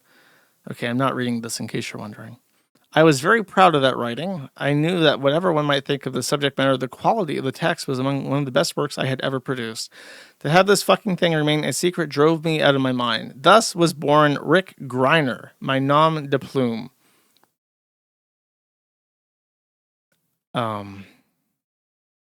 Okay, where's the part where he gets fucked, where he fucks the guy? I'm not reading all this. There's no way. Okay, so he posts a video. He posts an audio recording of him having sex with men. Okay. He explains that he does not consider himself gay, that this is heterosexual because he's on top. Read it. I'm not reading this. No, bro. I'm not reading all this shit. So Chris Cantwell, the crying Nazi who went to jail for the Charlottesville. No, I'm not reading this. I will torture you with this, though. The president of Nintendo took the 18-minute long recording session of Chris Cantwell having Nazi gay sex and role-playing about the white race and Jews while having gay sex. Turned it into a 3-minute long video. Now, this is a little bit too gay even for me, so I am going to skip ahead. I think the role play stuff is like halfway through. He also put a nice video of a hamster on it, so you can look at the hamster and mute. And when the hamster is gone, you know that I'm done with this, okay? Hopefully this is... I think he tried to edit out the sex noises too. We'll see when I play this, assuming that it loads, actually. It may be saved if my shitty website is broken.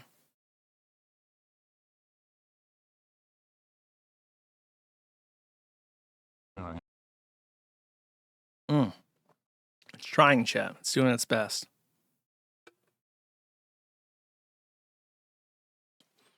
Turn that shit up, Crispy Leg says. Take it out of your mouth. I'm going to start putting it in women.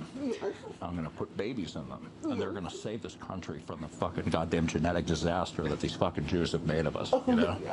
We're going to save this fucking country, you and me, all right? Suck my cock. Can't get enough of that fucking boy pussy in your ears, you know? Oh, I keep whimpering like that. I might not be able to go. This is incredibly gay, chat. This is demoralization propaganda, I think, by gays.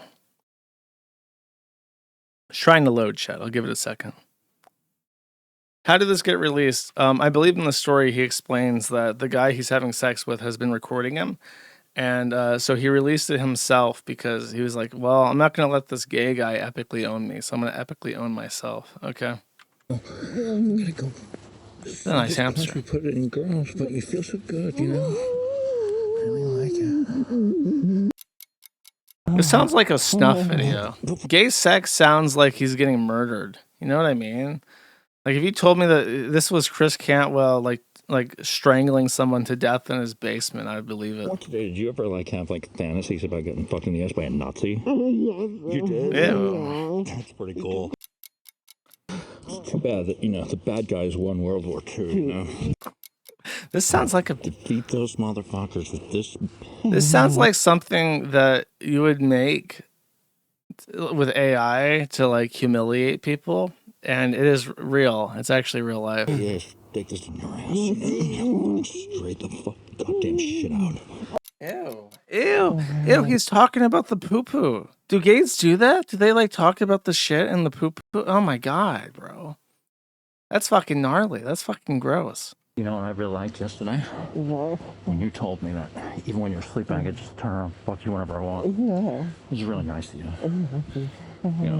Having just met me and all, it's a lot of trust placing somebody, for a fucking Nazi terrorist who just got out of prison. He's just like, let's take my asshole.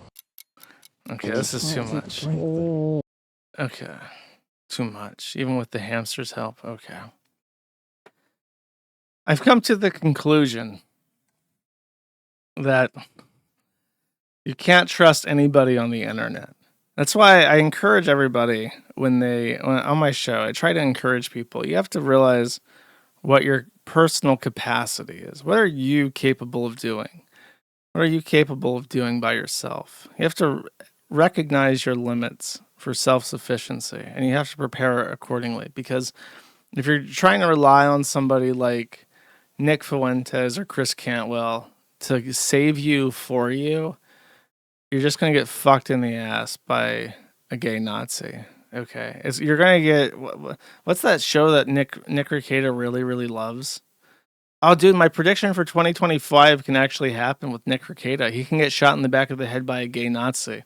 He's hooking up with Chris Cantwell on Grindr while he's on a trip to Charlottesville, and then he realizes that it's Chris Cantwell, and he has to just shoot him in the back of the head. Nick Rekieta could get shot in the back of the head by a gay Nazi. My prediction's on track of happening. Okay, American Beauty, exactly. So, listen, nobody's coming to save you. Don't expect internet people to come and save you. Everybody on the internet is a retard. The only reason why anyone gets involved in internet celebrity status is that there's something really wrong with them. They're crazy. They're mentally ill. And more importantly, more than anything else, they're self-aggrandizers. They have some kind of narcissistic defect that makes them want attention. Okay. I have it. I when I was a kid, you know what I wanted to do? I wanted to start a community. I wanted to be what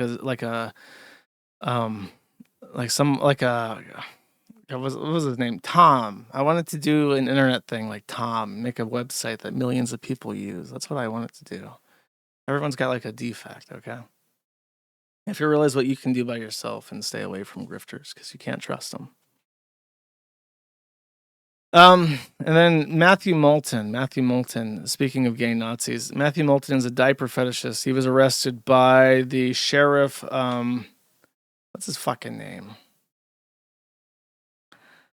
Shitwood, Mike Shitwood in Florida. He was arrested for making threats against Shitwood, and he was extradited to Florida, and he is representing himself in court, and he has passed a competency exam, so he will be allowed to continue representing himself in the case in Florida, and he's also been appointed backup counsel, so he has a court-appointed attorney ready to go if he ever decides that he wants to stop representing himself. So, Encyclopedia Dramatica, Bean Boy, diaper fetishist, he's still in Florida, still being prosecuted and representing himself.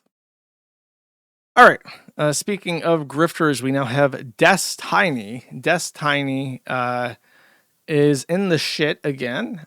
First off, let's just start with this clip. This is apparently not Anita Sarkeesian. Oh my God. Anna Kasparian epically owning what's his face, Destiny. So let's see how that works out.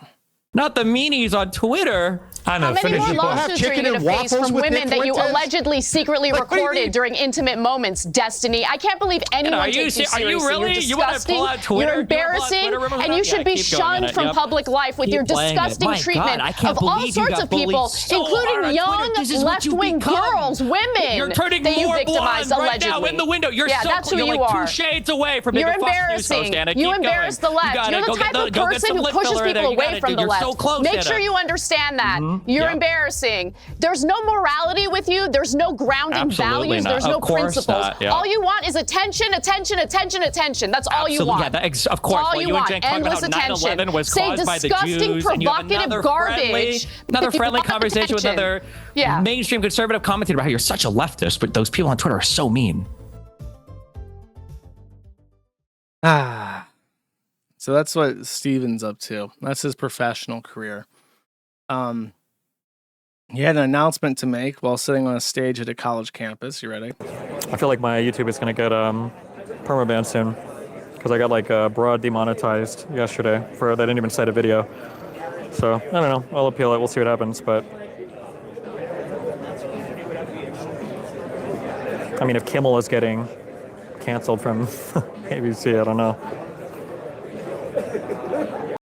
So now you can interject Neil Mahan saying, "Sorry that I took away your I just took away your primary source of income, Destiny. Stop making Charlie Kirk for content." Something like that. This is the second time that he's had his primary source of income stripped away from him. It's really hard to feel bad for Destiny because he's just such a gigantic piece of shit. It's just really just terrible. So demonetize on YouTube is the current thing. Then I think that this is after the fact. So he's already been demonetized, I think. Oh, that's hard to tell. The 18th. Okay, so this was before he got demonetized. This was on YouTube, I guess, because that's where he streams, right? So this is the genius. He's on YouTube streaming this before he got demonetized, and this is what he says. Out the crime statistics? Not exactly like. You need conservatives to be afraid of getting killed when they go to events, so that they look to their leadership to turn down the temperature. The issue is right now, they don't feel like there's any fear. Like, I don't know. It's like memes. It's just memes to everybody, I guess. I don't know, bro. I don't know. I don't care. I'm playing video games. Okay, I'm done today. I don't give a fuck. You realize? God, it's gonna be so fucking gay if I get killed in the next fucking 2 months of shit I'm doing. Well, the cuck shit out here. Please don't anybody make any actual fucking the most cucked, weak ass, fucking bullshit ass speeches on my side. God, if it happens, holy shit, I'm gonna make a death note before I go out to go live and not. God, it's so cucked. It's so optics cucked. You mean his fucking retard brain? He realized that what he's saying was extremely retarded. Statistics? By the way, Destiny, your overlay looks like complete and utter shit. There's like an extraordinary amount of wasted space on your screen, and you have 4 different chats, like in like little cubes. If you need my help, I'm willing to accept compensation for making your overlay less complete and fucking dog shit. So. He realized halfway through that sentiment that what he was saying was incredibly stupid and would have negative repercussions for him, which is probably why he's not even surprised that he got demonetized from YouTube. I think at this point, let me see if there's another clip for Destiny that I have. There is, actually. The Congressman Brandon Gill forwarded this video of Destiny saying that conservatives should live in fear to the FBI, so he probably will get a door knock for that, but I don't think there's any crime that he's broken, so he's just going to have to deal with being demonetized on YouTube. So his point is that conservatives should live in fear because apparently when they live in fear, they ask their leaders to tone down the rhetoric. However, I'm pretty sure that the rhetoric that I've been seeing, at least, maybe I live in my own little bubble and it's different elsewhere, but the rhetoric I've been seeing has gone from let's debate bro Ilhan Omar back to Somalia to we are going to fucking kill you. That seems to be the most common sentiment that I see these days. I'm not endorsing that. I'm just saying that that's what I'm saying. You're saying, right?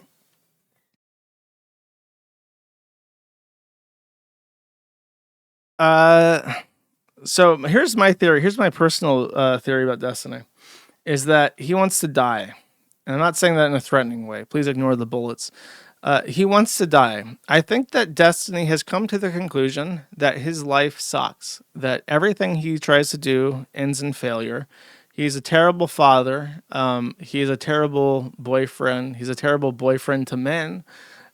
His sexual escapades have led to nothing but misery and failure.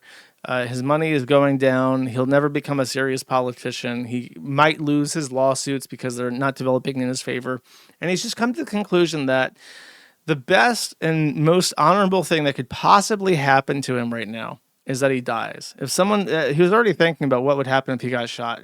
He's gonna make a list. He's gonna make a manifesto. He's gonna prepare for getting shot. And I guess he's just gonna say more and more dumb shit until someone shoots him. And then he doesn't have to worry about being alive anymore. He doesn't have to worry about his career anymore, and he'll have a legacy of being the leftist Charlie Kirk. And I know that he wants to be leftist Charlie Kirk because guess what he's doing? For someone who's in fear for his life, right, who's afraid of the dangerous, violent rhetoric that's happening on the right, he's showing up in Turning Point USA events right outside where Charlie Kirk's organization is doing their events to do the debate me bro shit, surrounded by crowds. So let's see how that's working out for him.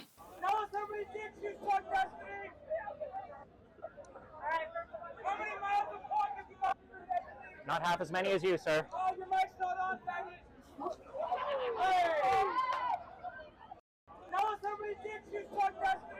So now, Destiny, in his effort to become right-wing or left-wing Charlie Kirk, doing the Turning Point USA come debate me on campus thing, he's just getting yelled at, called a pedophile, sex pest, and a faggot. So this is the issue with his plan, by the way, to die heroically, is that number one, conservatives generally have more to live for. Number two, Destiny is not a person that you would assassinate. He's not useful. Charlie Kirk was extraordinarily persuasive. He was going around the country changing hearts and minds. He was convincing people that no, actually there is alternatives to the way that we live right now, and you can action that through political processes, that they exist. Let me just show you how they work. Let me show you how we can make this country better. And that made him a threat to people like the boyfriend of the shooter, because he saw the real consequences of Charlie Kirk telling people about the dangers of sexual reassignment. He saw that had a negative impact on the life of his lovely girlfriend to be. And so he took action. Nobody sees Destiny and thinks this guy is a threat. He's not a threat to anything except perhaps children in immediate vicinity to him. And he's in California, so they're probably Mexicans. I don't have to give a fuck. Who would be inclined to shoot Destiny? Nobody, because he is a nobody. He's a good thing to have, actually. Do you want to be this guy? Do you want to be a leftist cuckold who sucks black dick? This sheepish 5'5", crack addicted moppet of a man, the carpet cleaner who dances around and makes monkey noises for people. Are you afraid of him? No. Then he's not going to get shot. So he's just going to have to deal with it. He's just going to have to deal with being Destiny. Every time, this is a funny thing, but every time I hear Destiny's name, I just can't help but think, that's a girl's name. That's a girl's name, chat. That's funny. Oh, is it Destiny? He is in Florida. That motherfucker. You touch any kids, Destiny. We got problems, hermano. We got problems, hombre. We're gonna have to sort that shit out Cuban style. And you don't want to sort that shit out Cuban style, brother. Beta. So there was a decomposing body found in the trunk of a Twitch streamer. He's a Twitch streamer and like a Twitch musician called D4VD. I believe you pronounce his name David, but it's spelled weird. Yeah, his name is David. David Anthony Burke. Born 2006. Oh, he's a youngin'. He has a Tesla. He's black. And he has a decomposing body in his car. Now, from my understanding, he's not been arrested yet, but his Tesla was impounded, leading to the discovery of a body that has been decomposing, apparently for about a year. The person who was in the trunk has been identified as a missing person, who is a 15-year-old girl. So for some reason, David's Tesla has a decomposing body of a 15-year-old girl in it. And the question is how and why, and perhaps also where is David? So here's the summary of this guy, written by this guy, Neil. And I'll just read Neil's post, okay? David is a Twitch streamer and alternative R&B musician from Queens. As mentioned before, he got his start in music trying to evade Twitch's copyright system and has been making his way up the ladder in the music world since 2021. I imagine that he just did covers of popular songs or something to that effect so that you could play his music without... play popular music that he made without having to pay any dividends that made him popular. I'm not sure what that is, though. On September 8th, mid-tour, it was revealed that a decomposing body was found in the front trunk of David's impounded Tesla. The body was heavily decomposing, dismembered into several pieces and wrapped inside a plastic bag in the car's front trunk, after which the body was abandoned in the Hollywood Hills for at least a full month in peak Los Angeles heat, ranging from, I can't see what that says, 85 to 110 degrees. Despite this, David kept touring, and his best friends Jason the Ween and Ludwig, who is a name I've heard before. This guy's going to get into trouble, I think.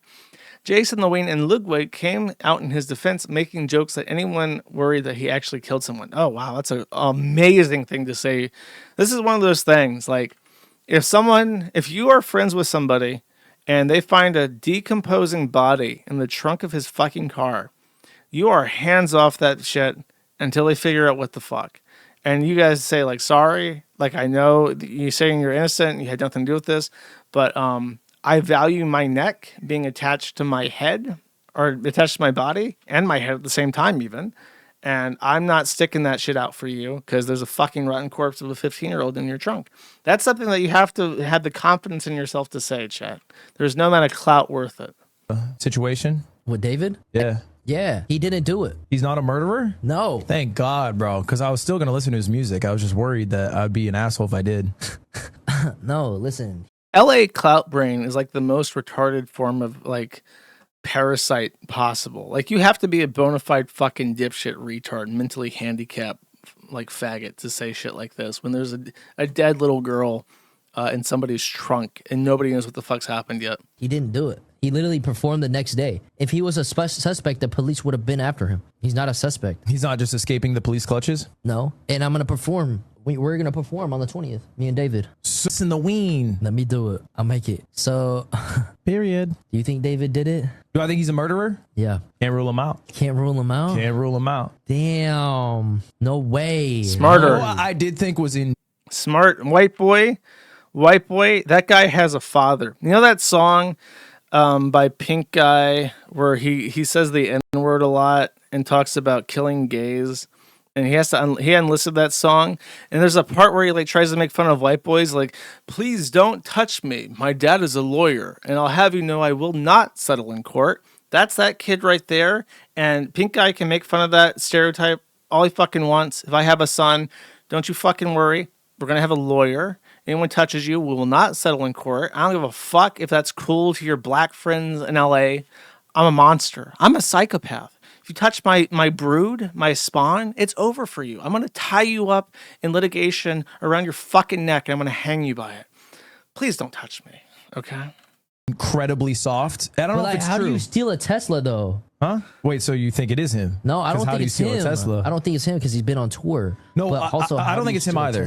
I think it's like almost obviously not him. But what's weird is that Crocs dropped him. Yeah, why would they do that? That's weird. Yeah, and Hollister. Like, what? Why would they do that?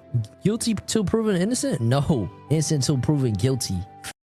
If you're black in the United States of America, okay, the police have said that they have not arrested David because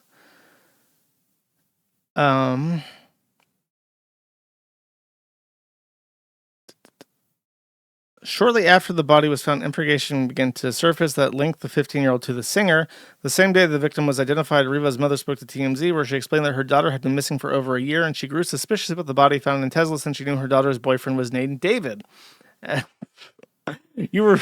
So her 15-year-old daughter had a boyfriend with this guy who was born 2006. Okay, let's check that up before I say anything else. 2000. How old is D4DVD?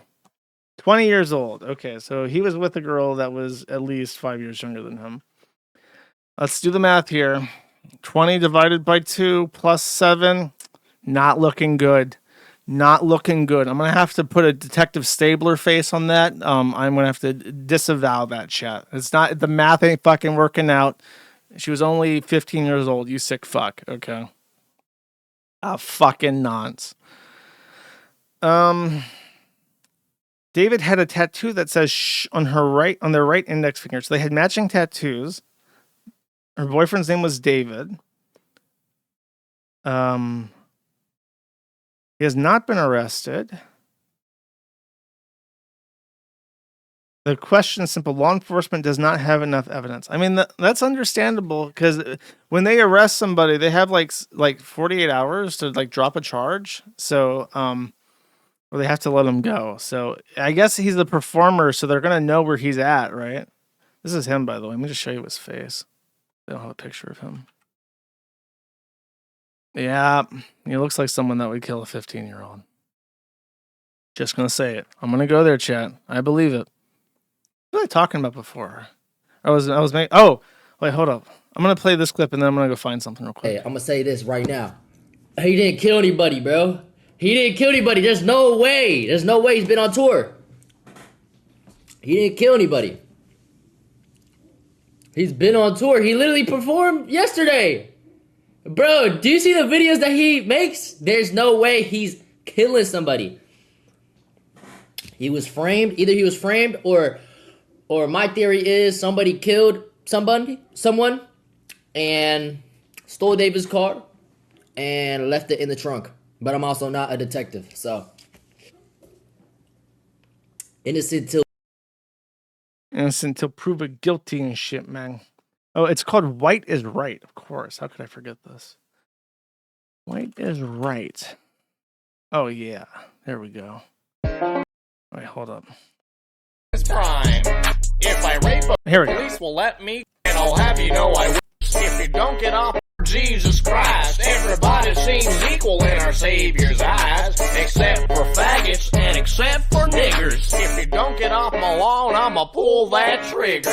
Please don't touch me, my dad is a lawyer. And I'll have you know I will not settle in court. I got a nice job at my father's firm. If I cry hard enough, the police will let me go. Anytime, anytime.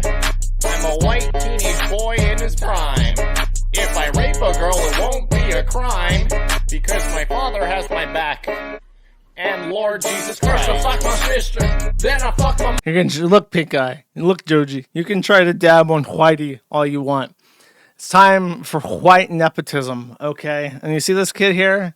This guy has a father in his life, and he's been coached, and he doesn't say dumb shit. That the fucking ugly-ass Ian Miles Chong-looking retard on the left. Is that Ludwig? Is Ludwig the fucking frumpy-ass retard? I believe so. What's this guy? Jason? That looks like a Jason, and that looks like a frumpy-ass retard that goes by the name Ludwig, okay? Am I right?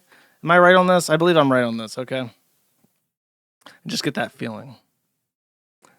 His name... Oh, Ludwig is the white guy? Oh, no. What have I done? I got egg on my face now.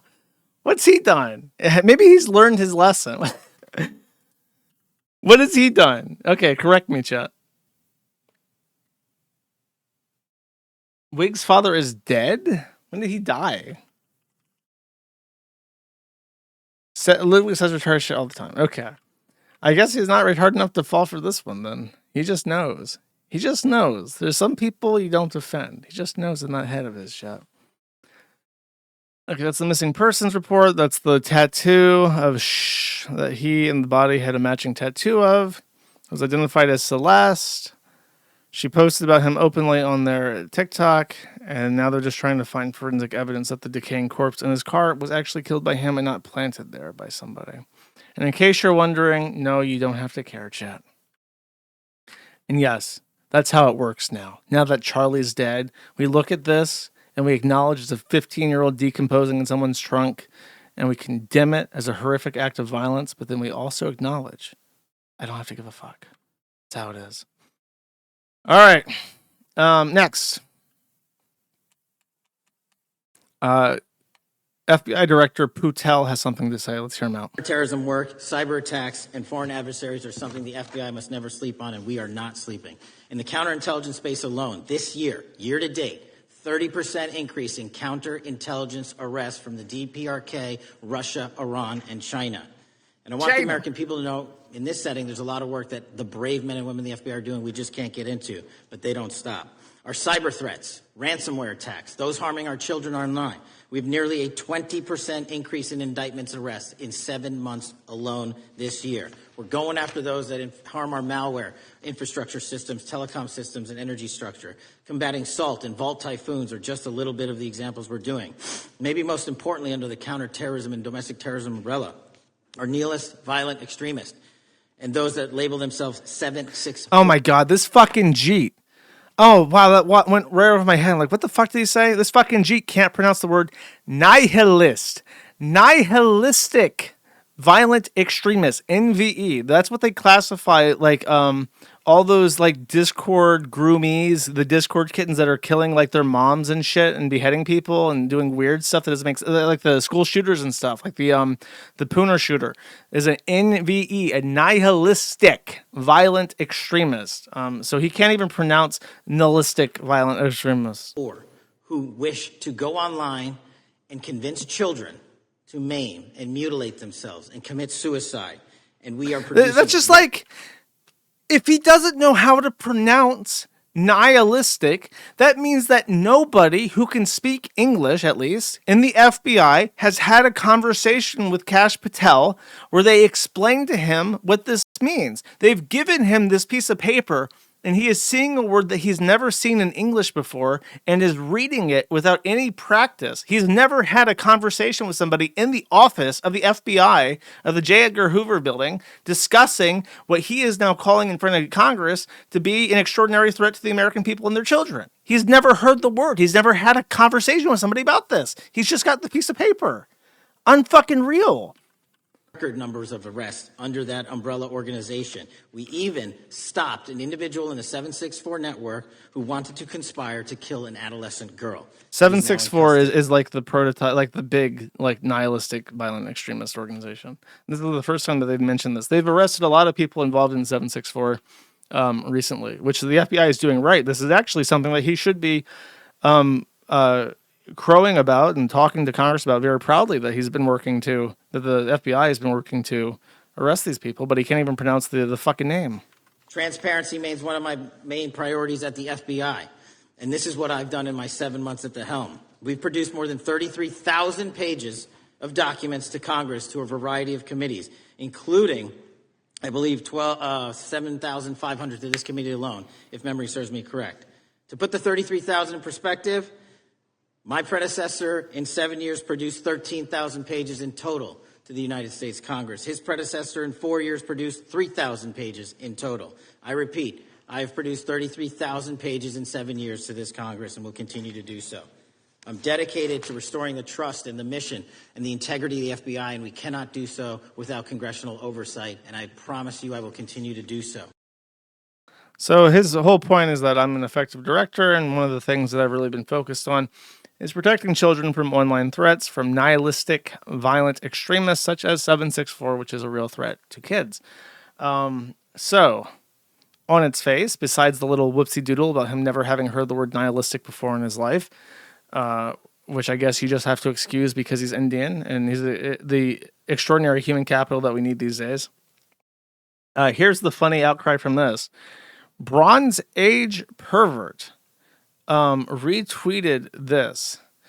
Olstrek says, you should have zero tolerance for any right-winger pushing this shit. If they ever type 09A, 764, irony poisoning, gamers, young white men, note which the last three are like whatever, but then the first two are like actual legitimate groups that do exist. I know people in them who are fucking terrorists, and the fact that they're not in jail is shocking to me. He says, note them down as somebody who should be actively attacked at any opportunity. Their career as a commentator should end there. Well, let me go ahead and say it. 09A and 764 and everyone involved in them not just should be arrested, they should be killed. If Donald Trump said, Josh Moon, you're my guy, you're my top guy, I can't find anybody to do this because it's like extrajudicial, but you know, I'm pretty sure like I just need somebody to pull the trigger. I'm like, Mr. Trump, I'm right here. The 09A 764 nihilistic violent extremist that you've got, Mr. Trump, I'm your fucking guy. So I don't know if my commentary career should end. I promise you, being in the bowels of the internet and running the Kiwi farms, I promise you they're fucking real. They're atomized is what they are. It is a loose collection of sociopaths who exchange information on how to sexually extort children. That is the gist of it. That's it. You don't need a grand conspiracy. There's no council of 764 members. They just share information, and then they share the nudes of children that they've sexually extorted, and then they get them to cut themselves because they find it funny to have that kind of control over somebody, especially a child. That's it. Bronze Age Pervert, for whatever reason, actually fucking retweeted this shit out. If you don't... which is just shocking to me. And then he's trying to say that this is the satanic panic of the right. It's really, number one, the satanic panic was true. It existed. Number two, no, really, it's Discord. And this fucking faggot, this guy definitely sucks cock. The next person is going to have a video of him like, oh yeah, you want that Nazi dick, don't you, twink boy? That's Bronze Age Pervert. That shit's coming out. He's a fucking gay fucking loser. He's one of those people that needs to be called off from having any kind of fandom. It's like all he does, he's one of those people that all he fucking does is he just tweets out pictures of young men. Like, just say you're gay, bro. What the fuck is this? Next, we have part of my music review. We got Dave Bluntz here. Dave Bluntz has had a little bit of a public breakup with Kanye West. He put out this song. Let's just cut a little bit into it and then see what he has to say. To be that type of dude.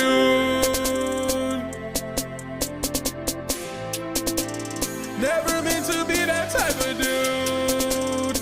Never meant to be that type of dude. Never meant to be that type of. Never meant to be that type of dude. Kanye West, he made me diss the Jews. Bitch, I'm speaking out, this shit's my truth. I'm so sick and tired of being groomed. I'm so sick and tired of being groomed. He gave me millions of dollars. It made me switch up on Connor. It made me think the bitch nigga for a handout. 47-year-old billionaire, but from me he's fanned out. Bitch niggas wanna switch up and treat me like I'm nothing. The same nigga that made graduation try to fuck his cousin. This is real shit, bitch nigga, no, I am not bluffing. Told me that you love me, but you was never even my friend. Remember when you told me that you kissed a bitch that was trans? Remember when you told me that you had to kiss the bitch again? They don't wanna see me win. Thought this nigga was my twin. You ain't never have to spend. You ain't never have to draw down on a nigga just to get the rent paid. Nigga made me write HH, but I should've did it, was a mistake. Codeine when I intake. Why the fuck are my friends fake? Rollie on me so heavy, if I bust it down, it's gonna make my wrist break. I'm just trying to be a winner. No, I don't support Hitler. Hating Jews, that is not me. So I'm sorry I became a Nazi. Yeah. I'm sorry I became a Nazi. I lost myself, that is not me. I'm so sorry I became a Nazi. Play it on the radio. I can't let Kanye stop me. I'm not your cousin, you can't stop me. I'm not your cousin, you can't stop me. I'm not your cousin, you can't stop me. Yeah, I'm putting this shit to rest. Hell no, I don't support incest. Two cousins should not have sex. Two cousins should not 69. Kanye, get the fuck off my line. Kanye need to go and find Jesus. 7 years old, used to have problems breathing. 7 years old, you was sucking on penis. 7 years old, you was swallowing semen. Go and fight God so you can kill those demons. Go and fight God so you can solve those issues. You got nut on your face, nigga, here's a tissue. You got nut on your face, nigga, wipe it off. You and your cousin was in love. How could you do that to your cuz? How could you do that to your blood? Never meant to be that type of dude. Never meant to be that type of dude. Never meant to be that type of. Never meant to be that type of dude. Kanye West, he made me diss the Jews. Bitch, I'm speaking out, this shit's my truth. I'm so sick and tired of being groomed. I'm so sick and tired of being groomed. I gotta admit, it was better than I expected. The lyrics go hard, man. That shit's fire, y'all. Shit. It's like an anti-America First anthem. Incredible. Never forget that Nick Fuentes endorsed a black man who sucked baby dick for president. How that does not disqualify him from his current status is beyond me. I'm starting to wonder really if his audience is just bots. Like, are these people really fucking out there that see these monumental fuck ups, that see the good that Trump is actually doing, and realize that no, actually Nick Fuentes is just a fucking retard and he doesn't actually know anything besides how to get himself more attention. Really crazy. His audience is brown. We can only hope so. I would hate to imagine that white people listen to him. All right, we're rounding out the cow zone, getting towards the end. I have a little bit on H3. Do I want to play this? Not go. I don't know. That doesn't sound funny. That doesn't sound funny. Just want to play this part, I think. I'm going to skip through all this. Kino Casino will cover all this, I'm sure. I'll watch every second of this. I don't really care. I just want to see this part, okay? If you follow the Antifa IDub stuff, it has been mentioned many times that there exists a man out there in the universe known as Gorgeous Gabe.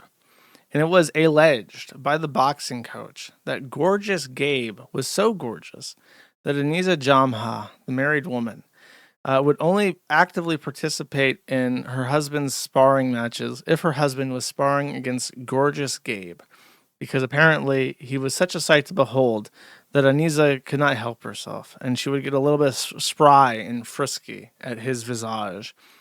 So here we have H3 and the return of the boxing guys. Apparently, by the way, the boxing coach and his wife will be doing an interview with Kino Casino. Apparently, Kino Casino has pulled Jeremy Hambley, the quartering, and also the boxing coaches for IDubs. Thanks in part to iDubbbz giving them a huge boost. They're getting big interviews now. So good for them. I guess this can be explained in detail, but Ashley had him back on, and the boxing coach is going to be watching them fight. And apparently the emphasis here is on Anisa's attention to gorgeous Gabe. Let's take a look.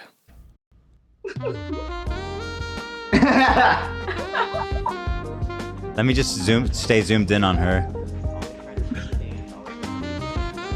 Yeah, she's in love. Incoming. I'm trying to manually track her face. Yeah. It's not pretty, but The first time Gabe actually punches Ian in the sparring, Anisa actually smiles. That was in the first round. And also in the video is one of my other pro fighters at the time, Ryan Ishmael, and he was trying to train for a pro fight during Ian's camp. So like 2 weeks I missed in Florida helping Ryan train for his professional fight that he won. But it's like I missed 2 weeks of one of my actual fighters' camps because of working with you. And he would get so frustrated with Ian because he would hear shit online when she'd be like, oh yeah, oh, this is actually what it is. This is the Godzilla part. Yeah, she compares Dave to Godzilla. So here's what she said in response to that.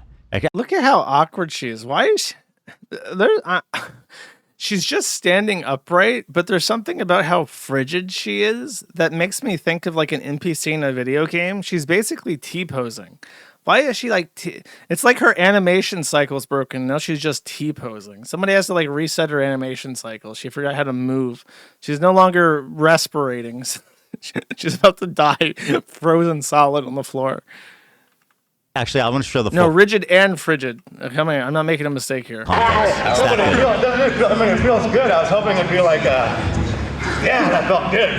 Some more of that. Good, but it was immediately like. You know what it looks like? It looks like she really, really has to take a shit, and those cheeks are just ironclad, locked together. If she moves, there's a chance of her shitting her pants. That's what. I hate to be disgusting here, chat, on this podcast that's usually family friendly, but she's just so awkward. Why is she standing like that? Oh, shit. It's like shooting a big Godzilla and the Godzilla doing nothing. Yeah. Just knowing. Like, What a dumb idiot weirdo. What is this contribution? Yeah. Exactly. So Gabe, so in this analogy, gorgeous Gabe is Godzilla. The great Godzilla, and Ian is probably like a side monster. He's not even like a main monster. Okay. I think iDubbbz has been thoroughly humiliated at this point. Is there anything really left to say about him? Like, his existence is just so sad and tortured. What a terrible life. What a terrible existence. And all he does is just goes on stream and he copes about how no, everything's fine and everyone's just overreacting. It's like, okay, bro, whatever you say, man. The numbers are inflated because I have X open and X lies about their statistics, basically. I don't know how many you can subtract, but I see 1.7 on Rumble and 2.1. So it's about 3. That's actually pretty fucking good. 3.8 is pretty fucking good, actually. The YouTube shit's really working out. And then probably like 100 plus on X. That's how it usually goes. Cool. So honorable user of the Kiwi Farms, Capway Ranch Dressing, requested this last second that I have never heard of before until 5 minutes ago. Okay, wait, is this a different Ludwig? Ludwig World Order, the streamer from Darkside Phil World, is not Ludwig, the guy from the David Musical World in LA, right? These are just two different Ludwigs, right? Bossman got unbanned on Twitch. Wait, no, I thought it was you meant Kick. Come on now. I don't care about Twitch. Twitch sucks. I hate him streaming on Twitch. I try to watch his VODs and they're all muted because Dan Clancy's such a fucking faggot. I hate it, man. I even sent a letter to Evil Eddie in Australia. I paid for international postage to send that motherfucker a letter to say you gotta unban Bossman Jack. Okay.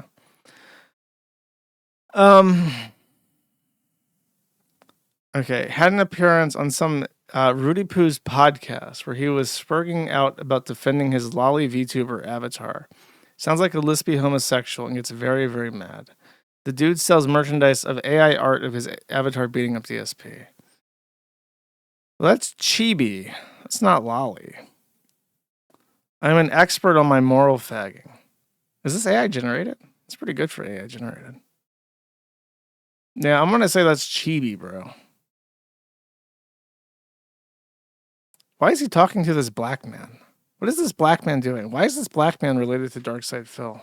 So I will give this a chance. Okay. It's an adult? They're hugging. That little thing's an adult? Yep, they both are. So this is a shirt, right? Both of them. Okay, hold on. That's you're projecting like you believe you are looking this and you're seeing children. You're weird. At dude. face value, it looks like a fucking kid. Dude, What are you talking no, about? That's the lollipop. That's a bad line. Like, he immediately pulled out like that thing. I have literally been told this by May, Pantsu Party, and Digibro, that if you look at a cartoon of a child getting fucked and you think that's a picture of a child getting fucked, then you're the pedophile because you're looking at this picture of a child getting fucked and you think that it looks like a child.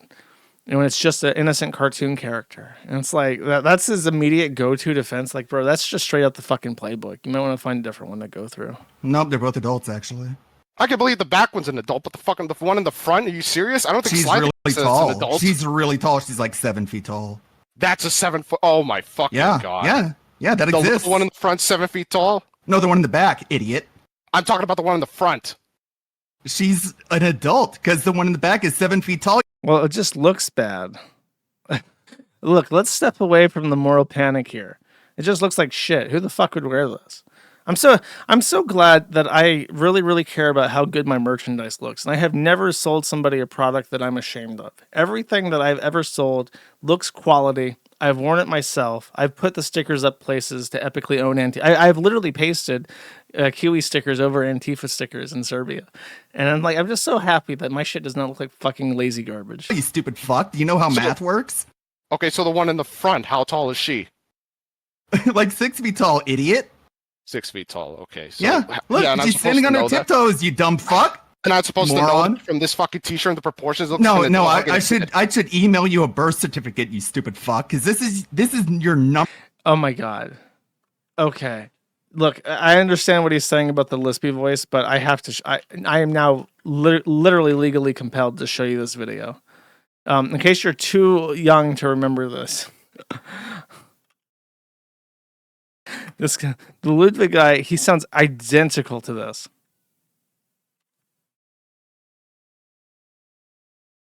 Watch it run in slow motion. It's pretty badass. Look, it runs all over the place.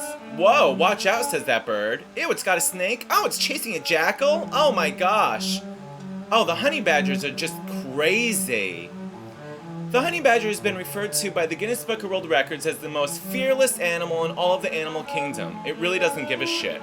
If it's hungry, it's hungry. Ew, what's that in its mouth? Oh, it's got a... You mean to tell me that you think that's a child? Ew. Number 1 point. You're calling me a pedophile? You're an idiot. You're fucking stupid. It's the one you came up with first. Lolicon it's don't the give a one shit. you came out the gate with. Lolicon badass. That's what I came out the gate with, you fucking idiot. Why do you think I started with it? And here's the funny thing. That's the first thing I saw. And then what's funny, someone sent me this, which is much fucking worse. Put it in go ahead, dude. Yeah. Yeah, you're really winning them over. Hold on, Let me... The black guy's hosting this. Hold on. Let me pull it up. He's trying to do OBS. Black Andy Orski's trying to figure this out. Besides not being the boomer allegations. I'm not upset. I'm just laughing. Like, this guy's fucking I got the hilarious. Thing. I was pulling it up. Pooey it's so easy to dunk on him. What's a pooey? Okay, let me look this up. Pooey anime. Okuran's got a poop. Don da don. That does not sound right. Count Poo from Beelzebub Wiki. Shutterstock anime pooping images. What is this? What's a pooey? Chat, help me. What is a pooey, chat? I'm not clicking any of this. Oh yeah, it's so easy. What about that, right? Like, okay, it's called you a want to swimsuit. How many times have you been Swimsuit? kicked out of a beach for like you show up at a beach, you see women in swimsuits, and you just start furiously masturbating, going like, "Oh my god, this is so sexual." My They're argument's wearing not even the fact swimsuits, you fucking moron. Like, what the It's not fuck? even the fact that they're wearing swimsuits making it sexual. It's just the fact that like they're Oh, like is this his OC anime? Okay, that would explain why I can't find it. Be with each other, they're wearing swimsuits. Okay, well, it's a very romantic style. Nah, it's not. They're friends and they're adults. So is this all you got? Does anyone really think that the one in the front looks like a fucking adult? Look, I mean, really genuinely am wondering if go you ahead and genuinely look at think. Dude, maybe I'm like jaded, but like it has boobs and its proportions are not lolly coded. I feel so weird saying that, but I don't think that like it's a note when you see it type of thing. That doesn't look like a lolicon to me. That's like a little bit sus, but like I give it like a 2 out of 10 on the sus meter. You know what I mean? Hips, look at the I know bust. the one in the front. I know the one in the front is you. It's your VTuber model, your female VTuber model, right? The one in the front. Yeah, a lot of people on Twitter use female VTuber models. Oh yeah, a Yeah, lot of they people use like. His defense is atrocious. His defense is right out the fucking lolicon playbook. Like just say it like it has like hips and breasts. What the fuck else do you want? She's short, so therefore it's a child. That doesn't work. That's not a good argument. Like the guy that you love, like Red anime Desi, right? avatars and shit. You're gonna go after them too. No, I only go after the ones that are freaks like you and Ref says Desu. That's it. A freak? Oh. I mean, it's definitely sexualized because they're showing the groin lines. That's not the argument. Watch like videos on my Hold on, stream. wait. Let's talk about this picture. So this picture. Okay, thanks for catching up, Jamal. Jamal just realized that we're talking about this picture on screen. It's like his brain can only like single channel process what's happening. So he just now got the screen organized, and like all that conversation that was happening is just completely gone. Okay. Explain your. Yeah, how many times has he reported this to Fourth Wall to get this taken down for being? You keep saying I'm reporting. I'm not going out of my way to do anything. Then you Like, don't literally. care. Then you don't care. Wait, You're is just, like, is Ludwig a troon? Is that what's happening? I know my critic. Okay, so Ludwig used to, this guy, the guy that sells this shirt, he used to be a forum user. He was in the DSP group and he quit after I banned a bunch of DSP people for basically saying that they would break the law if they felt like it and I can suck shit out of their ass. And I'm like, okay, well, I have to ban you now because you said that you were going to break the law to troll DSP. And my take on this was being ignored. So a bunch of them like left in solidarity, and Ludwig was one of them, I'm pretty sure. But he made one of the best, I'm not exaggerating here, the best, this is how you don't play. And it was the one where he does have to fight the Dark Souls boss, Ludwig. And it's this is how you don't play about that Dark Souls expansion pack or something. And it's an excellent, this is how you don't play. It's one of my favorite DSP things ever made. And my only complaint about it was that he has this anime persona. It's like a red-haired anime girl that he's like OC edited into the game. And he uses it to demonstrate how you can complete areas in the game correctly, which is very useful. And it's one of the reasons why it's one of the best This Is How You Don't Play is because if you don't play Dark Souls and you have no interest in the game, you've never seen it, you can watch him play the game in very short bursts and understand what's supposed to be happening and how DSP is fucking it up, and that adds to it. The only detriment to that is that he uses his anime character as like the hero, but it serves a purpose, so it gets a pass. But now I see he's really big into the OC, and that's what's like the issue here. No, I report it. I don't like looking at You're your just gay whining. shit. You're just being a dumb fucking loser. Okay, so Reap, did you look into this and see if the ages or whatever or Where the fuck am I supposed to find the lore on ages? All I know is that the one in the front is his fucking VTuber avatar. I don't know what the one in the fucking back is. Yeah, you don't know the lore. Wait, so he's got like okay, so if I search Ludwig World Order on YouTube right now and pull this guy's channel up, the Pui is his character?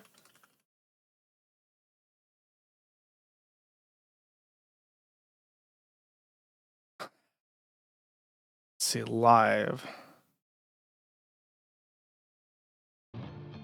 Oh no, what is this? He's got like 2 anime characters. What the fuck is happening? What is on my screen? He's got like a horrific horse monster and then also an anime girl. Is he both at the same time? What the fuck am I looking at? Cook something would be perfect. So That's a beautiful cake, by the way. That must be AI generated. There's no fucking way. That's an awesome cake. cook something would be perfect. So let's try for that pacing. Let's try to hit 5. Why is that separate? That's a good question. Why is it separate? Okay, does that sound good? I hope that sounds good to everyone. Nah, it doesn't, because people are asking you why you do it that way. Okay, all right. So the mouth is moving on the horse monster. So what's the anime? So who's the anime all chat? the topics I wanted to cover. I'm very frustrated with this whole technology situation. I absolutely hate that there's an Insta360 link controller you have to download separately. It allows you to use different effects in the Insta Link software. That's what I have. It's May. I'm telling you, Insta Link controller is the standalone software you use with the camera JDTV. Okay, that's how you enable 60 frame per second mode. That's how you turn on and off. That's his girlfriend? There's no other software. That's the software for the camera. Is that Pooey? Is that supposed to be that the first one with the dumb hair? It's hard to tell because it's like an AI thing, or no, like a 3D thing, like a Second Life model. Oh, now it's a witch with even more cleavage. Now it's completely different. Okay. 10, 15 years ago. I need to hear this thing talk. Does he just hold this woman at gunpoint to be on stream with him and then she doesn't say anything? Yo, hold up. Look at Go. What the fuck is that? Racial Why is there raises eyebrow? Why is there more anime on my screen? Wait a minute. Look at that eyebrow raise the moment he It's only one person and he controls both characters. So is this like the horse's girlfriend? Like his VTuber horse monster has a girlfriend and that's he changes the avatar so much I have no idea if this is supposed to be one of these characters. This is extremely confusing, chat. See, this is why me and the DSP people do not get along, because I'm looking at this in utter like shock and disbelief, and I'm trying to think like, you're like a DSP commentary channel. Why are there like 4 different anime characters on my screen at the same time? Is one of them like a blank, empty, vacuous robot that doesn't do anything, or is it like a girlfriend in real life being held at gunpoint? Like I cannot figure out what the fuck is happening here. Am I hallucinating? I feel like I'm having a stroke. I'm gonna be real with you. Wait, so the character has changed costume yet again. So if this is not controlled by a separate person who's like doing a thing with him, then I'm to believe that for the duration of this 11-hour-long Dark Side Phil watch-along, Ludwig is playing dress-up with an anime character that is being puppeted by nobody, especially not a real-life girlfriend. That is my obligatory conclusion to what is happening on the stream if there are no other acceptable answers to it. Do you understand? This is very strange behavior. This is an 11-hour-long video where he's playing dress up with a doll. Okay? That is the conclusion that I'm coming to with this, because it's not talking or doing anything. Okay. I'm invested in this now. I want to hear how this ends. I'll wait 2 minutes. Okay, I can do that. 2 minutes of my time. To know the lore of a fucking weird-looking artwork to say, hey, this looks weird? Yeah, you're coming through this from a perspective of ignorance, like literally. I'm just asking if you knew or not. I don't know. No, I don't know. I'm sorry. Yeah, This shit. yeah, all right. Yeah, that explains a lot. This black man, is Terry Davis's parrot. This is black man. He's staring at the screen. He has no idea what this is. He can never figure this out. There's no hope he'll ever figure this out. But maybe he thinks he understands. Maybe he has some bird ideas. Maybe it's the best he can do. Explains a lot. What the fuck are you talking about? Again, you're an ignorant let's not fucking get too hard. Let's not fucking get too down on this point. Whenever you say you like an anime other than Dragon Ball Z on Twitter, this is the dude who's calling you a pedophile. This guy who's talking to me. You're really gonna go to that fucking argument that I don't like anime? You can ask Sly. I love anime. No, I fucking love anime. Like, you if son of a anyone bitch. likes anything remotely, I fucking watch all the Gokus. You motherfucker. like girls in it, like you call him a pedophile. No, gatekeep him, push him out. This is what you're doing. No, it's not. I know people that like my dress. So why are you bitching about this, dumb fuck? This is everywhere. This is a swimsuit episode. This is a fucking swimsuit arc, dipshit. Swimsuit episode with a girl that looks like a fucking child being groped on by an adult. A child? Look at her, idiot. It looks like a child. Sly, poll. Yeah, I'm sorry. I'm gonna say it. I give this a 2 out of 10 on the lowly scale. Okay, this is certified not fucking lowly. Okay, like I hate to take this guy's defense, but like I know it when I see it. Okay, I'm a fucking expert on internet shit, and this doesn't even register on like my offense scale. Okay, I am personally unoffended by this. Now, one in the chat if you do a poll. If you agree to it, I'll do a poll. Is this a child? What's your opinion, Sly? Let's see. What's your opinion, Sly? Hold on. Is this a child? It's definitely Gunner shit, but it's not. It's not like pedophile coded at all. I can say that, as a non-animator, that all of this stuff is very taboo. I don't. Black man's chat is taking my side on this. Okay, yeah, I mean, I feel vindicated in my opinion for sure. Like, yeah. I'm not a fan of hentai. I don't like lolicon. I'm You don't like lolicon, but you make lolicon defenses. What? Like what? That's true. He You does. just did. Like what? Huh? That's an adult, but it looks like a fucking kid. What are you talking about? It is an adult and looks like an adult. It You're an doesn't idiot. look like an adult. I'm Yes, it an does. idiot. The There is a safety fuse in my brain, and when it fizzles out, it means I've seen too much anime shit, and it just blew. Okay, there's the parts of my brain which are no longer lit up, so I have to avert my gaze. All right, that is my official take on this matter. I hope that has brought some clarity to the situation. I want to step into a realm that I am much more familiar with and much more comfortable talking about, and that is my dear friend Ethan Ralph, who once said the most romantic thing I've ever heard in my entire life, that we go together like ham and cheese. To this end, I'm afraid to reluctantly announce that I have absolutely nothing to talk about with Ethan Ralph. He's still in Mexico. I was surprised to see that he was streaming during the Charlie Kirk thing. I haven't heard anything about him, any developments, and I think it's because Ethan Ralph is still in Mexico by his lonesome, trying to do the best that he can in Mexico. And he should know, upon my return to the promised land, upon my return home, everything in America just started going upwards, up and away, better than they've ever been. And this is no mistake. This is no accident. This was my providence. I have returned, and I'm bringing with us a golden age of Americanism. In that regard, I humbly invite Ethan Ralph to return home to the United States and to reclaim the land that his papa gave him. Now, to help aid myself in this request, by the way, I guess I should play this as a mandatory introduction. Assuming that wants to load, which it could not because, of course, I'm a fucking retard and I can't run a website to save my fucking life. Play the fucking clip, you piece of shit. See, I didn't think about playing this before, but now I want to. And now that I want to, I'll never get to play it. Ethan, happy birthday, Ethan. Love your dad, Jim, and best friends Josh, Flam, and Gator. Gator. Good luck on the upcoming corn harvest and enjoy that cake. Enjoy that cake. Hell yeah. Happy birthday, Ethan. Now, to sell my point that Ralph should return home, I asked for some creative endeavors, some creative artistic depictions of Ethan Ralph. Now, this is the timeline that we could have lived in if Ethan Ralph were in the United States still and hadn't have gone to Mexico to flee the child bride. Here we have Ethan Ralph saving Charlie Kirk. He saw that gunman up there with his eagle eyes. Actually, Eagle Eyes Gator was still his hench, his mensch. And Eagle Eyes Gator saw the gunman and signaled to Ethan Ralph, "Mr. President, get down," to which Ethan Ralph heroically saved Charlie Kirk's life. This is Ethan Ralph with Kanye West, helping him compose his great new song. And Ralph, of course, being the politically savvy, smart guy, he saw how hard Kanye was going. He's like, "Look, bro, you don't want to go that hard. I can't necessarily co-sign this."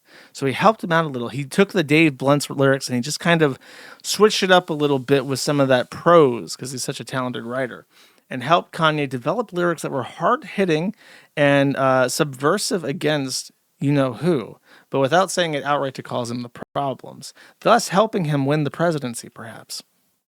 After Kanye West became president, he then annexed Canada. This is the flag raising over Canada as the cuckold Canadian Mounties can only sit there and cry as they become the 51st state.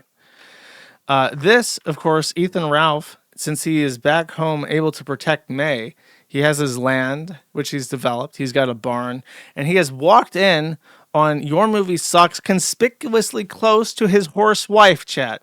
But thankfully, he was in the United States, able to protect her and able to prevent any sort of heinous activity that he could definitely not co-sign.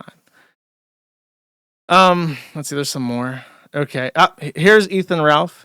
He just so happened to be in Minneapolis on his way to see Nick Rekieta, and as a God-fearing Catholic, groiper that he is, because he's still in good terms with Nick Fuentes on this timeline, he just so happened to pull over at a Catholic church for Sunday Mass and saw a trans-looking person outside looking very suspicious, which allowed him to prevent the church massacre that was going to happen that day, chat, if Ethan Ralph was in the United States of America. Look, here's another one. Here's another. I like that this is in the darkest dungeon style. This is Ralph. He's prevented a unspeakable tragedy as Christ looks on. Is there any more? I don't think there's any more. I think that's what I got from my audience last second for asking for this. So that's the timeline we could have lived in. That's the timeline that we should have lived in. But unfortunately, Ethan Ralph is in Mexico. Maybe there's still a lot of good left to be done, chat, but only if Ethan Ralph can return to his father's country, chat, and be the Ethan Ralph we all need him to be once again. Okay. And with that said, I then have some Reddit segment, my favorite segment, of course. Then the Superberry segment. So I have some stuff. Let's see how I can align this. All right, let's start with this, actually. So last stream, I blindly fumbled my way through Chiyobu getting banned from our drama. I would like to actually cap this off because I had been contacted by people in the know, and the situation was explained to me. Chiyobu is apparently a tranny or is a very strange person who has like 100 different alt accounts on our drama. And when he gets punished in any way, shape, or form on all drama, he switches over to a different account and posts tranny porn throughout our drama, which is why the mod owner of our drama was so pissed off. Now, the our drama guy, apparently, and truly an act of brilliance. See, this was his gambit. Because I had commented on this, and because I had said vaguely that Chiyobu should not be banned, I don't know what he did, but he's fine on the forum. The owner of our drama said, okay, fine. I will clarify this issue once and for all. Chiyobu, I will unban you, but you must confess to being the starry eyes tranny poster that keeps spamming our drama with tranny porn. And Chiyobu has confirmed that that is indeed him. So now we have a clearer picture. Chiyobu spams the tranny porn and now is unbanned. So this is what I consider a diplomatic resolution to this conflict, handled very successfully by the our drama administrator.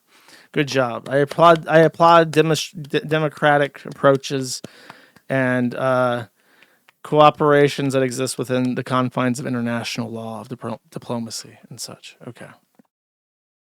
So, that said, Sneeds, who has become very reliable for last second Reddit segment. I actually have a lot to say for this Reddit segment, but he has some Troon stuff to start us out with. Lumpy Marsupial says, anyone being followed by Christian nationalists, just curious, I seem to have attracted the ones of the Neighborhood Community Watch program in my area. It's pretty transparent they are churchgoers, but they follow me everywhere. I know this sounds like paranoid schizophrenia, but it's not. I'm actually working on my PhD, 3/4 done, and doing some investigative journalism, and found a niche surveillance and harassment industry that contracts police and federal law enforcement. Here's an example, and then it's SIS.US, which is Security Industry Specialist Inc., a private security company. My group seems to source a lot of allied universal people. Apparently, there are marching orders to follow trans people around. One of my local chapter groups mentioned they had confrontation with a group in a supermarket after being followed, and they kept trying to violently escalate things. It seems to match the type of behavior I have been experiencing over the past 4 years. Interesting. So he's in for his doctorate, which gives us a vague approximation of his age. A doctorate takes how long, Chad? Is it like 7 years after high school? So you graduate high school at 7. Or at 18, you add 7 years, thereabouts, and then you take away 4 years for when this starts happening. And what's that? 21. This young male at 21 started to see people following him, specifically an organized harassment group trying to stalk him for his identity. Interesting. Interesting timing there with that.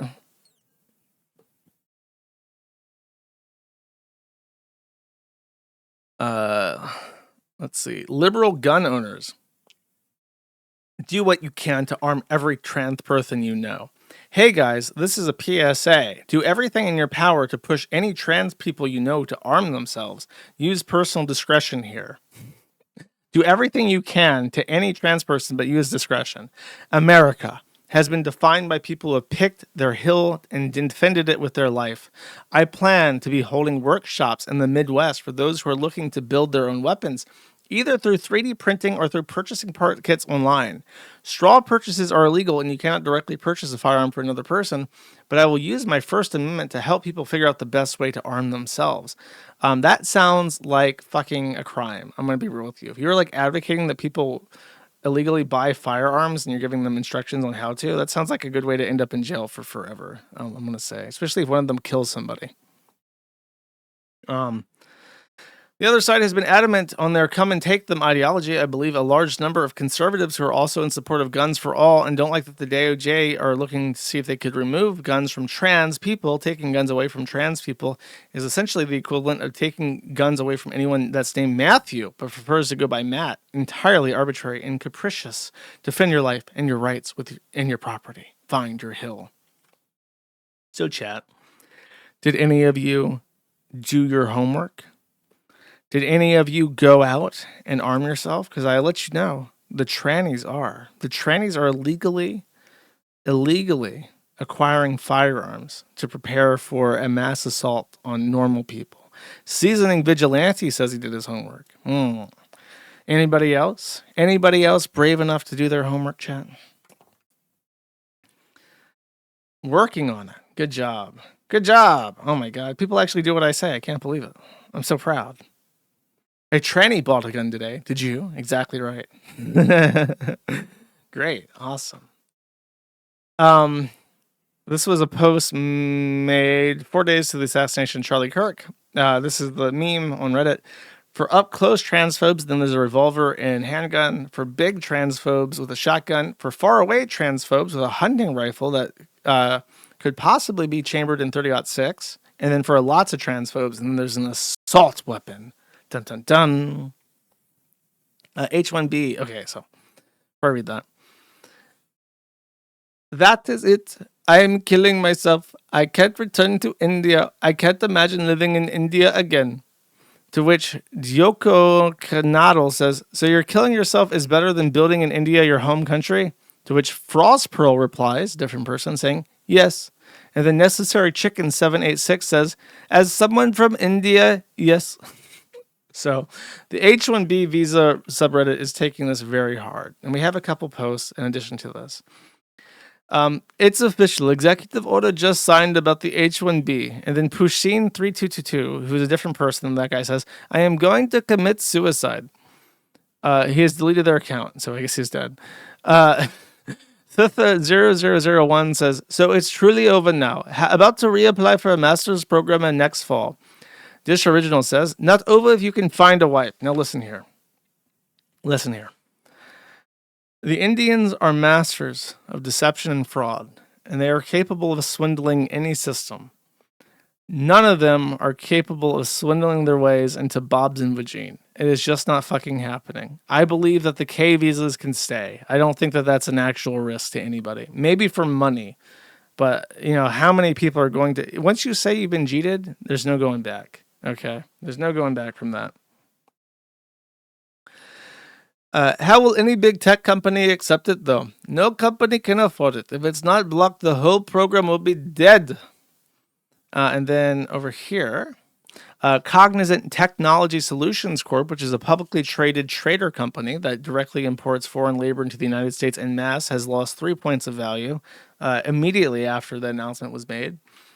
Livid Alga says, I'm an American, but I'll be honest, the 4 years out of college, no job CS people are terrible. No skills, no experience. Couldn't tell you how to get an HTTP request, get you to your website if their life depended on it. Your degree is just a ticket to Fight Club, meaning you still need to fight to prove yourself. You just think the ticket should get you a stable life with a house and 2 kids. Oh, woe are those CS graduates.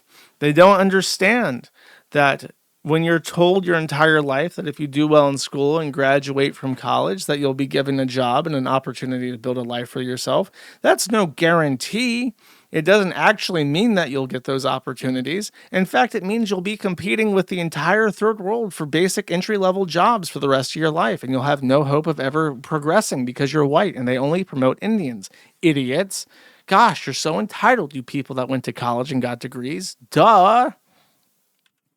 Infinite Offer says, worried about H-1Bs when they should be more worried about AI. Here's a fun fact. AI is not taking any jobs. AI is simply increasing productivity from people who already have jobs. The AI is a cover. The people who are getting fired are being fired because of quote unquote AI, while they're rehiring twice as many people from India. Because guess what? They only want fucking Indians because their companies are owned by fucking Indians and their HR departments are owned by fucking Indians. Anytime you hear a company saying that we're laying off people from AI, they are outright fucking lying, to the point where if I was in the Department of Justice, I would start going through with the SEC. I would start looking at every corporate filing that says they're laying people off because AI is reducing the number of employees they need. And I would be going over that with a fine-tooth comb, because I bet you can find asses to fucking cook in there. I bet you there's like hundreds of asses ripe for frying. A nice little curry flambe. Their asses are there. It's in the filings. Just look it up. It's all bullshit. Not a single job has been lost because of AI. Not a single fucking job is lost because of AI. I'm guessing they're freaking out about the new grad unemployment rate data that's slowly trickling. And yeah, maybe they're not as good as Indians with masters, but you could take a new undergrad CS, pay them $80K, and train them up. As if these freshers can maintain complex existing systems in different sectors, all this red hat experts have never done a tech job and talk like master of all skills. They really just despise Americans. They just fucking hate Americans. And here, I have it on Reddit, but Trump to add new 100,000 fee to H-1B visa. No company will be paying $100K to hire immigrants, as if things already weren't difficult enough. And by the way, they will. They'll totally, because they don't give a shit about those companies. They're just bankrupting them. If that means they have to pay extra money to hire more, do you think Elon's going to let his elite human capital go because of the $100,000 fee? The $100,000 number that you're seeing is specifically set so that Elon can keep his. It's a fuck you got mine type of thing. Like, sure, they may be importing less people for CDLs or whatever now, but in the tech shops, they can afford that, and they will afford that.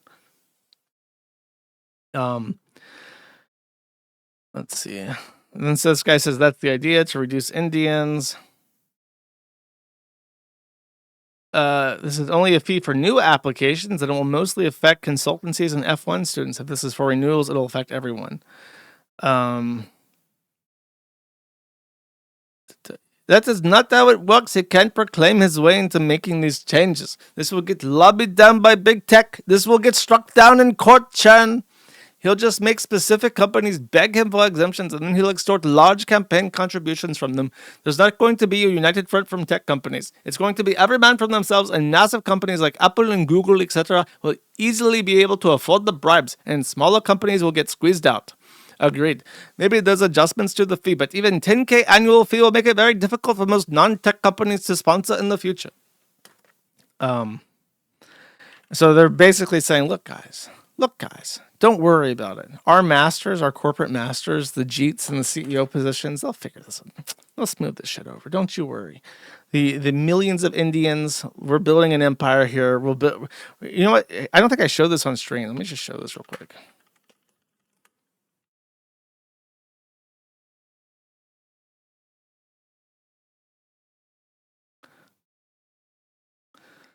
This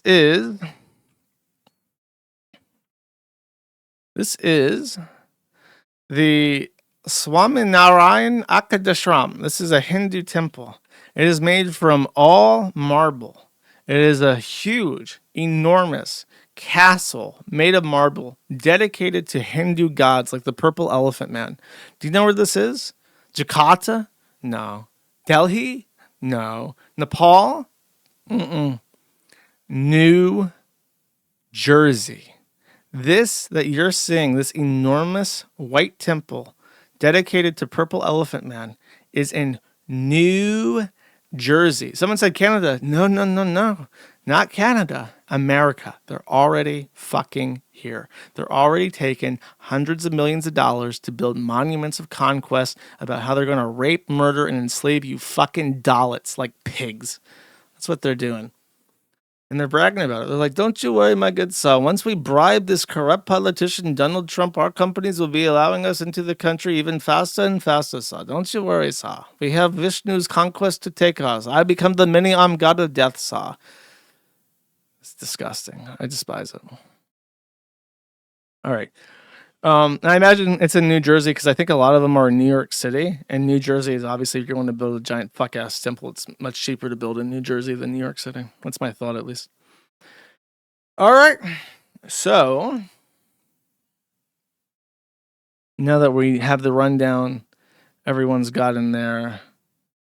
Hound of Blood. I have a lot of bullets on my screen, and I have to read them, chat. So, let us set the thing to the green mode, and let's start getting through them, chat. Big turnout today. I appreciate everybody coming over and super chatting if they did, subscribing and such. Okay. WillyBot 2004 subscribe, thank you. Ballistic Characteristic for 20 says your YouTube videos have been excellent. You did a good job quickly capitalizing on getting the channel back. It was a collaborative effort, and we already had a bunch of stuff the editor had thrown together that he was wanting to publish. And the response from it has been amazing. The channel is really doing well. I'm very pleased. So good job for him for that. Thank you. Good Luck 7 for 1 says, Slava Israel. Good Luck 7 for 5 says, I meant to send $5. My phone is such a Semite. It's true. He's trying to save you money. Bunker Housing for 5 says, time to consume content. That's right. Get excited for next week's content, too. The False Copy of Thunder for 1 says, Robot Wars, George Droid versus Charlie Clank. Who wins? Charlie Clank, obviously. Come on now.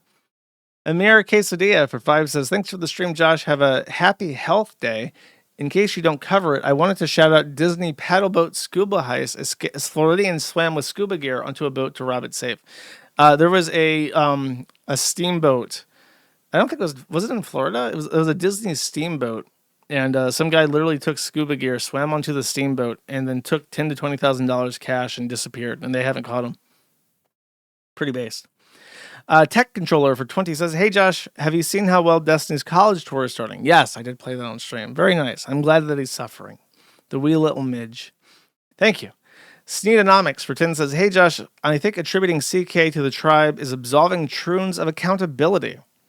Can you give me your best talking points against this being Israel? I mean, he is pro-Israel. I don't understand. I mean, he wasn't like he had softened on Israel a little bit, but like, I think I hold the same position at least that he did, where it's like I don't care about Gaza, and if Mexico came over and did to Americans at a concert in Mexico what happened in Gaza and Israel, I would expect every cartel safe space to be completely flattened. I would expect them to be occupied. I would expect the border area of America and Mexico to be like an occupied zone that we control exclusively. And I would expect every Mexican in the country to be deported. Like, I don't understand where the outrage is in regards to Gaza. I just don't give a shit. As far as Israel, it's like, if you're meeting people who are blaming Israel, they're groypers and they don't matter. They're retarded. Melon Salt for 2 says, here, grab a beer and cheers to the new H1B price tag. Thank you very much. Bunker Housing for 3 says, test. Remove Antler Menace for 5 says, have one shot of BMG Stalker Child. Extremely base. Thank you. One of the things I'm going to do, in part because the bullets as they're set up is extremely, extremely difficult, is I'm going to like change it based on the amount.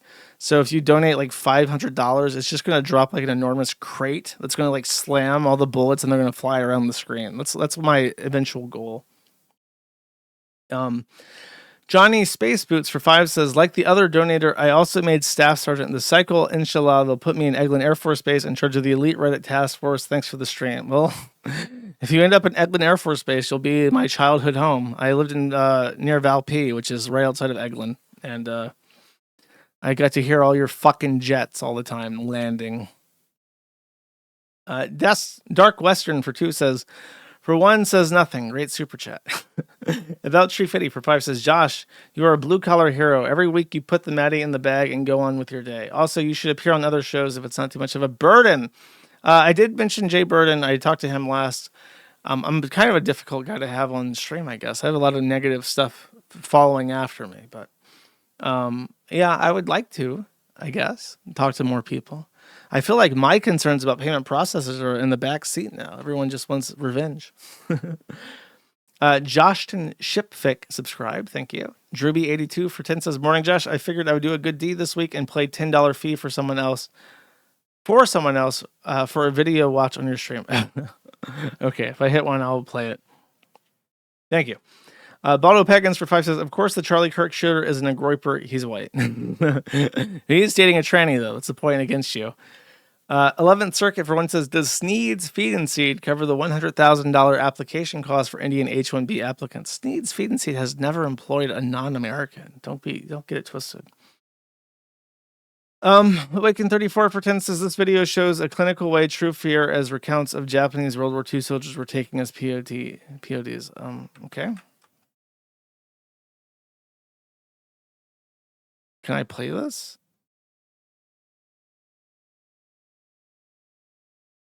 I don't get it. How the first American meal changed Japanese POWs forever.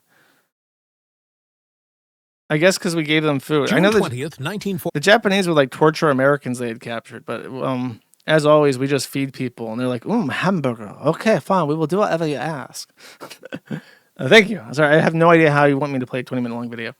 Barilla Furman for 1 says nothing. Thank you. About Tree Fitty for 10 says, since you're going mainstream, you got to get a coffee grift, bruh. Now hear me out. Maddie brand coffee. Mad at the immigrant. 8% of profits can go to deport Browns to Colombia, where they will pick your beans.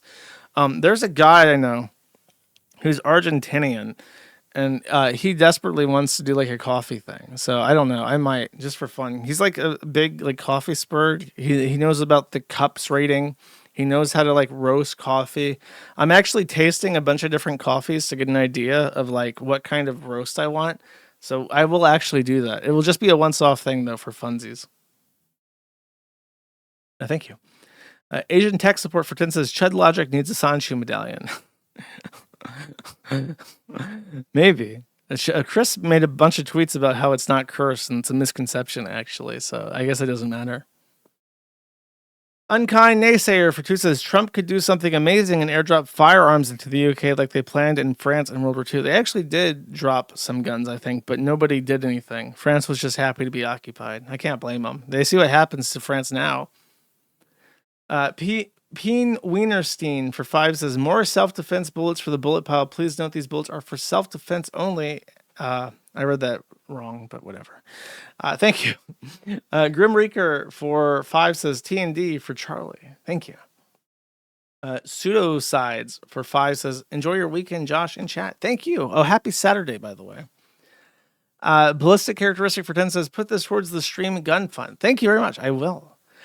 Peen Wienerson for 5 says if you don't indie at least once a year, you aren't handling your guns enough. I don't believe that's true. I think that is a lie. George Zen Mean Bean Machine for 150 says, Dear Josh, I regret to inform you that CharlieMurders.com and Charlie Kirk Data, the 2 most popular websites for phone booking celebrators of Charlie Kirk's death, have been down for 5 days. Could you host something similar? No, I could help, but I'm not touching that. I don't need more shit. Okay, I'm trying to like rebuild still. The Uncredited for 5 says the OSRS wiki has a log of all these gay changes that have hit RuneScape over the years. I feel like I could share it in case you haven't seen just how retarded this shit got. Peace and love to you. And then the Uncredited for 5 says old school RuneScape, diversity and inclusion updates. I've seen them. I know that the ones that really pissed me off was that there was a meme that had been around since 2001 where in Al-Kharid, all the NPCs, including the camel, including the king, were named Ali. And at some point, they went through and they renamed all the NPCs from Ali, which they had been for 20 plus fucking years, to random Muslim names so that they wouldn't be racist or whatever. That was one. And the other one was that there's a quest where you have to marry somebody to inherit an island. And traditionally, it was that you would have to marry the opposite sex. In the new version, you get to pick, or you can marry nobody at all, which defeats the entire fucking story of the mission. So, yeah, that's another one that's like stupid. Unshat shit for 5 says, take your advice and bought a CZ75 SPO1 the past weekend. Best live streams as always. Be safe. Love you, Josh. Oh, I'm glad you enjoyed. I have heard good things about that. Thank you. Sika Lothar for 10 says, I'm so glad you have come around to the Pajit problem. My prescription to the problem is to tax remittances, or if you want Pajistan's economy to collapse, ban remittances. I am for taxing remittances. I think it's a good idea. I think they're trying to, but they're not doing it like enough. Awaken, thank you, by the way. Awaken34 for 2 says, I think the reason Gabe ended up on the list is because they want Steam accounts for the shooter was found and mentioned. By the way, he played furry gay porn games. Yeah, Steam is becoming very Coomer oriented. I'm not a fan of that. Real Adonai for 10 says, hey Josh, here's something to brighten up your day. And then there's a short. I cannot imagine there's anything on YouTube Shorts that would ever brighten up my day. Okay. Oh, it's Uncle Ruckus again. Okay. Uncle Ruckus meets a big ass Nigerian. Hey, everybody, this here is Uncle Ruckus, and this here is the Nigerian giant Omar, the Nigerian giant. Let me tell you something. 3 letters come into mind. TMN. Too much Negro. There's no reason for you to be so you Negro in every single part of you. You're like a giant Negro ladder. Somebody need to climb up to Negro heaven and ask white Jesus, why the heck did they make a Nigerian giant? Only white folks is supposed to be giants. Y'all Nigerians need to stay in Nigeria where y'all at, arm wrestling with alligators or eating on giraffes by the neck foot. I do not trust no tall Negro. None, Omar. None. I say no mas to Omar. This big damn Negro. Yeah. You. Omar. It's Uncle Rucker. No racing, ain't.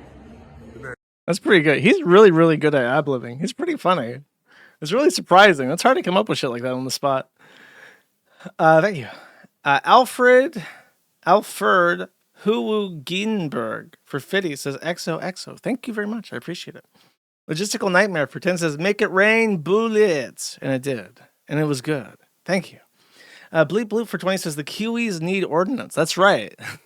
I showed off the American Ordnance logo last stream. And it was a good logo, chat. It was a good logo. Thank you very much. Awaken34 for 1 says on the topic for edits for censoring, I'd suggest avoid cutting out or jumping past them because it makes it sound like the vids was a glitch. Common issue on YouTube as mobile users will know. I specifically asked him not to cut the video, just to drop or duck. Somebody said duck the sound. He was hard clipping the clips before to just remove it, but it's like if you just drop the audio for a third of a second, nobody's going to be confused what's being done. So I think that's the way he's doing it now. We'll try with the replacements, the Rudy Poos, for a video and see if that's even better. And if not, then we'll just stick with ducking. Stino for 1 says use the word silly Billy for fake. That's a good one.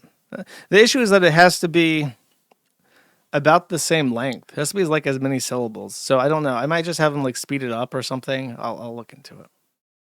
Zooch for 1 says the Jolly Biscuit is at Edmonton Comic Con. If any Leafs want to go get an autograph, the Jolly Biscuit. You guys can get me an autograph of Jolly Biscuit. That'd be awesome. I will show it on screen. Tech Controller for 5 says, since I didn't see you mention it, Josh, looks like the Stop Killing Games had reached 97% a week ago with plenty of hundreds of thousands of signers left. Yes, I did comment on that. Very happy for him. Foxes for 5 says the benefits of being on the government's whore. I don't know what that means, but thank you. Maybe it means he has $5. Pete Wienerson for 10 says support Will Philly in his mission to unite America, one city council meeting at a time. Oh boy. Can't wait to see comedy. Dance protest too hot for TV. Okay, I'll play a second of this. Hello, thank you everybody. Oh god, this is cringe. Hey, residents. It's just so awkward. I know he's going to dance or whatever. Comments, but you can't involve 10 other people in your comment. So I thought for fun, as a community building, kindly, in Oh, they're dancing. So he's like loaded the audience to fun dance. It's a little Okay. awkward. Dude, this is so awkward. I can't watch this. You know I don't like that. Okay. It's not even, that's awkward, bro. Come on. That's awkward. David Luxor 5 says, happy birthday, Ethan Ralph. Can't believe he's 40. Our boy doesn't look a day under 65. What are you getting him for his birthday, Josh? I'm writing him a vivid tapestry of how his life could have been if he had stayed in the U.S. Chloe Dante for 20 says, can Ilhan Omar defend her charge of immigration fraud by asserting that she genuinely loved her brother in a romantic and sexual sense, thus making the marriage legitimate? Yes, she could. As long as there was not a law in the state that they got married against consanguineous marriages, which in some states there are not. In some states there are qualifications. If you marry your cousin, you have to take a class on incest. That's a real requirement in some states. But and I mean, it's a free country, man. If you want to fuck your brother and marry him, you can do it. Depends on the state, though. It's possible that she didn't. Thank you. Valkser for one says, glad to see troons and furries getting the contempt they deserve. TTD TFD. Base and true. David S877 for $25 says, why didn't they get the guy from the most hated fruit form to testify in Congress? I don't know, man. I'm an expert on radicalization. They should have gotten me. Thank you. All Else Fails for $50 says, Corey Mills is the worst of the votes against Ilhan. You need to go yell at him. Okay, let's see what this is.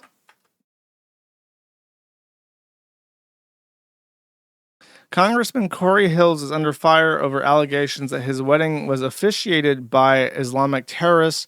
Now an FBI agent is poking around the story that Jill Savage was working on. But was the FBI agent authorized by the Bureau to be reaching out on the agency's behalf? I mean, look, keep it simple. Ilhan Omar is ugly. She's stupid. She's obnoxious. And to be quite frank, she's a woman. So therefore, a lot of people will be more willing to hate her. Let's start with her. Let's get her out, and then we can look at other people But immigration fraud, like if we denaturalize and deport a sitting congresswoman like that, that is a morale blow. That means it doesn't matter how high you get up in government. It doesn't matter what you accomplish in this country. There is always the risk that you will be denaturalized and deported if we don't like you. So that is the message I want to send, and I think that Ilhan Omar is the obvious choice for doing that. Sneeden, thank you, by the way. Sneeden for one says, I have a dream. One day we'll have a cleaver large enough to carve Indian subcontinent out of Asia, so they may never call themselves Asia again. I mean, technically the Middle East is Asian, and we don't call them Asian. We call them Middle Easterns. Indians are Indians. There's a giant fucking Himalayan mountain range separating the Chinese from the Indians. There is no confusion. They're just lying. David Lammy for one says, come to England. No. Sneeda Stanny for 5 says, literally nothing made me loathe Jeets more than having to work for them. President Trump, please deport a gazillion Jeets back to the shit streets. I cannot only imagine how humiliating it must be to take orders from somebody who can't wipe their own ass properly. It's like working for Gator. Beep bloop for 10 says, we need GPU accelerated bullets with PhysX support. Damn straight we fucking do. I wonder if I can do that, actually. I'll look into that. Thank you. Spicy Quesadilla for 5 says, subscribe. Thank you. All Else Fails for 20 says, for stamps. Bro, okay. Since you mentioned it, bro. Okay. Yes, stamps. I was looking at some stamps. I was going to buy some SpongeBob's, right? Okay. Let me see if I can find it. No, hold on. Just show me the fucking stamp. God damn it. Okay, look. Check this out. Okay. Check out this classical Americana engraved stamps they have. I fucking love it. I'm legit going to buy a sheet just to like hold on to it. That is how American stamps should look, motherfucker. Why do we not make all of our stamps look like that?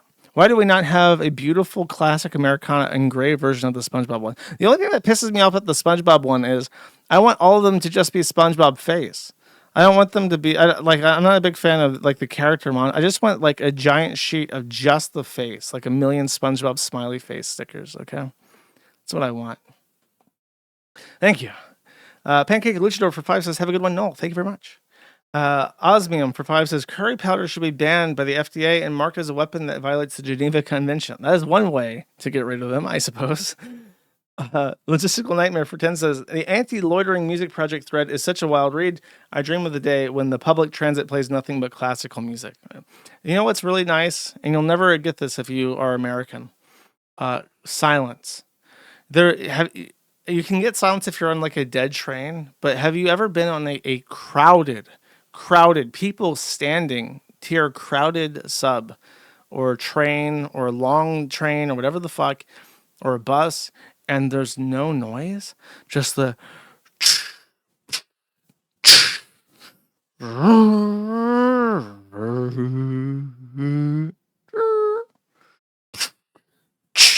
like just that. Nobody fucking talking. No fucking like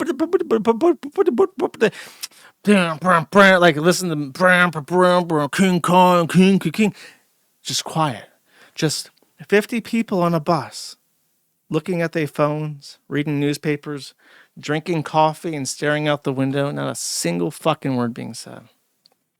You experience it every day in Europe. In some places, at least. Sneeze Danny, for one, says, the last time I was in Nashville, I saw a billboard for Tim fucking Pool right in the middle of downtown. This was a major improvement. Bean Wienerson, for 5, says, Cracker Barrel needs to make Brad's wife their new CEO. Brad's wife? Dude, that's like a cut to something that is like... I don't know what the fuck that means. I want to be real with you. I don't know what the fuck that means. I apologize. You hit me late at the stream, and I'm out of it, man. Osmium for 5 says, remind me again how the fuck people still follow a pedo-laced, Gunnar-baned, Adderall-fueled limp like Tiny Steven. Are you still considered supporting any ongoing lawsuits against them? I mean, if they need me to testify, I'm there, man. I lost the weight. I can wear a suit. I'm close to making my phase 2 announcement about the weight situation.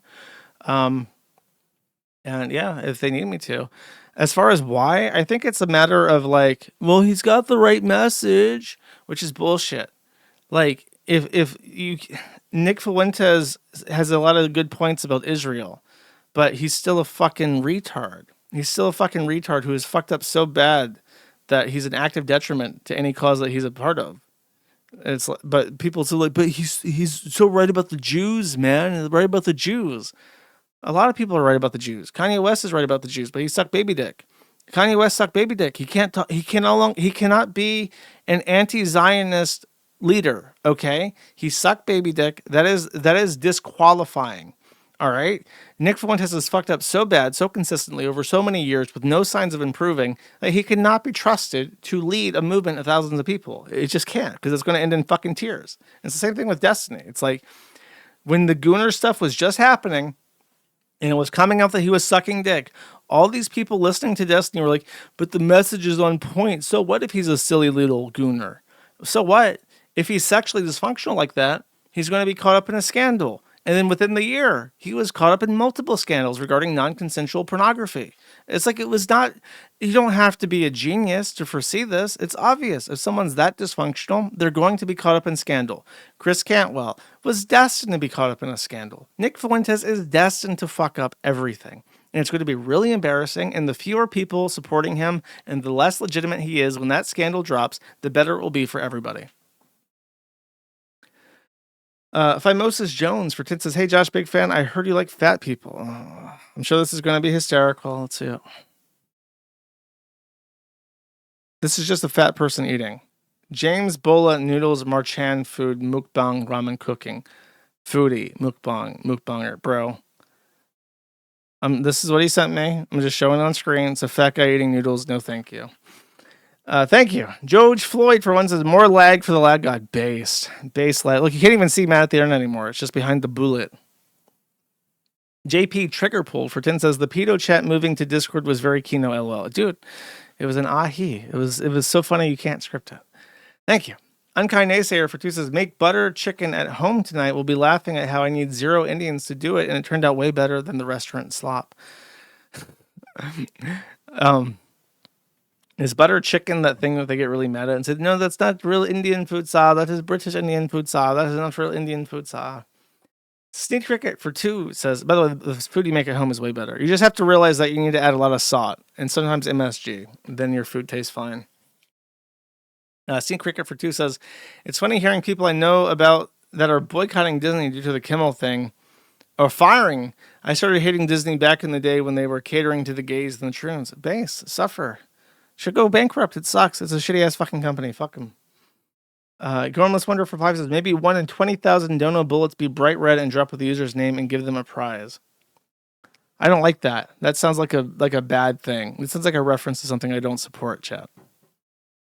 Osmium for 2 says, there is no need to discuss the blobulous monster that is Foodie Beauty. She is halal for this stream, and yes, she has become boring as fuck. The perma-seething, though, will never not be funny. Let her squeal. I mean, there's not much reason to just... I've actually met people who have told me they will listen to the stream until the news hamster goes away, and then they quit because they have no interest in anything else I have to say because it's about retards on the internet. I've actually been told that. There are people who only listen to the news segment for my stream. Can you believe that?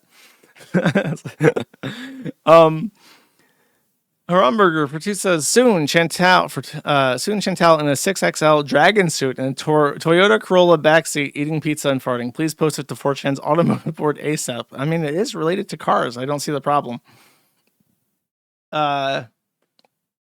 Indomitable for 5 says, Twitter link. And then it says, yeet the Jeets. In the ultimate humiliation, Trump signs proclamation imposing $100,000 a year H-1B for Prime Minister Modi of India on speaker. I think Modi has upset him personally, which is just fantastic. If there's anything that gets this man off his fucking ass and doing shit that actually has an impact, it's somebody disrespecting him. And I hope that fucking retard Modi just keeps pissing Trump off because it's really just achieving everything that I hope and dream of. No, sir, you will regret it, sir, when India joins with Russia and China, sir, and makes the third axis, sir.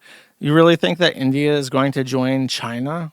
The only way that India would join China is as a fucking vassal state. Like in Hearts of Iron 4, it's going to be colored yellow on the map called Chinese India. And the Indian, like Poo in the Loo flag is going to be quartered on a red background. That's India's future, joining the Chinese Axis, okay? They're going to be making fucking bullets for their war machine. Mulligan 2 for 5 says, here's some Kid Bandit match where he was fighting for a gay pride title. Is this the guy that keeps wanting me to talk about Kid Bandit? Okay, you are the guy that gave me a video for less than $10 that I would just skip this fucking video of Kid Bandit. It's 19 fucking minutes long, but somebody paid for you. So I'll watch like a minute of this, okay? I don't know why you insist that I watch this shit. Let me tell you, Kid Bandit is in an incredibly positive position here, challenging Adam Bolt merely minutes after his victory over Tony Wright at the last show, playing mind games from the off. Yeah, Kid Bandit getting a big victory over Commander Sterling at that show, then coming out to challenge Adam Bolt, like you said, after his grueling ladder match just minutes after he defended that championship. Bandit got the best of Adam Bolt in that exchange as well, ducked his belt shot. Bite the hand that sneeds. That's a good message. That's my reply to this. Stop stupid face for 5 says, we hate Josh because Josh sucks. We hate Josh so much. Josh smells bad. Josh sucks. Josh, we hate you. You're an idiot and we hope you turn blue because you can't breathe. Thank you. Bunker Housing for 5 says, I know what you mean. I once opened the KF community thread and there was a screenshot of a post I made on another place. I was questioning reality for a short while. It do be like that sometimes, don't it? Romulunk for 12 says, it was a 12. I did say that. I got that right. Thank you. Lucifero 210 for 10 says, Zitter link. And then I opened the Zitter link. Okay, it's a 4chan post. I'm sure this is worth my time. Operation Clog the Toilet. Indians are just waking up after the H-1B news. Want to keep them in India? Clog the flight reservation system. The setup. Jeets have 24 hours to re-enter the U.S., otherwise they must pay a $100K H-1B fee. Tens of thousands of Jeets abroad are now scrambling to get last-second flights back to the U.S. The solution, clog the toilet. Go to Google Flights, search Common India U.S. flights, i.e. Mumbai to San Francisco. Initiate the checkout process. Most airlines will hold your tickets for 15 minutes during the checkout, thus locking out other Jeets. Don't check out. Leave the window open for a full 15 minutes. Repeat. TLDR, open Common India U.S. flights, initiate checkout holds, repeat. If enough altists do this, the whole flight reservation system will get clogged and H-1B Jeets will be stuck in India. Pro tips, focus on high-traffic U.S.-India flights. Open multiple tabs at once for different flights, combinations, and ticket levels. Multitask, there's no limit to the number of checkout tabs open at once. Before alt-tabbing, go far enough through the checkout process to ensure the ticket seats are actually reserved, different for each airline. If programming-oriented, write a script to automate the process, share with fellow friends, spread the word. There you go. That's what they're up to on 4chan. I'm always dubious of these things, but that's a funny idea. Monero Monkey for $100 says, let the bullets rain. And that would be 200 bullets, which is why the frame rate for the background is approximately 1 per second right now. Thank you very much. Crispy Legs Forever for 5 says, happy Fry or Saturday, party emoji, and party horn blower emoji thingy. Thank you very much. I appreciate it. Happy Saturday. Pastel Starlight for 5 says, do we think detoxing people like YMS from the lowercase I internet will make a difference or not? I think it will. I think that there's just a profound negative cognitive impact that happens on somebody who is stuck at a computer, and when they are bored or frustrated or mad or sad or horny, they don't have the ability to get up. There's a quote from Donald Trump's book, The Art of the Deal. Well, the only thing I remember from this, but in it he says, if there's ever a deal you can't walk away from, you're not in a position to negotiate. So you should always be ready to walk away from the table. And it's like, it is like that with your internet. If you are so heavily addicted to the internet that you actually cannot walk away from your computer because you have nothing else to do, you are like a battered housewife. You're gonna fuck yourself up. If you can't get up and like go garden or something, or go for a bike ride. I like to drive. I put a lot of miles on my car just because I drive a lot. If I remember like I'm stuck in my thoughts, I'll just go for a drive and listen to music really loud. I'll feel a lot better after an hour. If you can't do shit like that, then you're just like fucked in the head. Hawaiian Zen for 5 subscribes. Thank you. Aaron Dill for 2 says, be me, go to the gym, listen to Maddie through headphones. Jersh goes total India death. Surrounded by Indians at the gym. Oh, Jesus Christ, how horrifying. Look around making sure nobody heard that. I love to live life dangerous. What are they going to do? They're Indian, bro. If you're at a gym, maybe you're a woman because you have like a that anime thing as an avatar. Women generally women and Pete's like that. But I don't know. What are they going to do? Beat you up? You're white. Just punch them. Aaron Dill for 1 says, any chance you get your editor to upload your movie show reviews on the YouTube channel? I enjoyed watching your Squid Games review and I found it YouTube friendly. It's a good way to spread Maddie on YouTube. I might. That's a good idea. I can just upload the Gumroad content and advertise the Gumroad that way. I'll think about it. Tech Controller for 20 says, very hard to have any hope for European countries outside of the gigachads of Poland, of course, but this is engaging. Hopefully there's enough of them. Let's see. You actually fixed it. Okay. You cut it off. Labor MP Tristram Hunt wants to score points and ask a boy about the party he'd like to vote. Our boy wants the right-wing UKIP party to stop immigration. Okay, let's hear the lad. There's Tristram Hunt meeting a young future voter. Do you know who you'd vote for? UKIP. You'd vote UKIP? Very good. Why is that? Like get all the foreigners out of the country. Labour's Tristram Hunt meeting a young future voter. Dude, it's gotta suck. If you're like a little white boy in like an English school, that shit's gotta be like a fucking never-ending nightmare. I feel so bad for little kids. It's so hard to be a kid. It's so hard to be a boy. It's so hard to be a teenage boy. And if you're growing up in like an environment where you just have all these black kids who fucking hate you because you're a little white boy, it's gotta be hell on earth. Citrus Act for one says, I get here late and my house is suddenly spammed with repeated ramble about black cock up the ass. If it were any other voice than yours, my husband would have serious questions. You're welcome. Anime Sucks, Cope and Sneed for 5 says, he wants to bang Scar from The Lion King. I want to bang Dragon from Shrek. We're not the same. I mean, I gotta be fair, and in your defense, Dragon from Shrek is a fully fictional character, okay? It's not even there. You cannot fuck a dragon. It's not possible. But that does raise a concerning point. If you're attracted to something that is completely fictitious, what does that say about your psyche? Is it more dangerous to be attracted to something that is a caricature of reality, like Scar from The Lion King, or like e-thoughts that are going through 10 million filters and are just completely fake, or hentai for that matter, because that is like human-like, but it's just not reality in any way, shape, or form. Is it more dangerous to be sexually attracted to a caricature or towards something that is utterly and completely and totally fictitious, like dragons and vor? By the way, one thing he mentioned, I didn't even bother to clip. YMS made an argument about how nobody talks about Guro when they talk, because he was accused of being a lolicon defender, and he had made libertarian arguments about lolicon when like 10 years ago.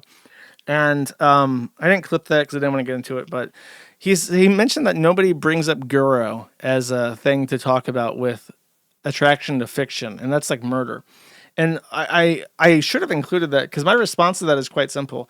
People can't even fucking comprehend Guro.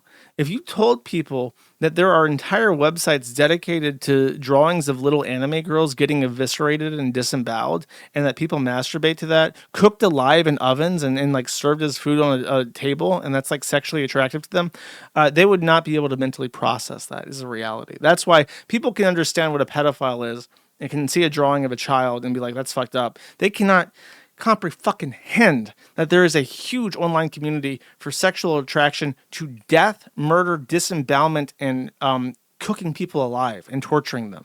Like, it's just beyond, people don't even want to think about that. That's why it doesn't get brought up. Coley Dante for 20 says, Adam is such a strong person, he can get piped up the ass by black men while fantasizing about lions or smoke meth. He can't do neither. Listen, he could quit at any time, okay? Thank you. Sneak Cricket for 10 says, I hope Tesla drives this Jeet, driver of the car here, outside the USA. MAGA at large needs to disavow all Jeets. Dude, I'm telling you, they gotta fucking elect somebody that's not Vivek for...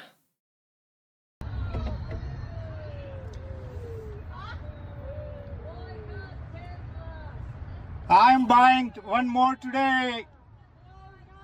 I'm buying one more today. Losers! Very base, but you still have to go back, Sar. Thank you. Valkster for one says, YMS should KHS. That's mean. Real Adonai for 10 says, here's another video you might like, and then there is a YouTube link. Okay. This is also Uncle Ruckus. It is. You have to save these, bro. This hand, Uncle Ruckus, no relation. That's Negro hands, Chris. Now, I know Chris looked like a regular Negro to you, but Chris is not just a regular Negro. He done made Employee of the Year. Employee of the Year, that tells me one thing. Ain't no white folks working there. Because ain't no way in the hell you could compete with a good white man working. Oh, yeah, you packing bottles, all right. I'm sure you just packing malt liquor in them bottles. Packing 40 ounces and then drinking every damn one. Drinking them damn 40 ounces and then doing drive-bys and riding around Kentucky Fried Chicken windows and picking those white folks in there. Chris, you're not no damn Employee of the Year. You might be Employee of the Minute, but only if there were no white folks around. Let's hear your Uncle Ruckus and this Negro, Chris. He looks like embarrassed. What a pussy. He has to get roasted by Uncle Ruckus and then he acts all fucking shy about it. That guy's a bitch. Thank you. Uncle Nice here for 2 says, hey Josh, since you've been debanked for so long, it's a good idea to ask you about money saving tips, moving out of my own sin to get out of a shithole country. Paying cash is the number one thing. Don't pay with credit cards anymore.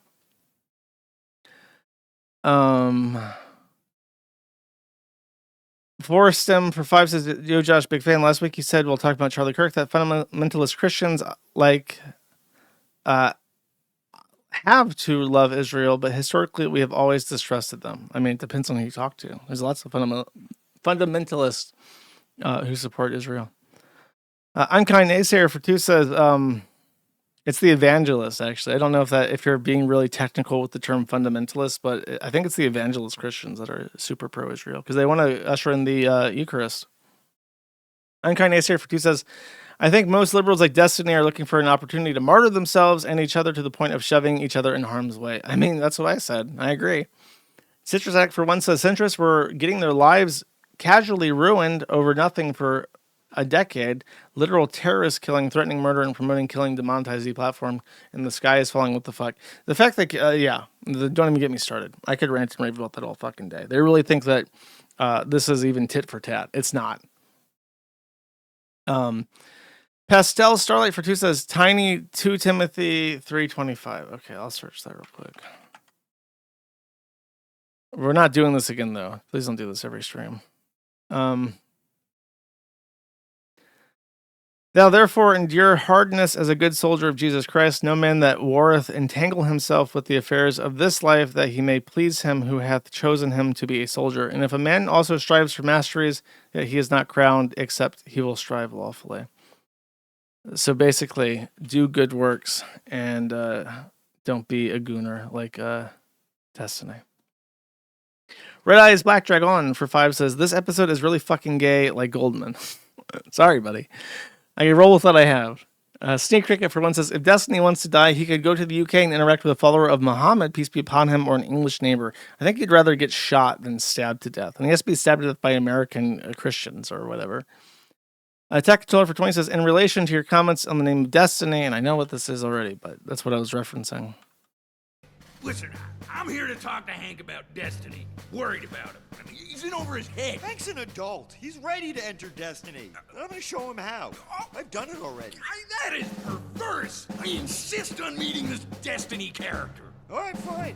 Destiny, front and center. Sweet Christmas, she is a lively one.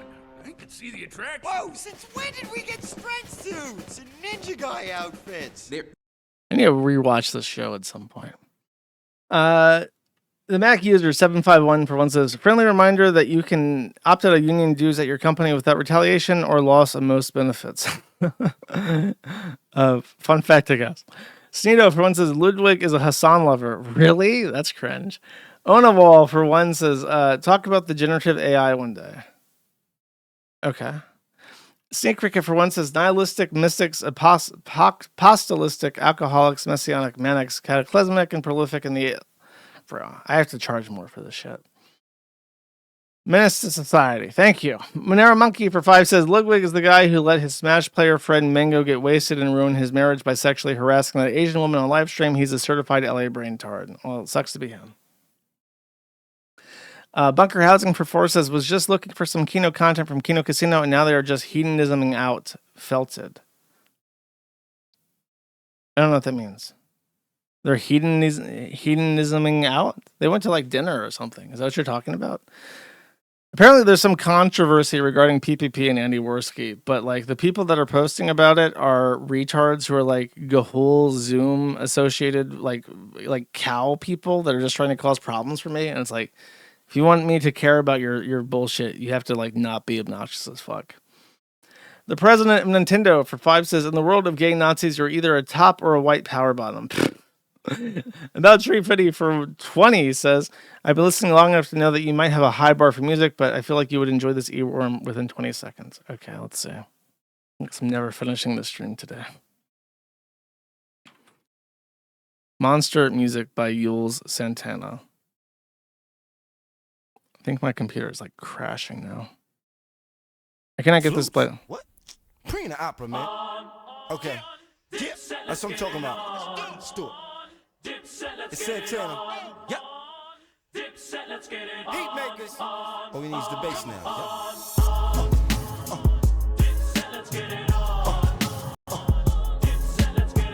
Yeah.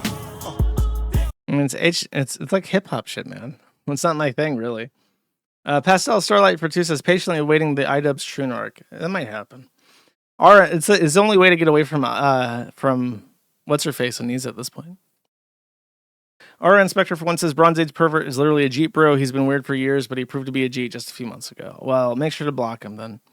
Docs found for 5 says, fell asleep while watching Maddie and dreamed you were exposing my cousin for having bought a secondhand fursuit from Kira the Wolf. We'll have to rewatch the show. Suffa. Sino for one says there's a funny clip of IDubbbz a stranger telling the story of Anissa trying to put out her music for the gym speakers. They told her no, and she started getting mad. And the coach said her music was continued. The coach had her raise his voice and said her music was a 12-year-old emo music. She cried and stormed out the gym, then came back to in the gym because she forgot her keys, Lamau. Yeah, I should have watched that. I don't know. It was all like jumbled together, so I looked for the one thing of her checking out the guy. The false copy Sunder for one says BAP is 51% Romanian and 49% Ashkenazi Jewish as per his own 23, and that he posted, not a Jeet. Romanian is actually Gypsy, and that is actually Indian. Citrus Egg for one says the smaller girl looks 15. What the fuck ever. Either way, I'm so fucking past done with anime faggots and their infantilized design of sexualized characters. You don't see all the male characters with child faces like this. All the titty characters have child faces and most have child voices. This is normalization. Is part of how real porn of obvious kids is all over the sites like Pornhub, and none of them think it's weird. I mean, it's true. It's completely true. Ace of Sneeds for 5 says, Josh, earlier you said that the most common place sexual assault happens is mental health facilities. That is wrong. Actually, the place is with the most sexual assault is India, in fact. Imagine being in a mental health facility in India. Just fucking put a bullet in me, brother. Pastel Starlight for one says H1B subreddit being rated based. Breadwash for 5 says post in the third minute the internet. Hey Josh, made another image of Ralph.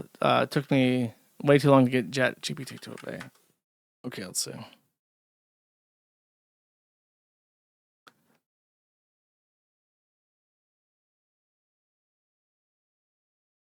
Oh, I see. Okay, here we have Ethan Ralph heroically washing down an Indian, sparing everybody in the vicinity his obnoxious stank. But really, honestly, that's got to be a power washer, I think. That's got to be a power washer.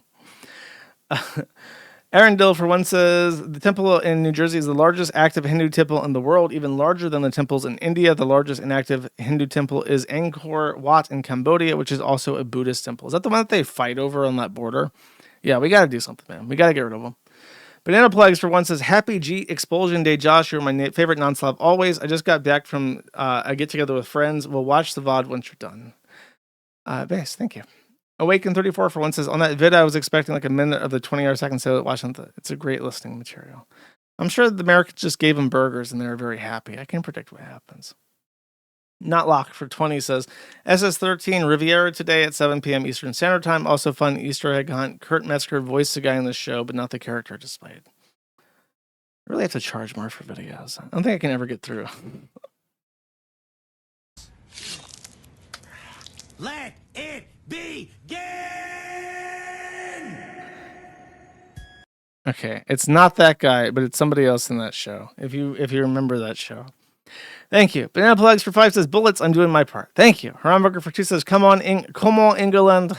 Thank you. Not even numerals for 10 says, nice show. Please support Kick so I don't have to use Rumble, as it is gay. Rip Odyssey. I have written a way to intercept Kicks, but can you like send a message with Kicks? If you can, I have to like play around with that because I don't know how that works.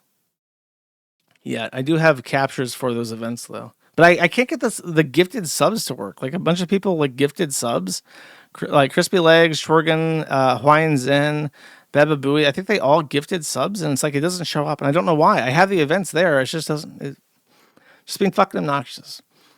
Thank you.